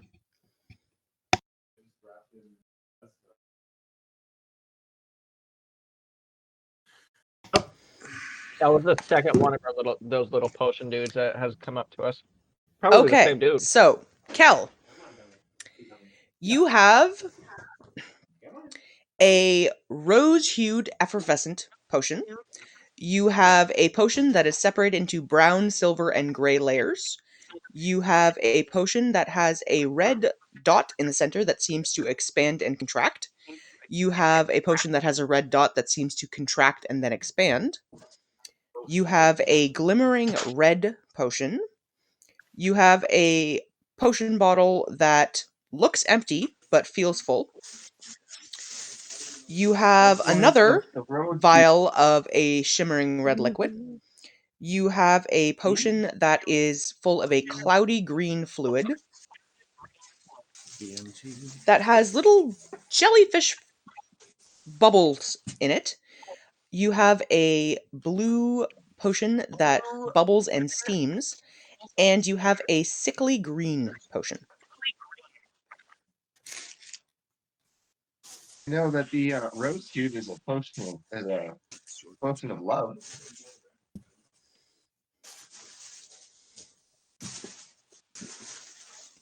So you have 10 vials, and you can hazard guesses as to what the hell they do.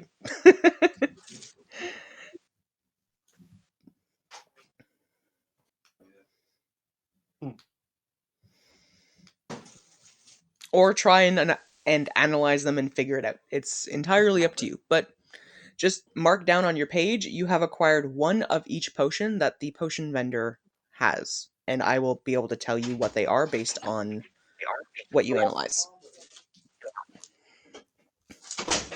Okay, well, I would analyze all of them. Trying to figure out where to add this as a note.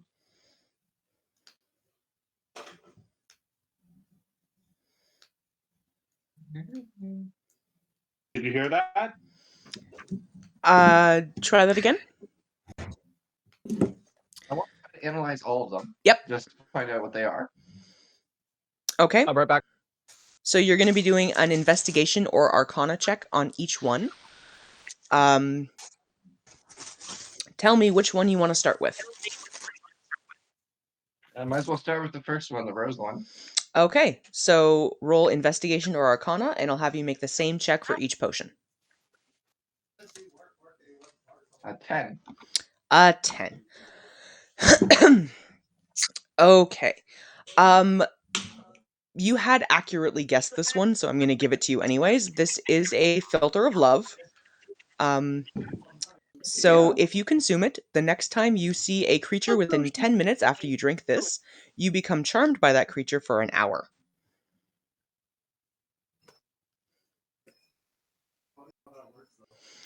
If it is a species or the gender you are normally attracted to, you would regard that particular creature as your true love while you're charmed. Here, dragon. Oh no.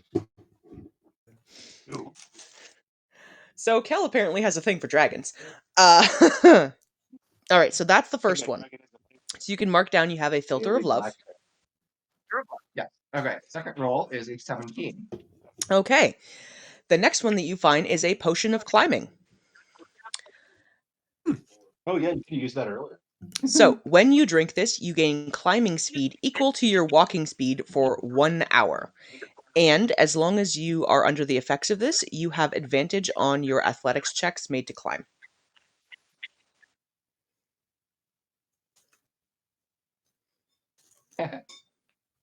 Separated into brown, silver, and green layers. Yep. Shaking it fails to mix the colors. That's good.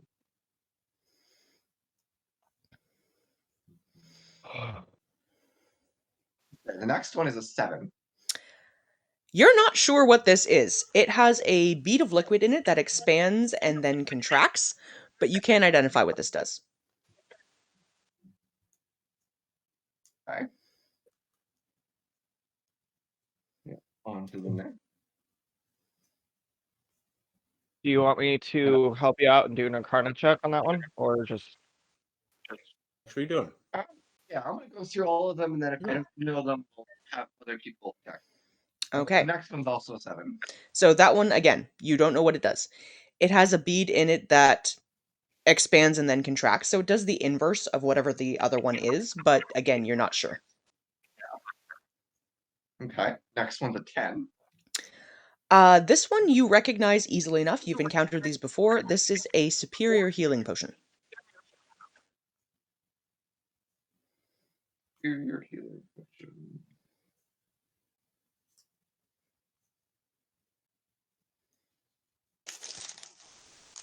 There. Superior healing. Okay. Go away. I need to scroll. Another 10. I keep getting double roll. Okay, another 10. You're not 100% certain, but you think that this is a potion of invisibility. The bottle looks empty, but it feels like it's got weight.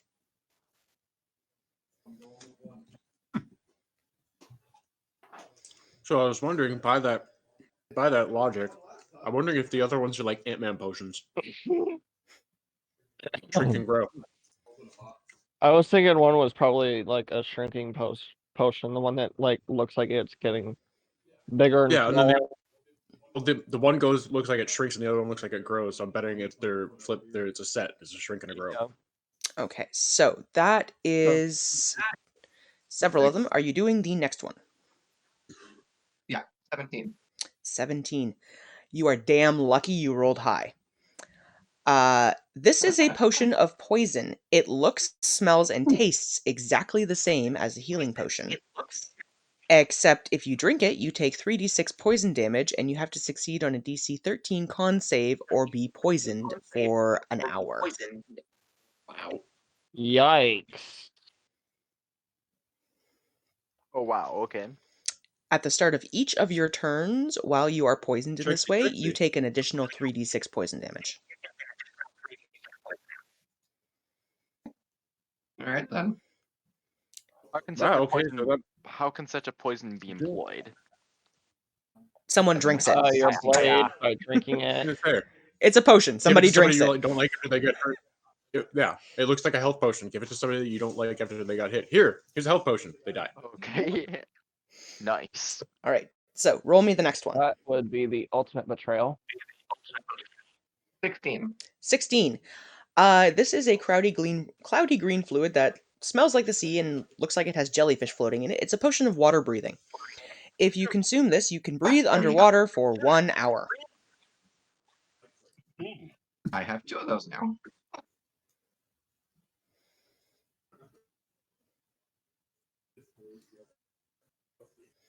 Oh, I already had one of those from earlier. 12. 12? 12. 12. You're not 100% certain what this one does. It's blue and it has bubbles and steams that come out of it. You're fairly confident this is a beneficial potion of some kind, but you don't know 100% what it does. Okay. How many are we got? 1 left. 1 left. 18. 18 will do it. This is a potion of fear. If you consume this, you become permanently afraid of one of a random series of options. The only way to reverse the effect is to have whatever you are afraid of killed in front of you. Okay. This potion is not in the list. It doesn't exist.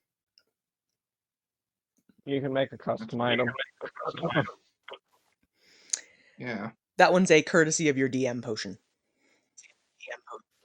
Yeah, okay. All right, so I think you had 3 that you were unable to identify on your own. Yeah. Anybody else taking a stab at these? Okay. I'm good. All right, Ilmir, roll me some checks, please.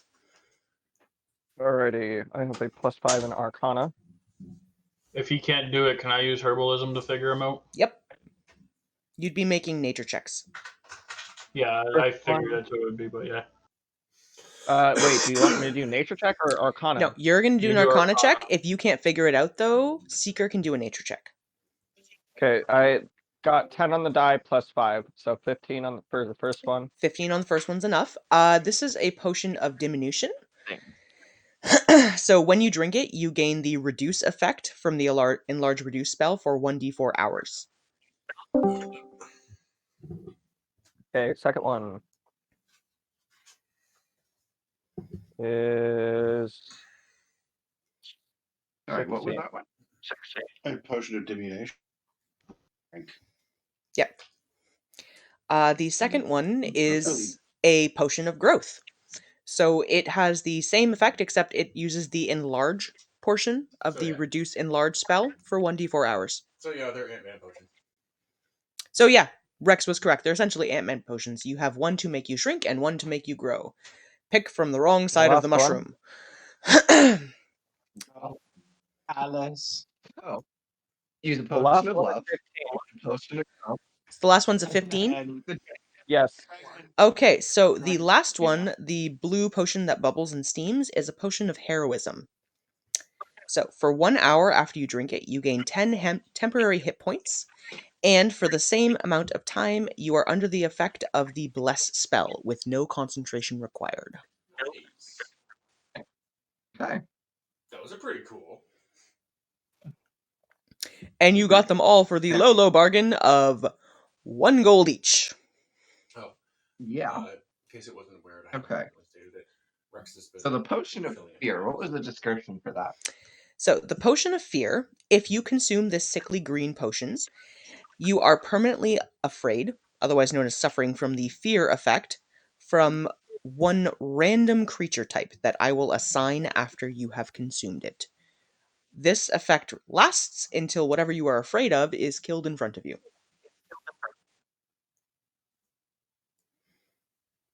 I wonder what we can use this for.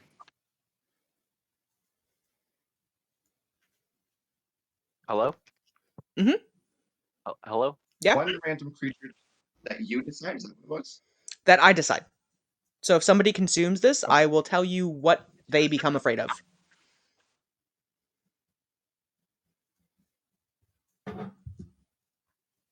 I have a list, so I'll make a roll. Somewhere there's the duck watching you. So Not that a would duck. be all of the potions that you have acquired. You haven't decided.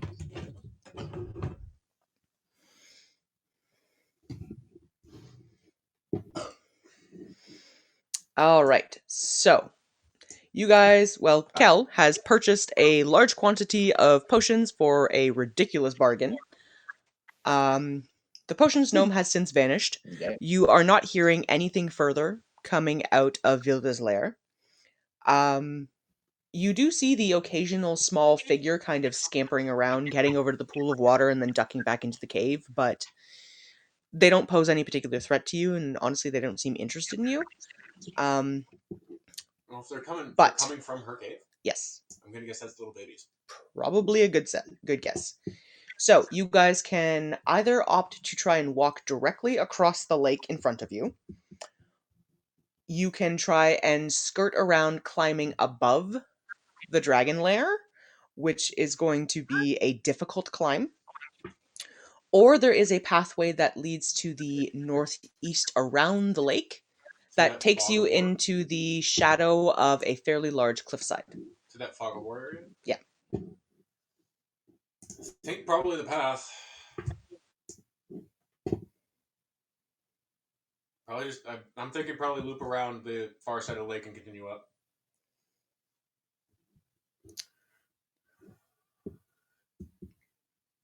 Yeah, if anybody is talking, I'm not hearing anything. Yep. I haven't said a thing. Okay. So, do you Me neither. guys No, me neither.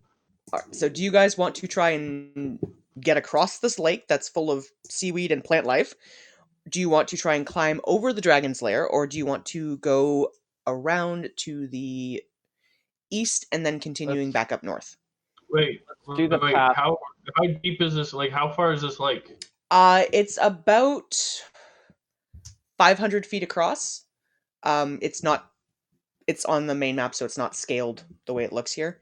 And you cannot see the bottom. It is murky and not pleasant looking for swimming purposes. Nope, Ooh, let's ooh. skirt east. I want to We try should We something. don't need to swim. Yeah. I We want to try don't need something. to swim. We don't need anything fancy. We have a folding boat. That's true. You guys do have a folding boat. Oh, I wanted to try something. We also have the immovable rod, just in case. I wanted to try Unseen Servant to see if he drowns or not. No, it wouldn't drown. You still It's could? not a person. It would just be there. Okay, disappear in the water. All right, so there is the option of using the folding boat to get across if you guys want to try that. Sure. Okay, so if everyone's in consensus, I'll pull out the folding boat and unfold the magic. Ah, frick it. Let's go. Okay, let me look up the folding boat. So I can make sure it has the capacity to carry all of you.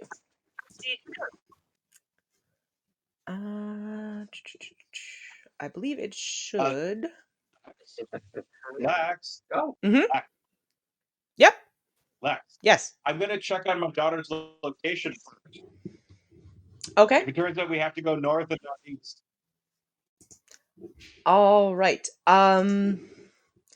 So you pull out your little stone and you allow it to guide you. And previously it had been giving you a more northerly than easterly direction. Now it seems to be pointing you off over here. Didn't see it. Didn't see it. Yeah, where that blue circle is now. So this way. Where I'm Okay. picking. There we go. So more east than north. All right. Okay. Well, maybe folding boat then. I'll be right back. So I'm going, because the way the folding boat works is there's two words. One basically makes, think like a little dinghy. The other one makes, I don't even know what you would call it, because it's not like a long ship. We're not going to get like 30 people on it. It makes a But the decent second sized one- ship though. Yeah, it can hold like, I think it's like 8 or 10 people. Might even be more than that if I use the second word. So I'll say the second 15 word. medium whatever. creatures comfortably. Yeah, okay. So that one. I'm going to use the word to put that one out. Okay, so And it comes with oars, if I remember right, so we can actually row it too. yes. So you guys use the folding boat to get across to here or here? Where are you popping up? Closest I'm to assuming his this is a name. slope up. Mm-hmm. So we'll want to make land like here, probably. Okay, there So we will can just go also right lead up you in an upwards direction. There is Yep. flatter land over here if you guys don't want to have to climb. Oh, okay. So then, yeah, we'll make land over here then. Okay, so you guys can all hop, skip, and jump across the lake. And I will speak the third command word and make the boat fold back up into a thing and put it back in the freaking bag of holding. Okay. And I need to do a thing.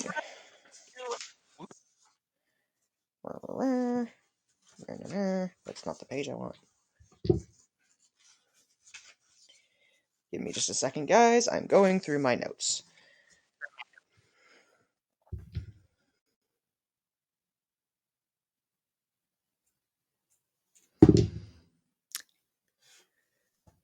Whoops.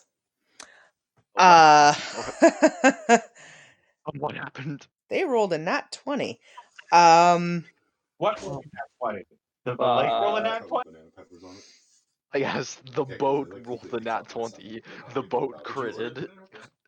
Yeah, they put banana peppers on it. There's Oh, then. basically no chipotle It's dressing on straight it. into the sky. Wherever you can see it. Give me just a second, guys. Does that make it like a flying boat? Depends when a boat crits. Or does it turn it from a boat? Just turns the boat into a lake. Okay, that's okay. Turns the boat into a lake. Yeah, so now there's even more water, and now we're more fucked. Okay. It turns. So you guys put the boat away and you make land. As you do, I need everybody to roll perception checks. God damn it. Come on, dice like me. Yay! So that is 20. Unnatural 20. And I rolled an 18 plus 2. Okie dokie. You guys all notice as it happens, which is a good thing. But off of the cliffside to the east of you, over here, there are two large winged creatures that start swooping down. those harpies again. I'm going to They load are up not one of the harpies. bolas into my bola launcher. The one lands just at the base of the cliff, and the other lands on the opposite side over here. They are smaller than the dragon you encountered, and different in shape and Thank form, God. but they are reptilian and winged. Like I said, I'm gonna load up one of the bolas in my bola launcher. Could I have everybody roll initiative for me, please?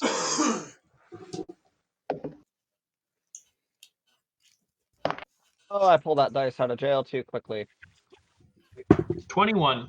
7. 10. Granthar? 7. I think did two of you roll a 7? No. I rolled a 19. Kel rolled a 19. Ilmir? 10.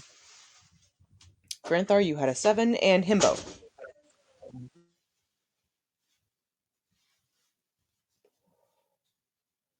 Lewis? Himbo? Or what? What did you I roll? rolled 7. Okay, I need Granthar 7. and Lewis to roll off.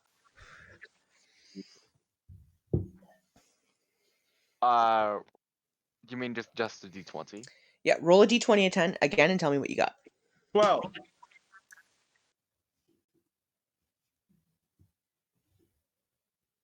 Seven. All right, so Granthar will be going on 7, Himbo will be going on 6, and that's an 18. And an 8. Okay. All right, so Seeker, you are going to be up first at the top of the round. Spacing for this. Spacing for this, it is a fairly large area, but you guys will be operating on 5-foot squares just for the sake of fight purposes. Great.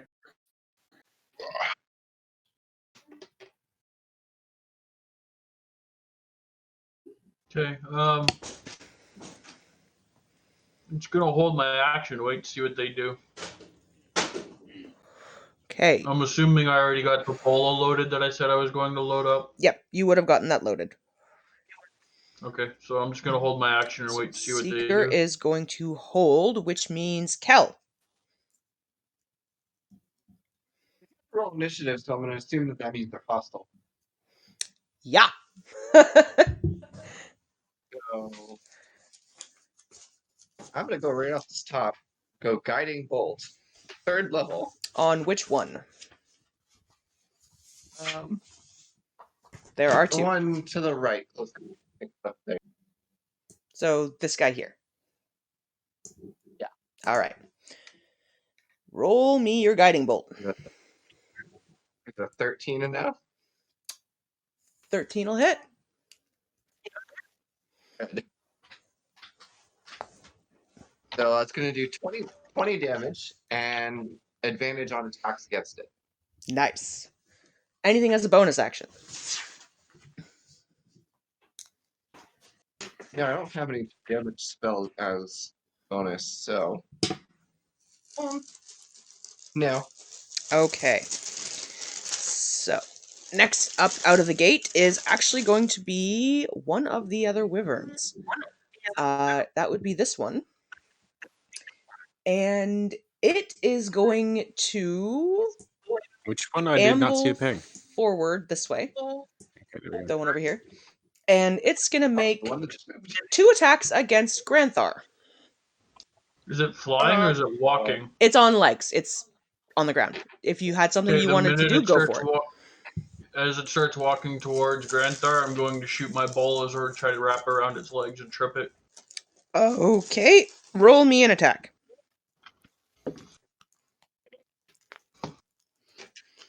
$21. Mm-hmm.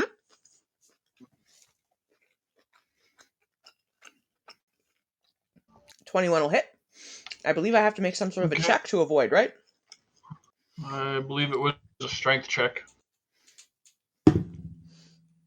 That's a 10, so I don't think it makes that. Yeah, the DC we had for the strength check was 15, so. All right, so that one is now considered grappled. So it did not, in fact, attack. Anything else on your turn, Seeker? No, I'm good. Actually, I'm going to use my bonus action to pull out both of my daggers. Okay. And then I'm going to use my. So I attacked once, so I get a second action because of the Gloomstalker. So I'm actually going to use the second action to pull out my daggers and bonus action to get the dagger of venom to coat itself in venom. All right, you have envenomated your dagger. That's my turn. Okie dokie. So, Okay. the wyvern is going to try and break the grapple. Nope. It's still grappled. So it's going to forfeit its turn. And that's going to bring us around to Rex. All right. Well, since we were in the boat, I would have put my weapon away so I don't have to do the switching thing. I'm going to draw my javelin, scoot up this way a little bit, and take a shot at that motherfucker. Because I have the advantage on that one. Roll me an attack. Yeah, it's a natural 20. Fuck it up. And it activates. Fusrota! Roll damage. And let me pull it out to double check on my thing here. Where are you? Where are you? The items. Javelin of lightning. Okay.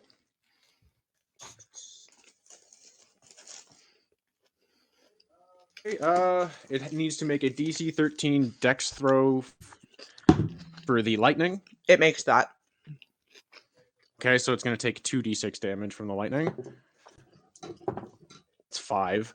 And then 4d6 or javelin plus 4. Okay, so that's extra lightning damage, but on hit he still takes the javelin damage plus 46 lightning damage. Okay. So and the javelin damage is, I think, what the hell are you? I had you. What are you? D6. Okay. I'm going to say normally ranged weapons are a D6. 7 plus 7, 15, 20. And so 23 damage overall on top of the original, I think, 4. Mm-hmm. So 27 damage. 5. And he is... Original was 5. Original was 5? Mhm. Okay, so that's... that's 29.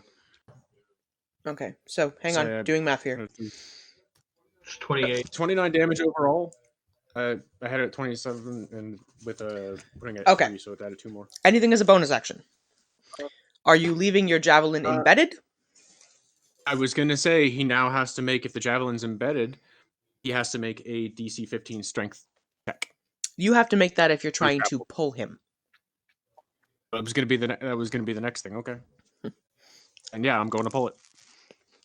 Make me a strength check. Okay. Fucking. The one corner of my fucking dice thing broke, and it keeps finding that corner and sitting in it. Okay, that is a 19. All right, you successfully yoink this thing forward 10 feet. Yoink. And it's grappled. All right, that's your turn. He's also considered grappled. That means that's going to bring us to Ilmir. Alrighty, just give me a second. So I'm going to use my movement and move over to here. Actually, is right here a good spot? Depends on what you're doing.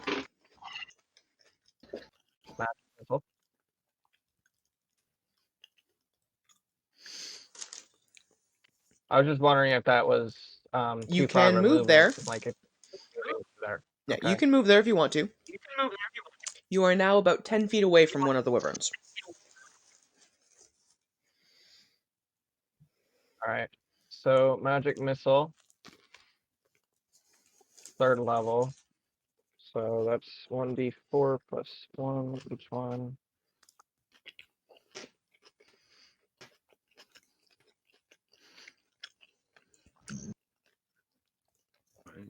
So yeah, All right, so totally. Yeah. what's your damage? 12 total. 12 points of damage. Okie dokie. And that's your turn? Yep. All right. It is now the... That was 3rd level. Okay. I just wanted to specify. All right. It is now the other wyvern's turn. And it's going to try and break that grapple. That is a 19. It does succeed.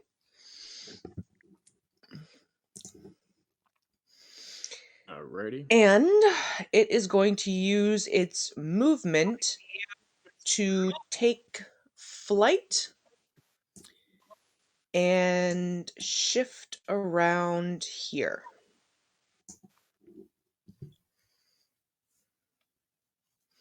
You will get an attack of opportunity, Rex.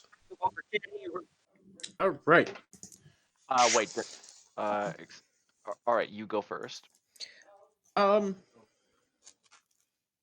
Yes. No. That's. Oh wait, wouldn't it also give me an attack of opportunity though? No. Can you do me a favor and look up Relentless Avenger really quick for me? I know it has something to do around that. Himbo, to answer your question, you would not, because it's moving into your space, not out of it. Yep. Relentless Avenger.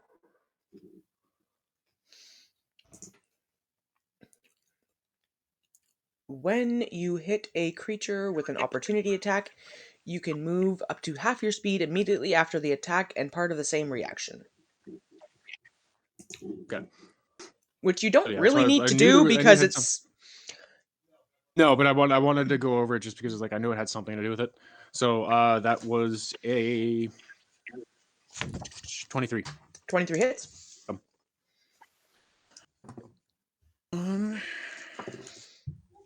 Woohoo! That is a whopping fucking 14 damage. Nice.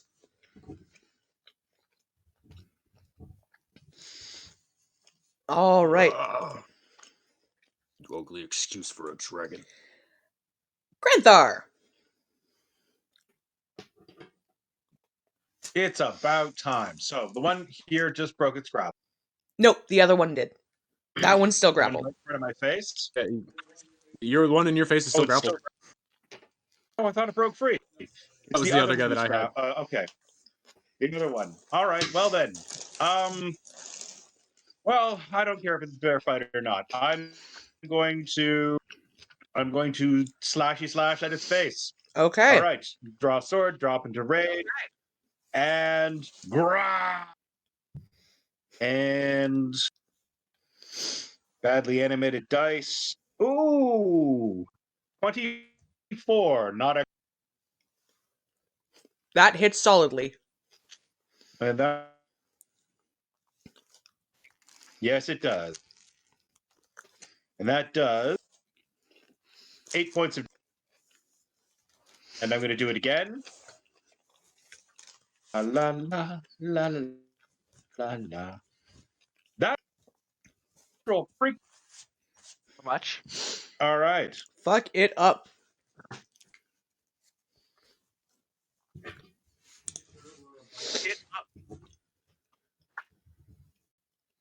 Come on. You can do it. Let's see. That does 16 points of. You cut out a little bit there? Because there is. 16 Also points of does. damage. Okay. I have that Blood Fury tattoo, remember? Mm-hmm. So it does Oh, 46 necrotic damage, and I gain a number of temporary hit points. So 46, la la la la. And so it also takes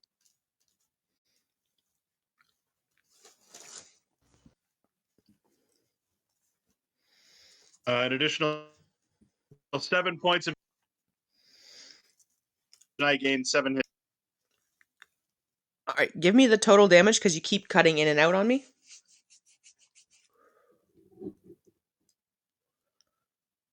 Did you get that? Not at all. No, I didn't hear that. Hello. Okay.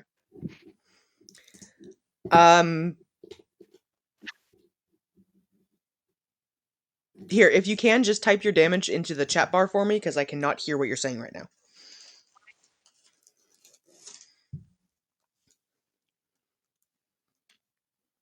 Okay. Discord is being a fuck, everybody. We're sorry.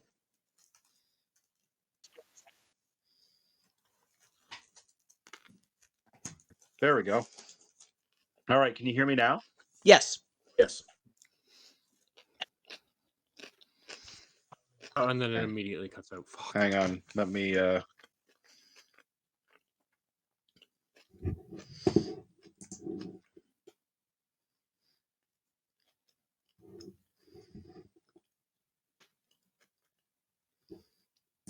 Reasoning or something? Discord does not like you. No, it's my laptop. It's the laptop. The laptop's a piece of shit. Anyway, it was 16 points of damage on the side, plus 7 points. So 23. 23 damage. Okay. Where's my pen? There's my pen. All right.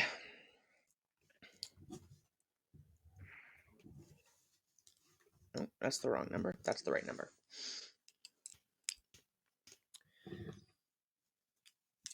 Okie dokie. So, Granthar, that would have been your go. Anything as a bonus action? Mm-hmm. Yeah, I'm gonna whip the rock in its face. Go for it. Yeah, why not? Let's just go.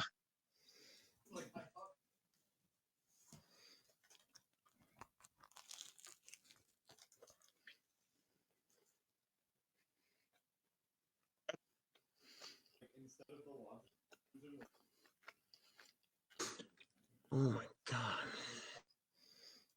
We're almost through this, guys. I didn't get anything he just said. Me neither. Okay, Granthar, can you try that again for me? I've got Discord open. I'm looking to see if you type anything. Ridiculous. Does 15 hit? Yeah.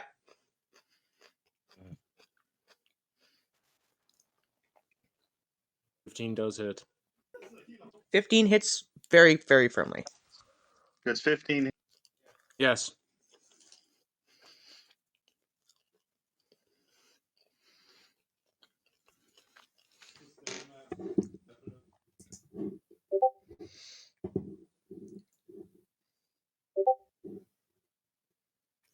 Six points of damage. Okie dokie. 6 points of damage to the wyvern.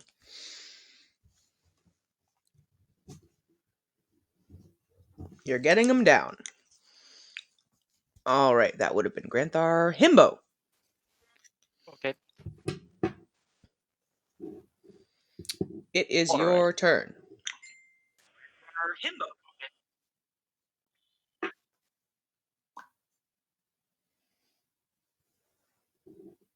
I attacked the one to the south. Okay, roll me an attack. 1-1. Not 21 natural. hits.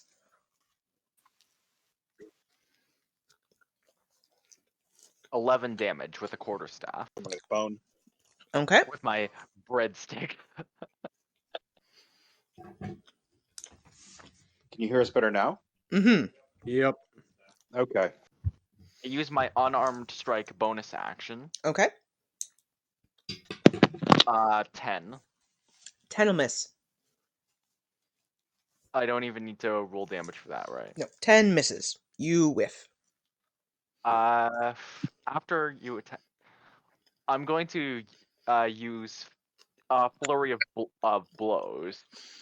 You had your action and your bonus action. Unless you have a second attack, you're done. Wait, isn't this like after you take an attack option? Action on your turn, you can spend 1 key point to. That's the one that monks have, right? Or is I was gonna that say like it's a monk bonus. If and you're you can spend spending a key key point for point, it. then yes, go ahead. right?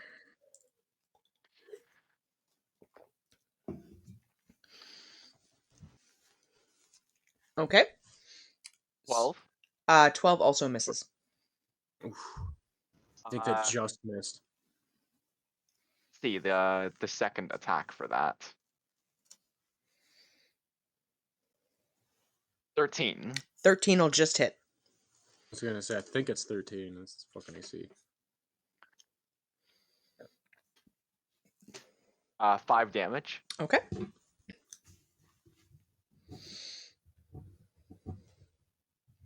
How's it doing? It's alive. Keep hitting it.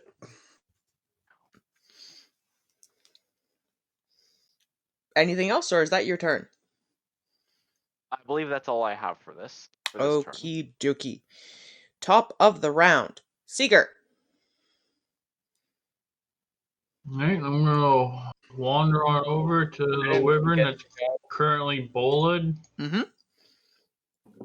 Real quick, I didn't get to go.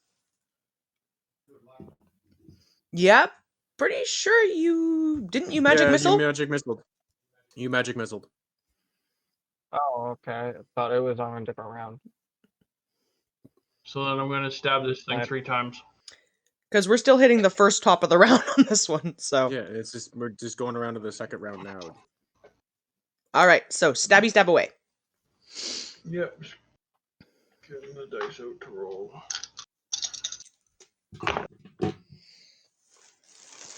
Okay, so since I've got someone within 5 feet, that's my first attack. I get sneak attack, and that is not. There's a 20. This is gonna fucking hurt. All right. So what's the dagger of venom? It's 2d10 if it fails. And I need to make a con save.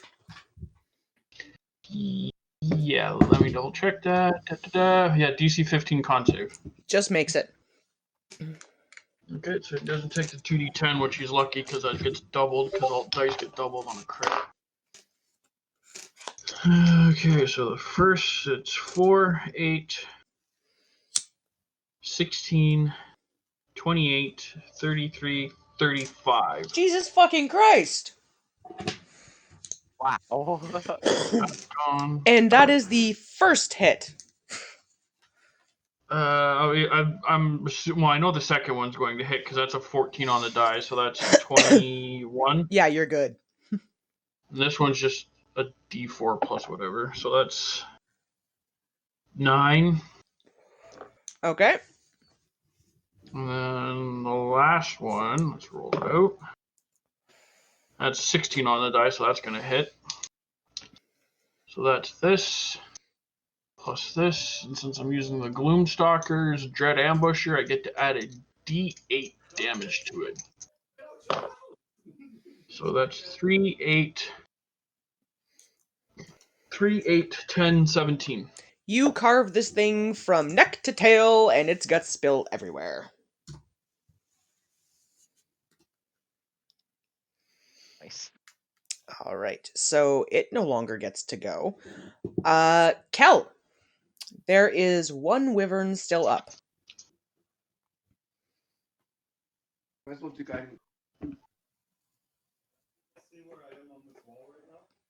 Okay, roll me an attack.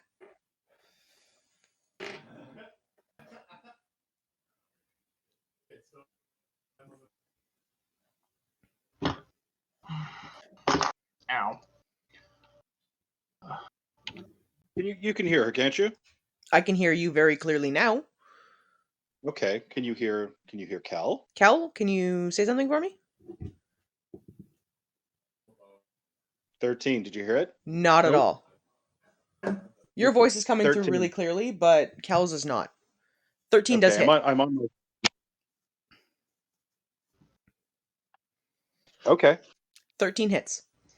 13 hits. She rolled an 11 for damage. Nice. And it's lit up. Okay, and it is now lit up like a Christmas tree for the next attack. Anything as a bonus action? Nope. All right. The wyvern would go, except it's dead. Rex! I'm going to drop my javelin right now and snap my sword out into an attack. Please to make with the swinging and the swanging. Fucking that first one missed. Okay. Fuck you, dice. Are you fucking kidding me? I rolled a 1 on the second one. I throw my fucking sword. You threw your fucking sword because you said it, and it lands over here. As a bonus action, I punch the wyvern. Roll an attack if you can. You punch the wizard. It's an unarmed strike, so it's a D4 damage if you hit. Yeah, I was gonna say, but and then it's the roll. Is it just a flat roll? Or is it strength on that because it's a punch? strength. It's a strength. A strength? Okay. Stop finding that fucking corner. Holy shit, that is like a 1 in a million fucking odd from the fucking north corner to the whelp cave. So. That's a natural 20. Nice. You Jordan, punched get the yourself a cardboard box. fuck out of this thing. I'll dig from the. I dice guarantee you I'll side. get you another thing and the same thing will fucking happen. Alright, roll damage for me on your natural 20 punch. Okay. Well, he takes 6 damage. You punched a wyvern in the face for 6 damage. That's kind of epic.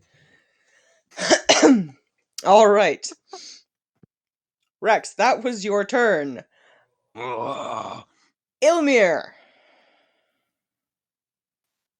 Okay, hear me out when I say this because I know about the range and all that. I've been thinking about it since I've had time. I want to cast Fireball, but when I do it, I want to do it far away enough behind him to where I'll only get the ass end of him, to where his ass is on fire and not anyone in front of it. Very doable. So you're Okay. jealous and you're trying to get your own piece of dragon ass? Yes. I knew it. What is the radius on that? Dragon Just so I know Okay. roughly where you plunk this bitch. It is 150 feet. What's the radius of the fireball? So I got the radius. How big does it blow up? Just you gotta know where you gotta plop it so it doesn't hit us. 20 foot. Okay. Yep, you can do it. If you aim for about here, you'll just hit the wyvern. All right, perfect. So I'm going to do that. I believe I have to make a So dex I save. roll- Don't you dare not one with that. Yeah. Fuck my life. The wyvern rolled in that one. Ah, toasty. That's a fail. That's a major fail. It will take 8d6 of damage. So let me roll 8d6. Dragon ass. I'll be right with you. Toasty. So yeah, it really doesn't make that save.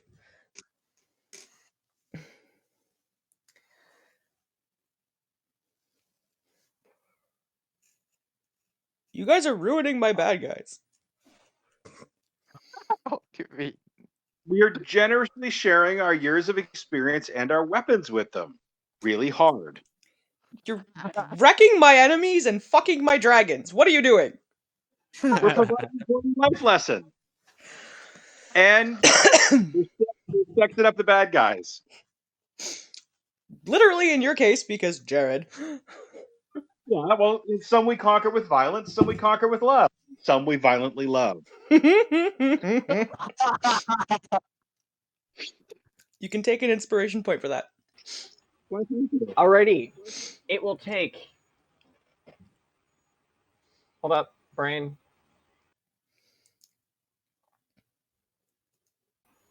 $37 damage. Describe your wreckage. Crispy. Crispy. Burnt up, Dragon ass. crispy, smelly, hot.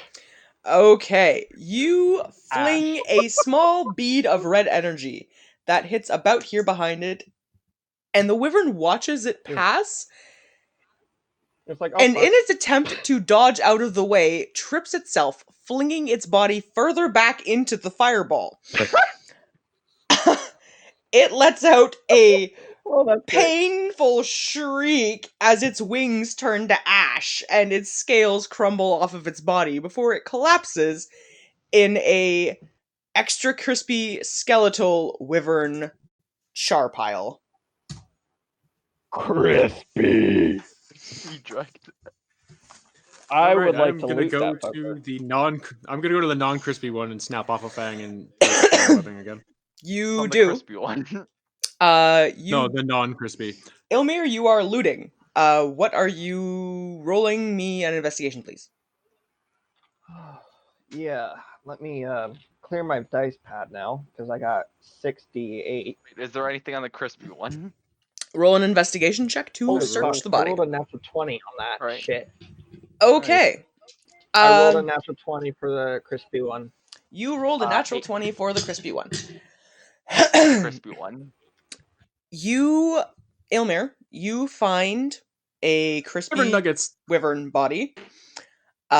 You find some miraculously undamaged teeth.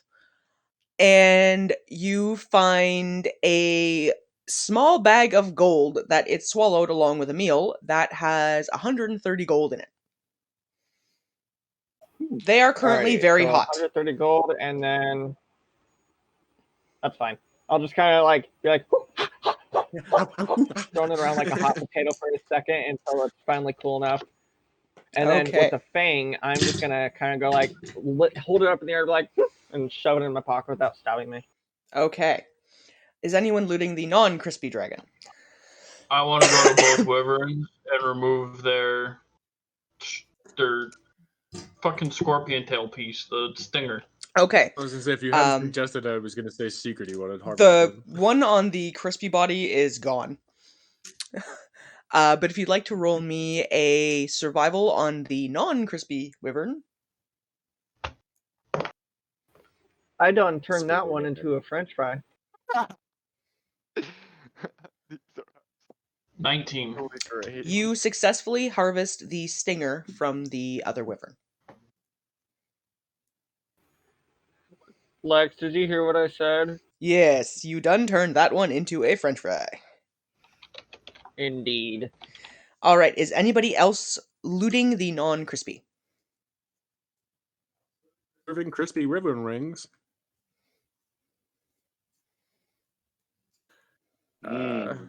No, I'll take a look at. I'll take a look at non-crispy. All right, roll me an investigation check. That's a 10. That's a 10. You find wyvern guts. You find some very rusted, partially digested weapon pieces. And you find about 38 gold pieces. All right.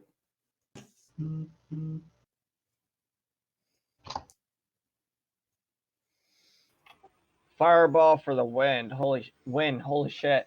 I was getting bored of magic missile. Yep. All right. So now that you guys have successfully crossed the river,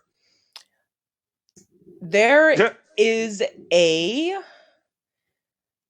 valley to the northeast of your location, starting about here, if you'd like to head in that direction. All right. I'm assuming that's probably heading towards where she wanted us to go.